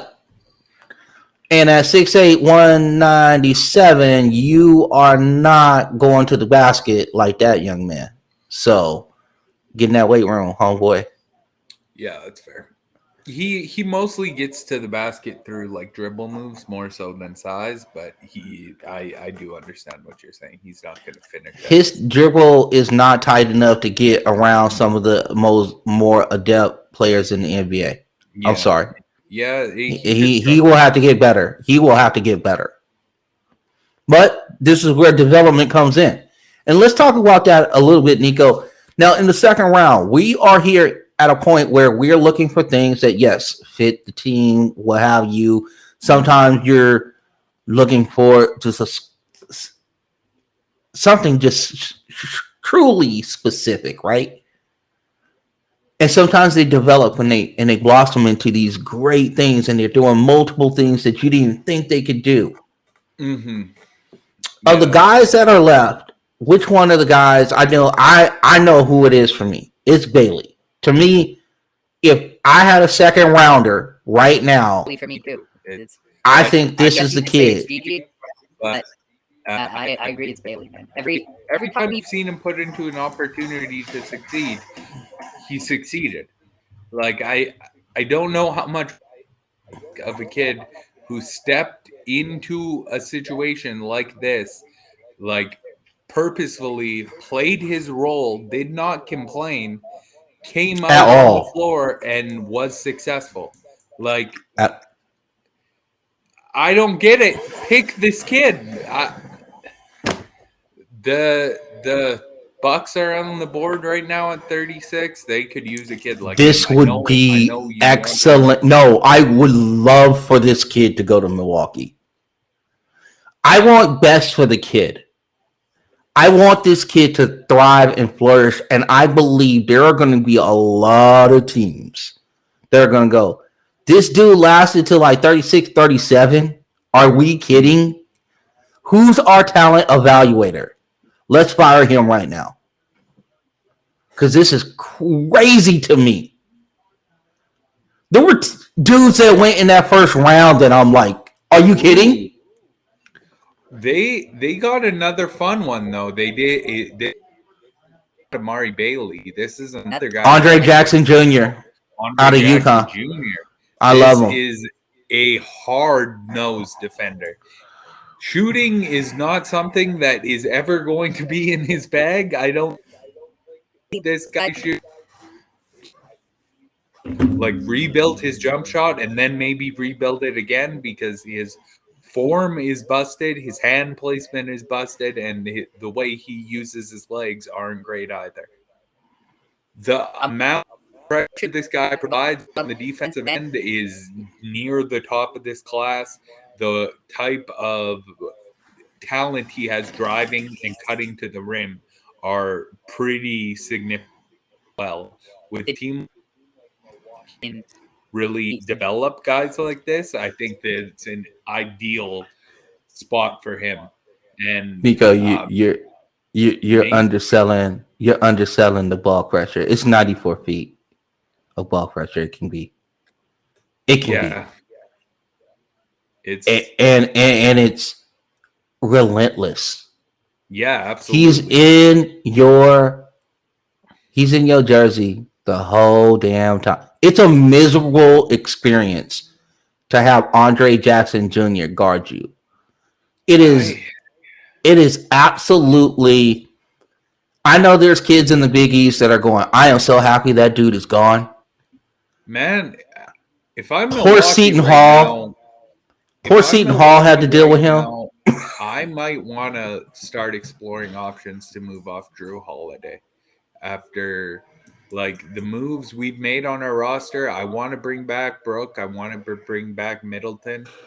You kind of have to get off Drew to do something like that. And Andre Jackson provides a lot of what he provided for you on the defensive end. I know replacing Drew Holiday with the second round pick seems sacrilegious. I could see it though. We got another pick here for the Nuggets coming up, where our newsbreakers are slowing down a little bit. Yeah, what's up? Hunter Tyson out of Clemson. This is a bucket getter. Once again, they seem to be buying into these kids. A guy I wasn't the biggest fan of coming into this class. That being said, he is a shooter and he can dribble the ball a little bit. He'll provide some level of impact for a team like the Nuggets. And again, I hate to continue to bring this back up, but the Christian pick from last year I was out on. I was so wrong, and I'm looking at this one and thinking, ooh, what didn't I see for Hunter Tyson? Well, I guess maybe he's the last shooter that was left that I didn't realize. Another guy who fell outside my top 45, but I did do scouting work on. I can tell you right now that there are people in that building who brought his name up. Mm-hmm. And they seem to really like him a lot. I heard things like, I didn't see it, but I heard things like Ingles. That's what I heard. That is quite almost sacrilegious. But They said that the playmaking initiation, getting a shot, it got a lot of sauce to it. He got a lot of sizzle. He got a lot of sizzle to his deal. The but it's not like provides you with though. I don't see him ever touching something. It's not like and one mixtape sizzle, but it's like there's some quirky dexterity sizzle that allows him to get enough room to get his shot off with relative ease. Yeah, that's fair. So, like I said, when I had to kind of explain the comp completely to get it that way, but that's what they were saying about the Joe Ingles comp. That's an absolutely fair idea behind it. It's just the defense that Ingles provides. I don't see him ever touching. Everything else, though, there's a chance. It's not something that I saw necessarily, but if the Nuggets see it, I trust them. They seem to think that there's a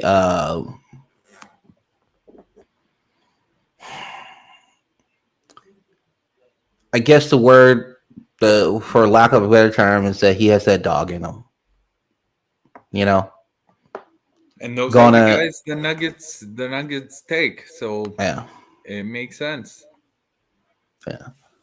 And also, if you go back to the Peyton Watson thing, if you have this guy and you have Peyton Watson, there's all the athleticism you need. You put Peyton Watson next to him, like, listen, You do all the defensive stuff. This dude's gonna do all the offensive stuff, and then you combine them together and you create one player. Mhm. One. I don't know. It's yeah. But they're getting cheap, controllable talent, and if they ask that dude to do one thing, which is get buckets, guess what he's gonna do? Get every bucket you put him out there. He's gonna get because he's with who? Who's he with? Nicola Yo something like that. He likes horses and he likes to play basketball because he's good at it.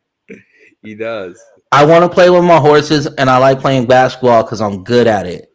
I don't love it, but I'm good at it. Yeah. Straight to the point. Do it if that's what you think, man. Get on the floor, play some ball. Right? For sure.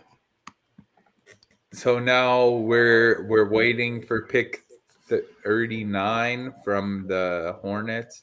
Our newsbreakers are letting us down here, not breaking. They are really doing a crappy job right now. I need to go to like NBA.com and find out what's going on. What's a real scoop? Well, I'll keep announcing them out loud. It seems like Jordan Walsh might have just been the pick for the Hornets at 39 here. Oh, thank God. Thank God it's not 40. I'm so happy. Oh, yeah. Keyshawn, I would have never heard the end of it. Jesus. Man,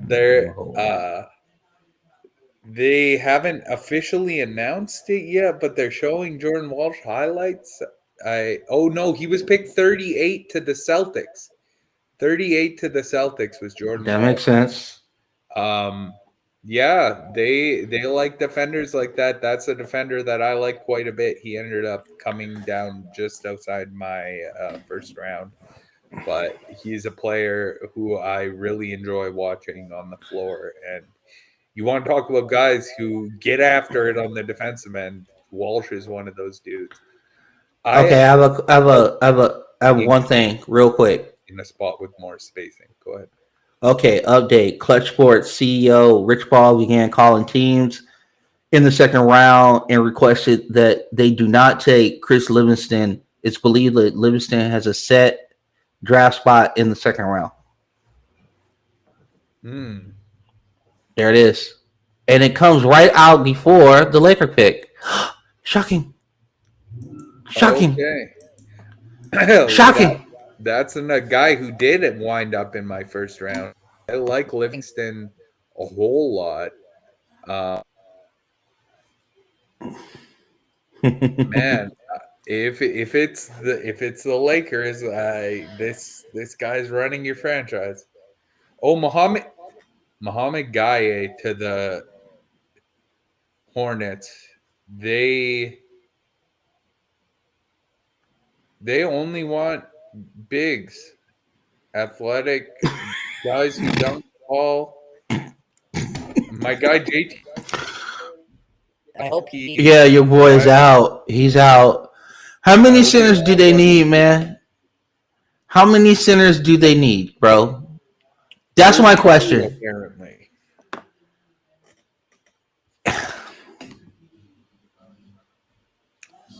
Okay, this is what I'll say about getting young centers in the second round. This is a good idea. The reason why is because getting a center to rim run and protect the rim and be able to slide your feet a little bit can be awesome to have at like $1 million or $2 million.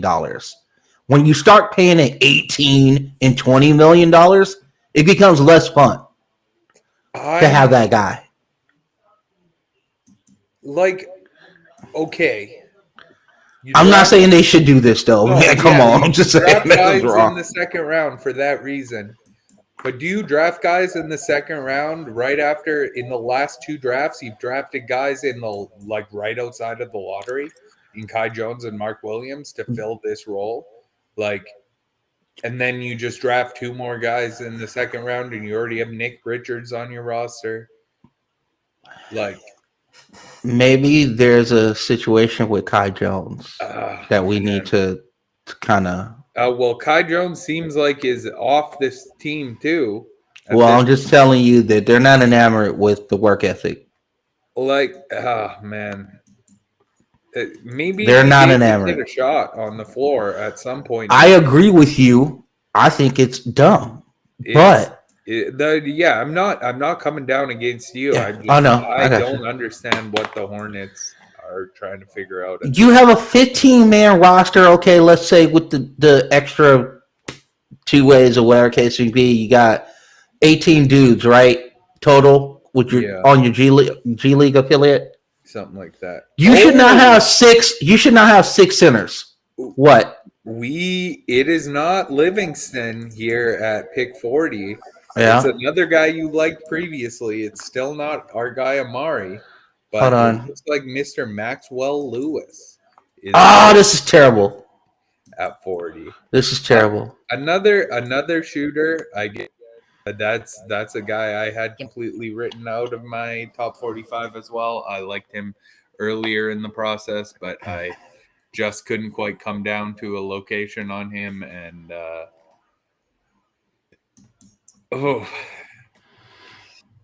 he's a wing. He is. He's a skinny wing, but he's a wing. Yeah, he's a guy you can throw out there. And here's what I'll say. I hate to do this, but the Lakers are great at scouting. They are. And they pick a guy like this every year, and they normally work out.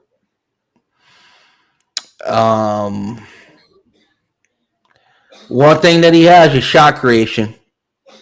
Mm-hmm. The other thing that he doesn't have is decision making.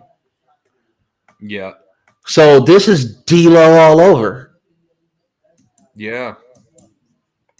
The only thing that you hope is that you can beat it out of them. Basically, that's it. But you got to definitely go ahead, knowing what the Lakers have been able to do with late first rounders, second rounders, and undrafted guys. They've done well, so we'll allow this to continue and be happy. Pretty similar selection to Max Christie last year. Like it's another Max. It's a guy who was rising up boards early as a shooter and then ended up falling down once people had more questions about his overall game. Deja vu all over again. But like I said, the Lakers tend to hit on these guys. And right after, the Hornets take Amari Bailey. Right after. Okay, nice. So nice. So they get center and guards. That's what they get. Centers and guards. Yeah. We're not going to have any wings on Charlotte. It's just going to be offensive creators. No, they got guards. They only need one. It's Brandon Miller. That's it? You don't want a wing. The only wing on the squad. So you go to Wingstop and you get one wing, bro? That's what the Hornets do. You don't go to Wingstop and get one lemon pepper wing. Okay. Mohamed Gaye is going to the Atlanta Hawks. Okay, that makes sense. Taking 100 centers. Okay, that makes sense. One extra center. I guess they're like you said, moving on from our guy Kai Jones. They didn't really give him a shot. I like it more having James Nagy as just a straight backup to a guy you took. But what are the Hawks doing? They got 35 centers too. So you got two teams who got a bunch of centers. I'm thinking Onyeka's gone. By the way, if you chose Capella over Okongwu, we got a conversation. We got a conversation to have. Mistake. But the reason I say that is there's been a lot of buzz around teams trying to make moves for Capella, specifically Mavericks in the last couple days. That seems to be the conversation that they were having around pick 10, trading with the Hawks, was centered around Capella, and the Hawks seemed reportedly unwilling to engage. So Capella might be a guy that they think they need to keep around, and that probably spells some doom for our guy Onyeka. I think they'll get good value for him, actually. I think so too, man. That would be a perfect backup center for the Rockets to bring in right now behind a guy in Shangoon. And then Do you see what my man is wearing do you see what my man is wearing? he's ready. He was ready Yes! to be taken. This is my man. He went there with Yeah. this dude went there with the Bobby Brown outfit. You know what I'm saying? He went out there, don't be cruel, my prerogative, serious level. That's what my man went out there looking like. That's your dude. He's That's my Mr. guy, bro. Charlotte. This is my guy. Hey, Oh okay, my God, that's great. These new owners that are coming into Charlotte that are refusing apparently to engage with Miles Bridges. I wonder if this pick might mean something similar is coming for James Bouknight. Brandon Miller, they maybe did their sit down and they felt comfortable with him. We didn't feel the same. Can we touch on it a little bit so then everybody kind of knows of what we're talking about what's going on with James Miller specifically? James Bouknight. Oh, okay, yeah. Go ahead. All right. I don't know if everybody knows, but if you go to Charlotte newspapers, they'll let you know. Yeah. But James Bouknight, who I really like coming out of the draft, has had I don't know 26, 27 DUIs. he's trying to like literally he's I'm not playing when I say that. And he's had a bunch of them. Like suspended license, all this, everything. And the reason why that is kind of being kept under wraps is because, every other goddamn thing going on in Charlotte. Yeah, I mean, there's some other stuff going on. LaMelo trying to run over young fans in his gold Lamborghini. Yeah, Miles coming out of the doing all of his shit. There's a lot going on. Just being a wild boy out there, he doesn't do anything like negative like that. But listen, he just go to gentleman clubs and he likes to drink Hennessy. Yeah, that's all he liked to do. Yeah, he likes to show up and draw some of that attention that tends to go to other dudes. Though that's kind of a good guy to have on your squad sometimes, but when the problem is you need a culture setter, that's not the type of guy you want. Oh no, but you know what? Amari Bailey is going to bring some maturity, even though at a very young age. He played for Sierra Canyon. He knows all about having the limelight on him.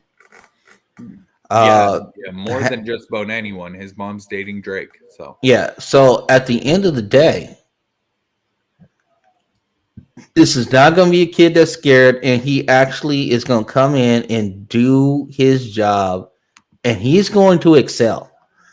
This is a home run pick for Charlotte. For all the crap that I was giving them about Brandon Miller. This is their best pick. And this is not a UCLA, this is not like a UCLA, I love UCLA, so therefore we love Amari Bailey. No, this kid can play basketball.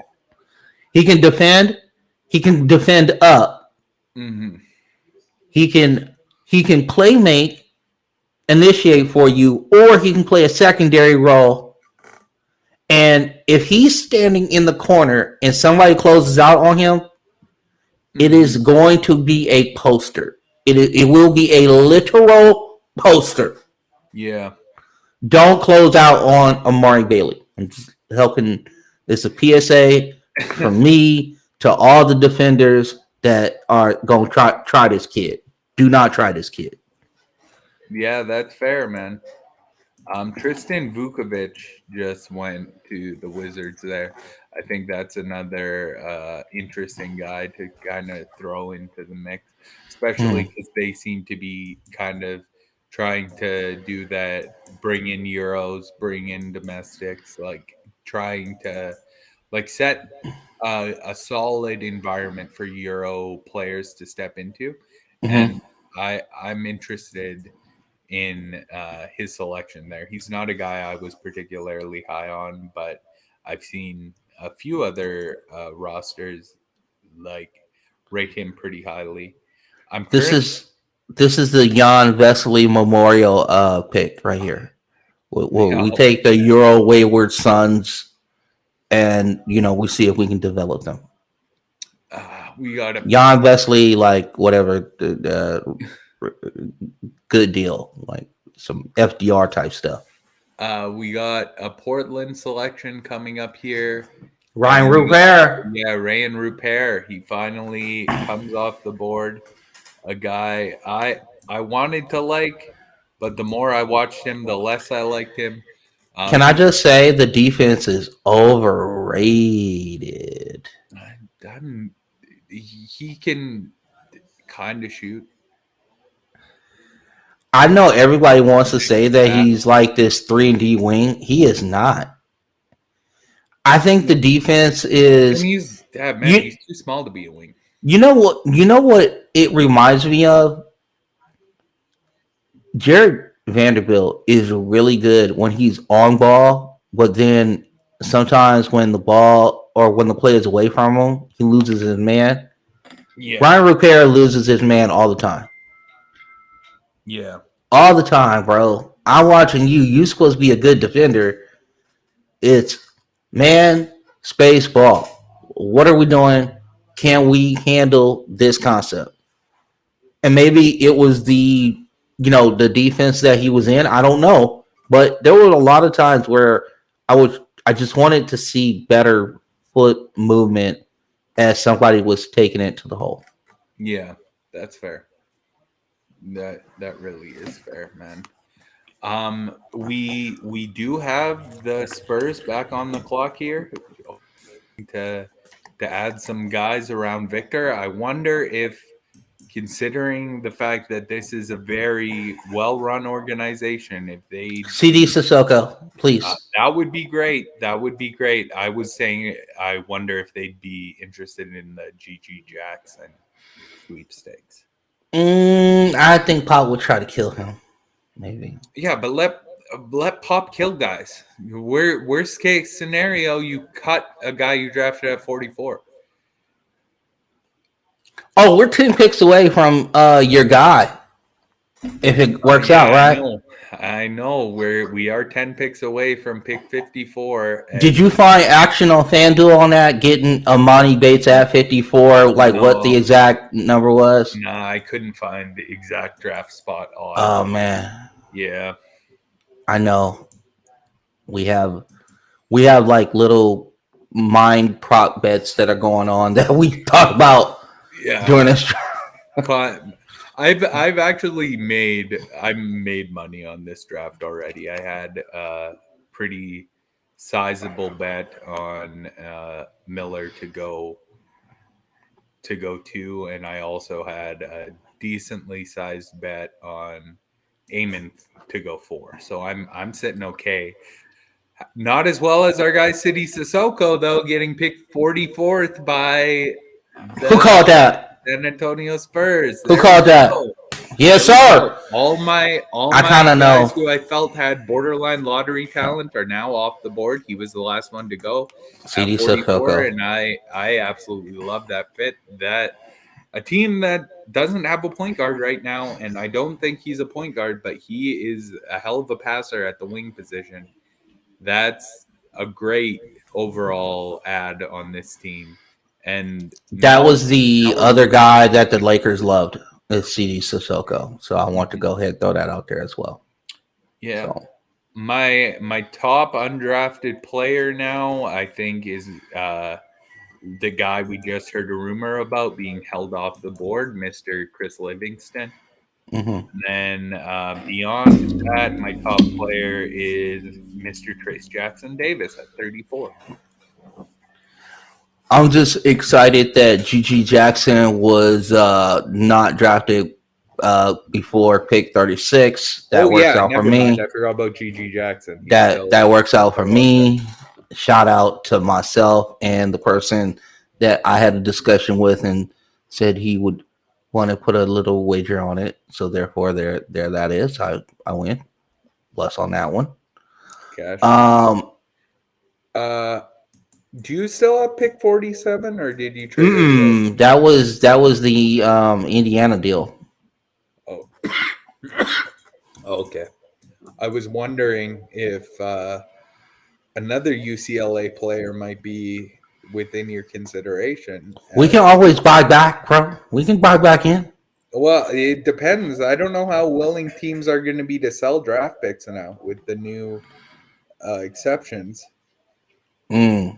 What's a? Have to see. Mr. Jalen Clark, though, still on the board. This is my guy.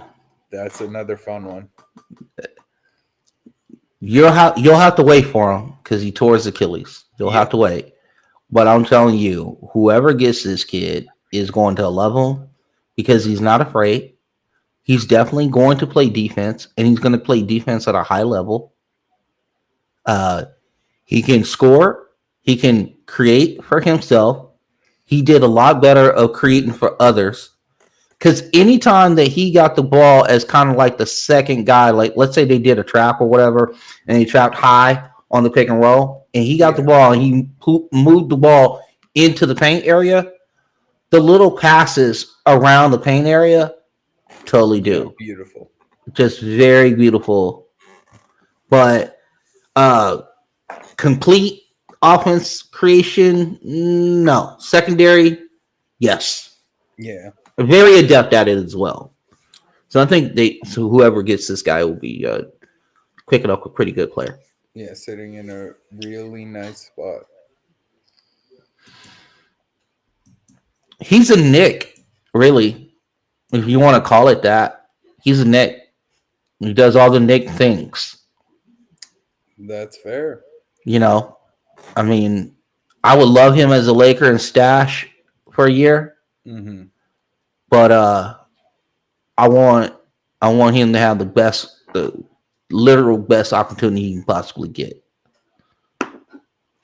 As long as he don't go to Toronto, then we're straight.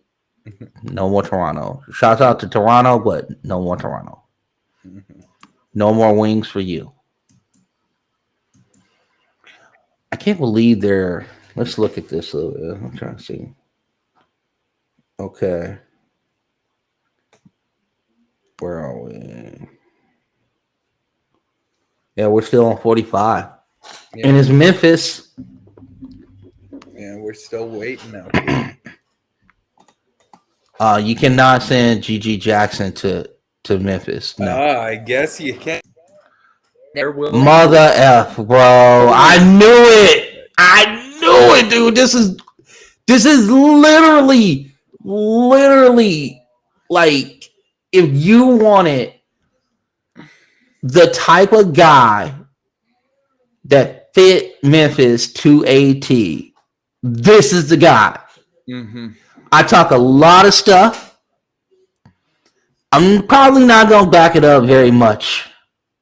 Super talented, long, bunch of skills, have no idea how to put them together. And I deserve 28 minutes. Man. That's what I got. GG. Looking at the guys they took last year, being So David wrong. Roddy and Jake LaRavia, he might be better than both of them. And he is still 18 years old. He needs so much work on his game. He needs a lot of habit changing overall. But man, this is a talented young man. And if you can figure it all out, I think this is a great landing spot. You gotta hope you can figure it all out. Yeah, of course. But again, the same thing I said about the Spurs hypothetically picking him at 44. Worst case scenario, you pick some guy you picked at 45. You just cut him. Yeah. Pretty much it. The I just wish it wasn't. Seth I just. Lundy. Yeah, what do you think about this kid? Because I have questions. I just. Oh. What do you think about Lundy? He's solid. He's a guy who made the very end of my scouting reports. Like I ended up doing him at the last minute, but he didn't quite crack my top 45 there. Mm-hmm. He went 46, so I guess that makes sense. He's a talented dude that can kind of fit in certain roles, but they just went and they took a point guard. They have 2 point guards on the roster. I don't know how well he'll work. I'll be right back. Everyone in the washroom. Yeah, sure. GG Jackson to Memphis. This is the upside play. You're looking at a guy definitely that, as far as the offensive creativity that he has at the size that he has, that's going to be hard to guard. Okay. The only thing about it is that can you lock this kid's head in right? Can you get his mental together? Because if you can get his mental together, you're going to have a steal at 45. If for some reason you cannot get this kid's mental together, you know what happens? This is terrible. This is going to not work out. But at 45, it is not a big financial risk whatsoever. So definitely take a flyer on the talent. As we continue to look and see what is going on with the draft, we got like 15 picks left. And I think now is also the time that you want to think about, if you're looking at players and what have you, also keep in mind the undrafted players. Okay. A couple years ago, Austin Reeves for Oklahoma was undrafted, actually wanted to be undrafted. Went and really improved over his last couple years and was a solid to above average playoff contributor last year. What you're looking for now in the second round is you're looking for guys that can they give you any upside? Were they just misevaluated? You know, it happens every time from time to time. And then if they have what you consider a repeatable skill at the next level. Sometimes that repeatable skill is shooting. Sometimes it's defense. Sometimes it's deflection. Sometimes it's, can you marry your man? It can be a lot of things. But at this point, you're looking for one thing that this guy can do good, and then can we build on top of it? Yeah. That is what we're looking for right now. You're just looking for a baseline and something you can build from. Oh, and Mojave King, another guy who actually did make an appearance in my top 45. I'm surprised he got drafted so close to City and Leonard at this point, but he is another really talented dude. This might be a perfect landing spot for him. I think this is a great little guy to come off the bench and try and emulate some of what you're getting from Ben Mathurin.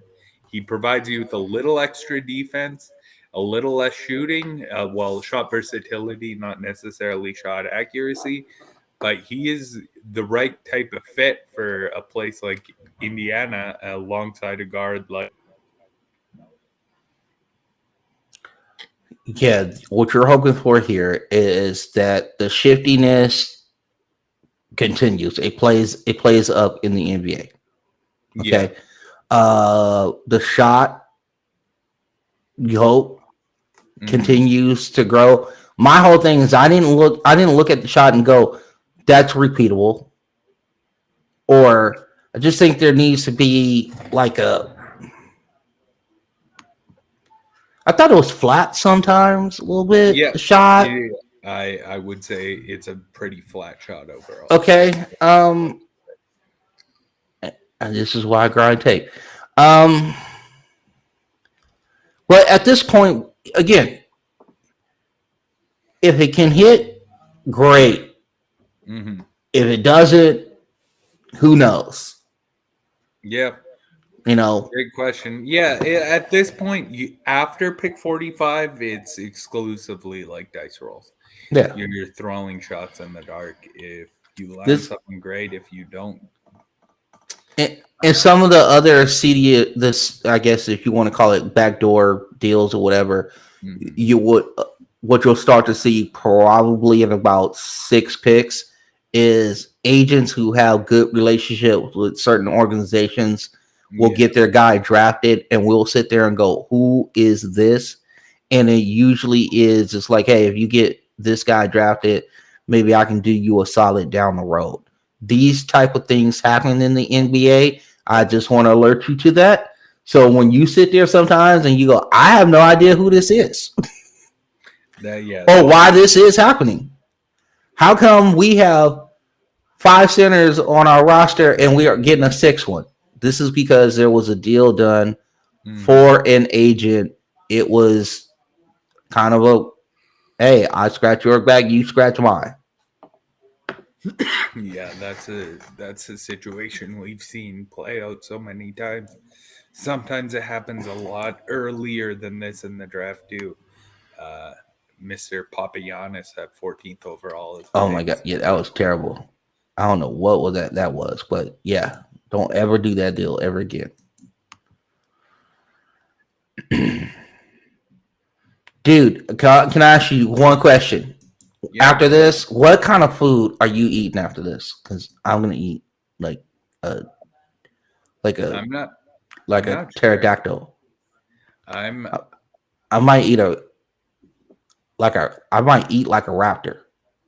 That's Just fair. eat. On days where I get stressed out I and have not ate. excited like this, I generally don't eat much. I have Shannon brought me home some peanuts. I might eat those and Mhm. get some good protein and stuff from that. But besides that, I'm probably not looking to eat a whole lot. I am at this point. I know I want a soda after this. A bathroom That's break fair. would I be could would use be. something to drink too. Probably. I've had water throughout the episode almost out, but maybe I'll have a glass of wine or something. I don't know. Yeah, I don't. Yeah, can't do that part. But Mhm. the other part, yeah, there's definitely a Diet Coke in my future, I believe. So Mhm. the clips are on the clock. They are. Oh no, they are they? Yeah. Is this it? I just want to make sure. Yep, that's a yep. Yeah. It's 48. Yeah. It's a Clippers pick. I just wanted to make sure because I was Mhm. like, Yeah, we just health and stability at point guard. yeah. Do not get Jalen Clark. No. Who is it? Just want to make sure it's not Jalen Clark. Please don't let it be. Oh, Jordan Miller. There it is. I guy again. Not great. I didn't end up loving. I'd watched him a little bit here and there. Not great. He's like a board crasher. I'd say that he has that upside. He has the ability to kind of pull up to a certain extent, but I'm not sure I trust the shot to go in. It's just like he can get into his pull up out of the dribble at a decent amount. But He looks like a mini version of Cedric Ceballos. yeah, that's fair. Like, you I know, think Sonogo is a guy I'm kind of surprised hasn't been taken yet. We talk about taking centers in this range, and I thought someone would have rolled the dice on him by now.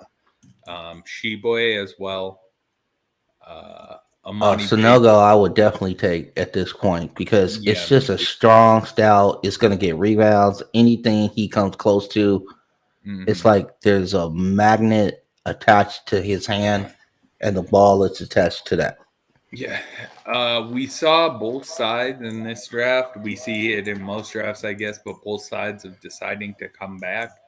Marcus Sasser ended up bumping himself up from a mid-range second-round pick to being taken in the first round. Amani Bates was selected by the Cleveland Cavaliers. Ooh, he's off the board. Sad. 5 spots. Sad. He before. almost made it to the 50s. I was gonna say though, Terquavion Smith is another guy who's turned around and went back, and it didn't work out very well. Last year, it sounded like he was going to go in that top 45. Now we're at pick 50. He's still not been selected. Yeah, we got like 10 picks left now, man. And now at this point, you got Jordan Clark on the. Left. 8 picks. Oh, left. that's right, because it's 58. That's right. Yeah. So you got Jalen Clark on the board. Trace Jackson Davis, Trace Jackson. Ricky Council. Oh, Ricky Council the fourth Yeah. as well. At this point, I wonder if some of those guys, and then also Chris Livingston, right? There was supposedly Chris thing for him. Livingston. So there's a lot of little intriguing little things here at the end, and if you're like Jalen Clark right now and knowing what you're going through, Mm-hmm. do you want to just be undrafted and kind of pick your situation? Yeah, for Jalen Clark, yes, I do. Not for some of these other guys because of that exception that exists. But if I'm Jalen Clark and I'm not going to be healthy this year, I'd rather choose where I'm going to take the year off and end up with an organization that's going to give me the time to get healthy. I think if I'm Jalen Clark, I'd be trying to force myself undrafted at this point. Mm-hmm. No, I was just speaking basically for him. The other guys, but for him. I know. I just wanted to make that clear. Good job. For a long time, it was always the move to force yourself to go undrafted, but I no longer think that's the case. That the Palinka rule. Clark, it kind of makes sense. The Palinka rule is in effect. Now, second rounders are getting that third year, so it's good to go. Yeah, third and even fourth. Yeah. OKC sitting here. They're a team I could see taking Sanogo. They need a big. They could use an extra big for sure. They like to exclusively take guards though, so maybe the Ricky Council spot. Yeah, a guard with shots creation. You can't just be a guard. You gotta have guard with shots. You need to be able to create a shot and pass the ball, but not shoot a 3-pointer. That's against the rules. No, we are team going to the hole. You know, Jalen we are Wilson like our also nickname. Jalen Wilson, a guy who was getting buzz early in the year that he might be a climber. I felt he might go undrafted, and it's looking like I might be right on that one. He is a 6'6", 6'7" wing. Kind of like good all around, but like not great at anything. Yeah. But it's not even like I'm really good at stuff. It's kind of like I'm good. I'm good at stuff, but I'm not really good at stuff. I'm good enough. Yeah. Keontae Johnson. I love this kid. Who would he go to? Oh, this is great. This is OKC just knows how to draft. Can we just stop?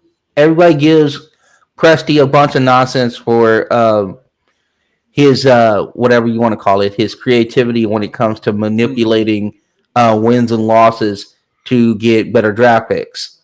Other people call it tanking.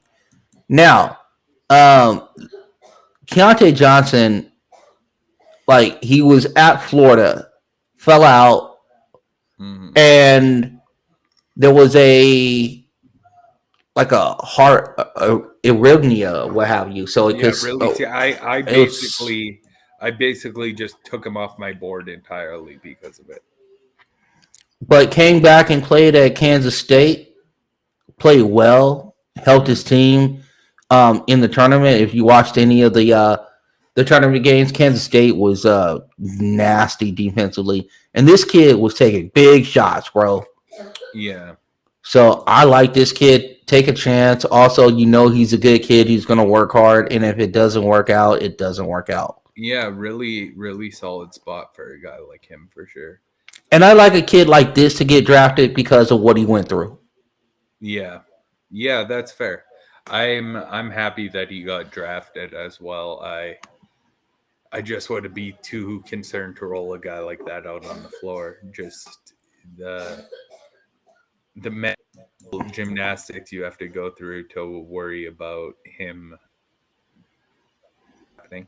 Jalen Wilson didn't go undrafted, picked 51st by the Nets. He slid right in there. I kind of thought they might be the Livingston spot at this point.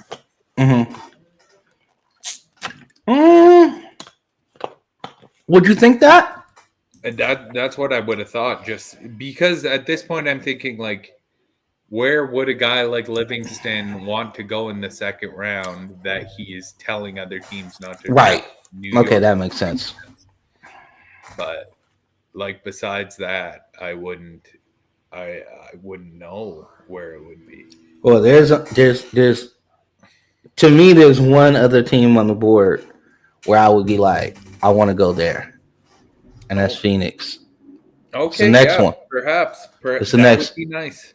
Hey, for him as well. Hey, I'm Scottsdale. What's up? How's it going? How you doing? Yeah, Livingston and Phoenix would make some sense. I would enjoy that for him. I really liked him as a prospect. He was coming into the year when the Rockets still had the Bucks pick rather than the Clippers pick, and that ended up being the 30th pick in the draft. He was someone who I really wanted to target at 30 or in that range there, but he didn't quite have the year you'd expect. I kind of thought he might go back. When he didn't go back, I thought he might have a promise, and it looks like he does have the promise, but it's a second round promise. If I have a promise in the 50s, I don't know if I'm coming up. I think I'm going back to school. I think what is going on in Kentucky is they need to start figuring this out. Is it? I don't know if it's beneficial for all these guys. We talk about all the time Kentucky guards, like get Kentucky guards because, they're going to outplay what they did at Kentucky, right? Yeah. Man, they've got like the strongest draft class coming into 24 that they've had in years. It looks like three potential lottery guys enrolling in Kentucky this year. Maybe not even just the lottery, maybe top 10 guys. Yeah, that's not saying much right now. Yeah, exactly. But not even with the draft class. Like these are mostly guys predicted to go like their top 10 recruits. Yeah. The problem is like going into a draft class like as nebulous as last year or as next year's with the questions of going to Kentucky and going to Kentucky with a bunch of other like high level talent. I'd be worried. I'd be worried if I'm them. I might think about going somewhere else if possible. I am at the position now where if Kentucky's offering me, I'm probably going somewhere else. Yeah. Not because they're not successful, is I want to be able to play. I want to be able to develop. I want to be able to work on my game. I don't want to be next to a severe wheel. Yeah.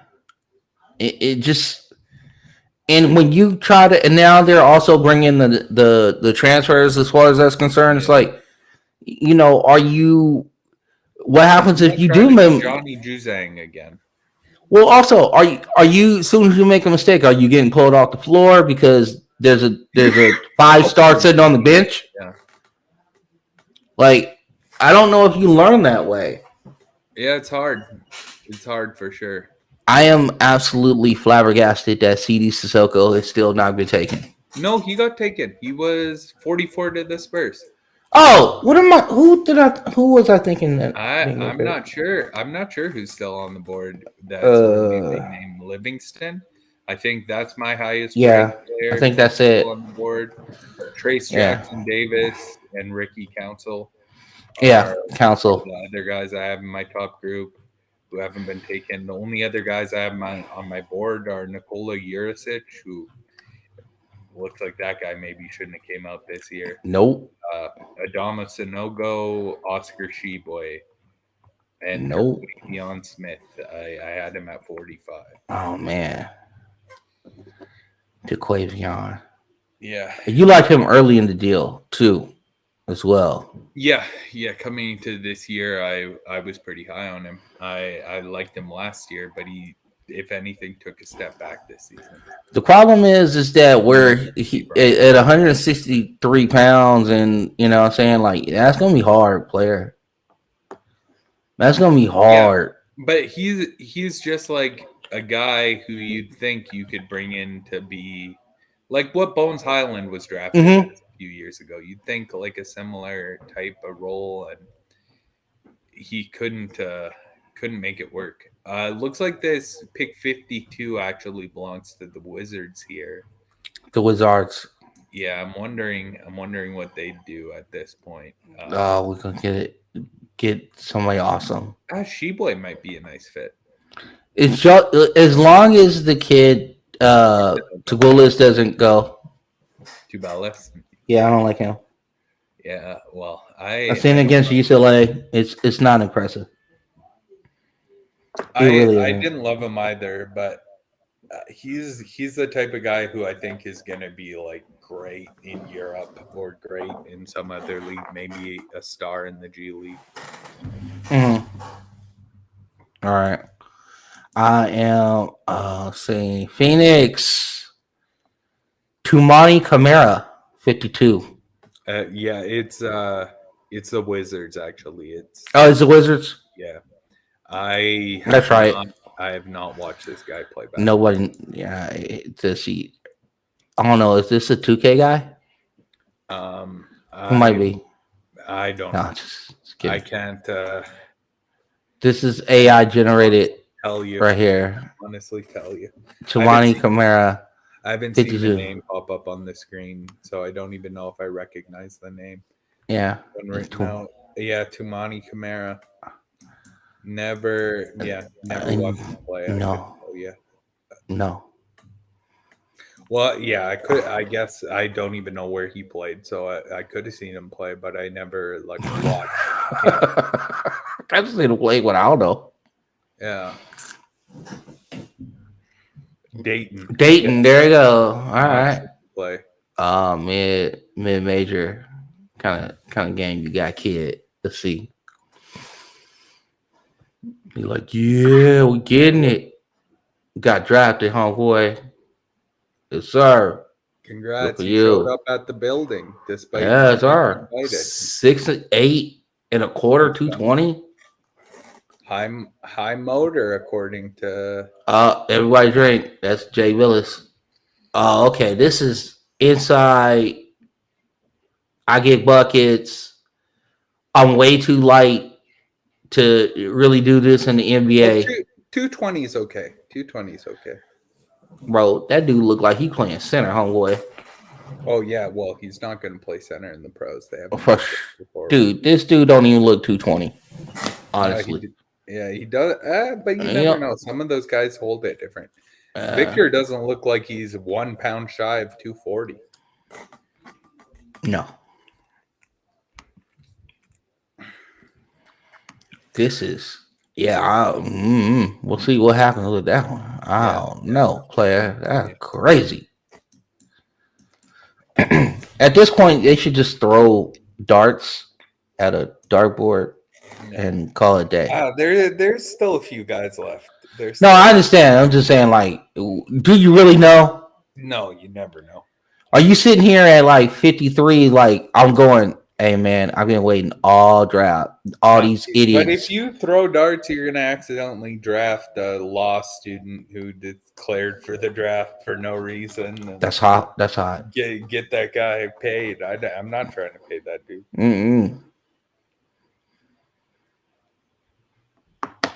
That's great.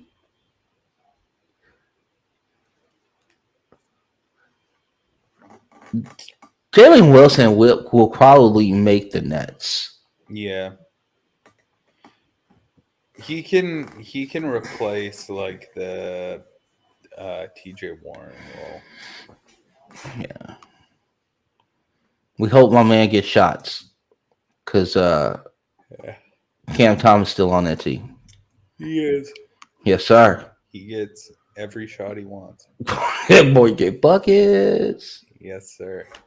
This pick is going to Washington as part of the Bradley Beal trade. Yeah, we knew that already. Well, we already knew that. We need you to give the other picks. So we done. Yeah, we're trying to push on through this draft. Dude, I have no idea how long we've been gone. The thing is done. Like it's not even. It's like it's infinite.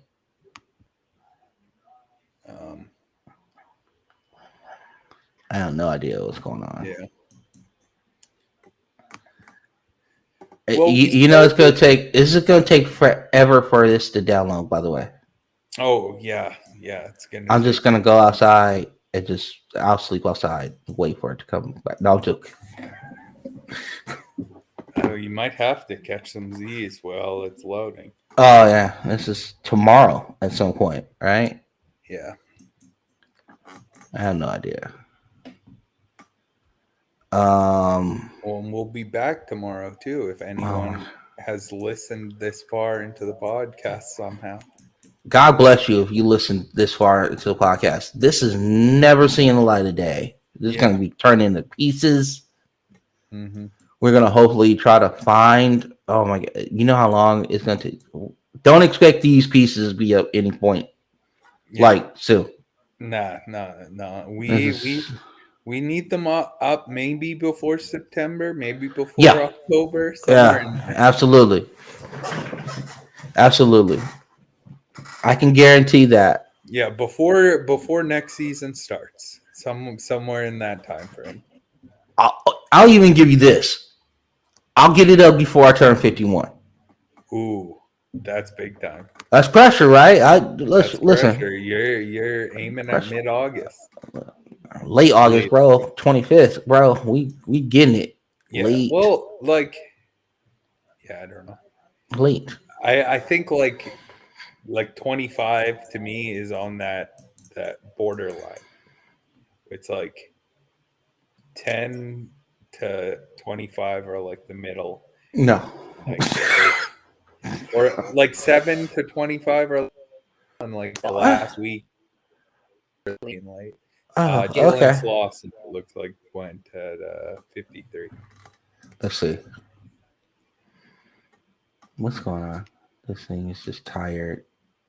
Computer's tired. It's like I'm done. Apparently they're on pick 55 on the TV, so we might have missed someone.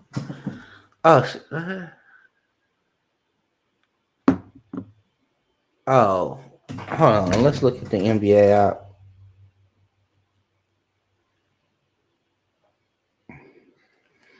I guess Shams is changing his mind, and it is in fact going to be the Suns who get to mine. Jalen Clark went 53. Oh. So he is a Minnesota Timberwolves. So shout out to Momo. He got my guy. Congratulations. A guy like Jalen Noel kind of needs to be replaced. Do we know who went 54? Jalen Slauson. Yeah. Slauson went 54 to the Kings. Okay, we're on to our last few picks here. We got 55, 56, 57, 58. Oh, man. Yes. Jalen Clark did in fact get drafted. That's nice. We need a Euro with like 16 syllables. Tubelis, I think, might be the closest you get. Mr. Trace Jackson Davis still not drafted. Yeah. Chris Livingston still not drafted.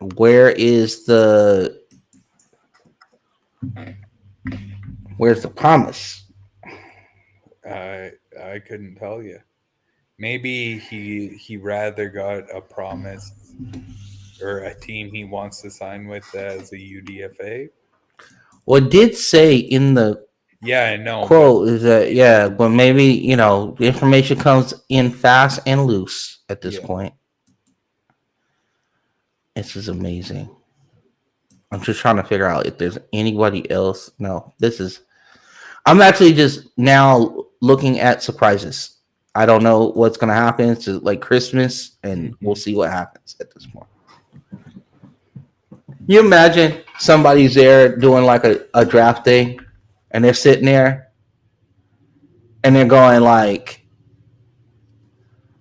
at 58, they got to steal the. That's some intense shit. I can't go quite that hard. I've been grinding tape on this guy for 2 years. That's going to be us a couple years from now. Not yet, though. There's a lot of these guys that I've seen towards the end, as far as that's concerned. So, yeah, that I'm not like Dylan Mitchell hasn't gone. He went back. Oh, that's right. He did go back, right? Mm-hmm. That's good for him. I like him. Yeah, I hope he does. I hope he does well. Yeah, me too. Ricky Council. There's a few other guys. I wasn't expecting Pete Nance to get taken, but he hasn't been. Terquavion Smith.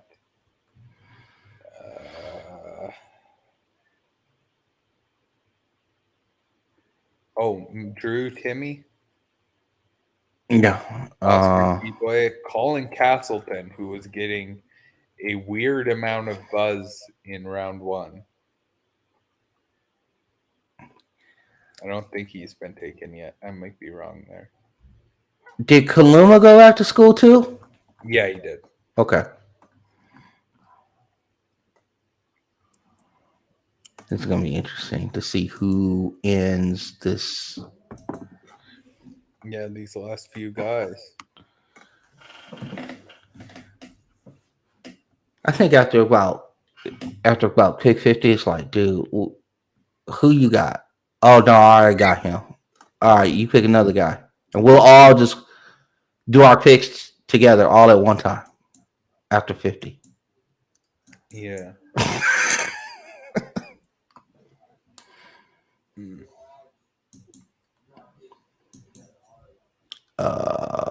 What? Who was that?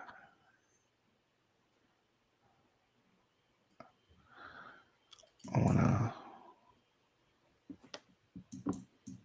Our guy Nima is flexing. I guess he was a big Tamani Kamara guy. Okay. Shouts out to Nima. Nima, yeah. Swish Theory. Swish Theory, yes. There it is. Check it out. We get loves. Mm-hmm. Tariq Beberovic, 56. Draft his stash in Europe next year, per sources. Adrian Wojnarowski. That's the Memphis pick. That is. That's my guy. That's my guy, Beberovic. I couldn't tell you who he is, but good for him getting drafted. Listen, this dude can get buckets. Yeah. Yeah. In Europe? Gets bucket in Europe, man. Gets them. Hey, might as well.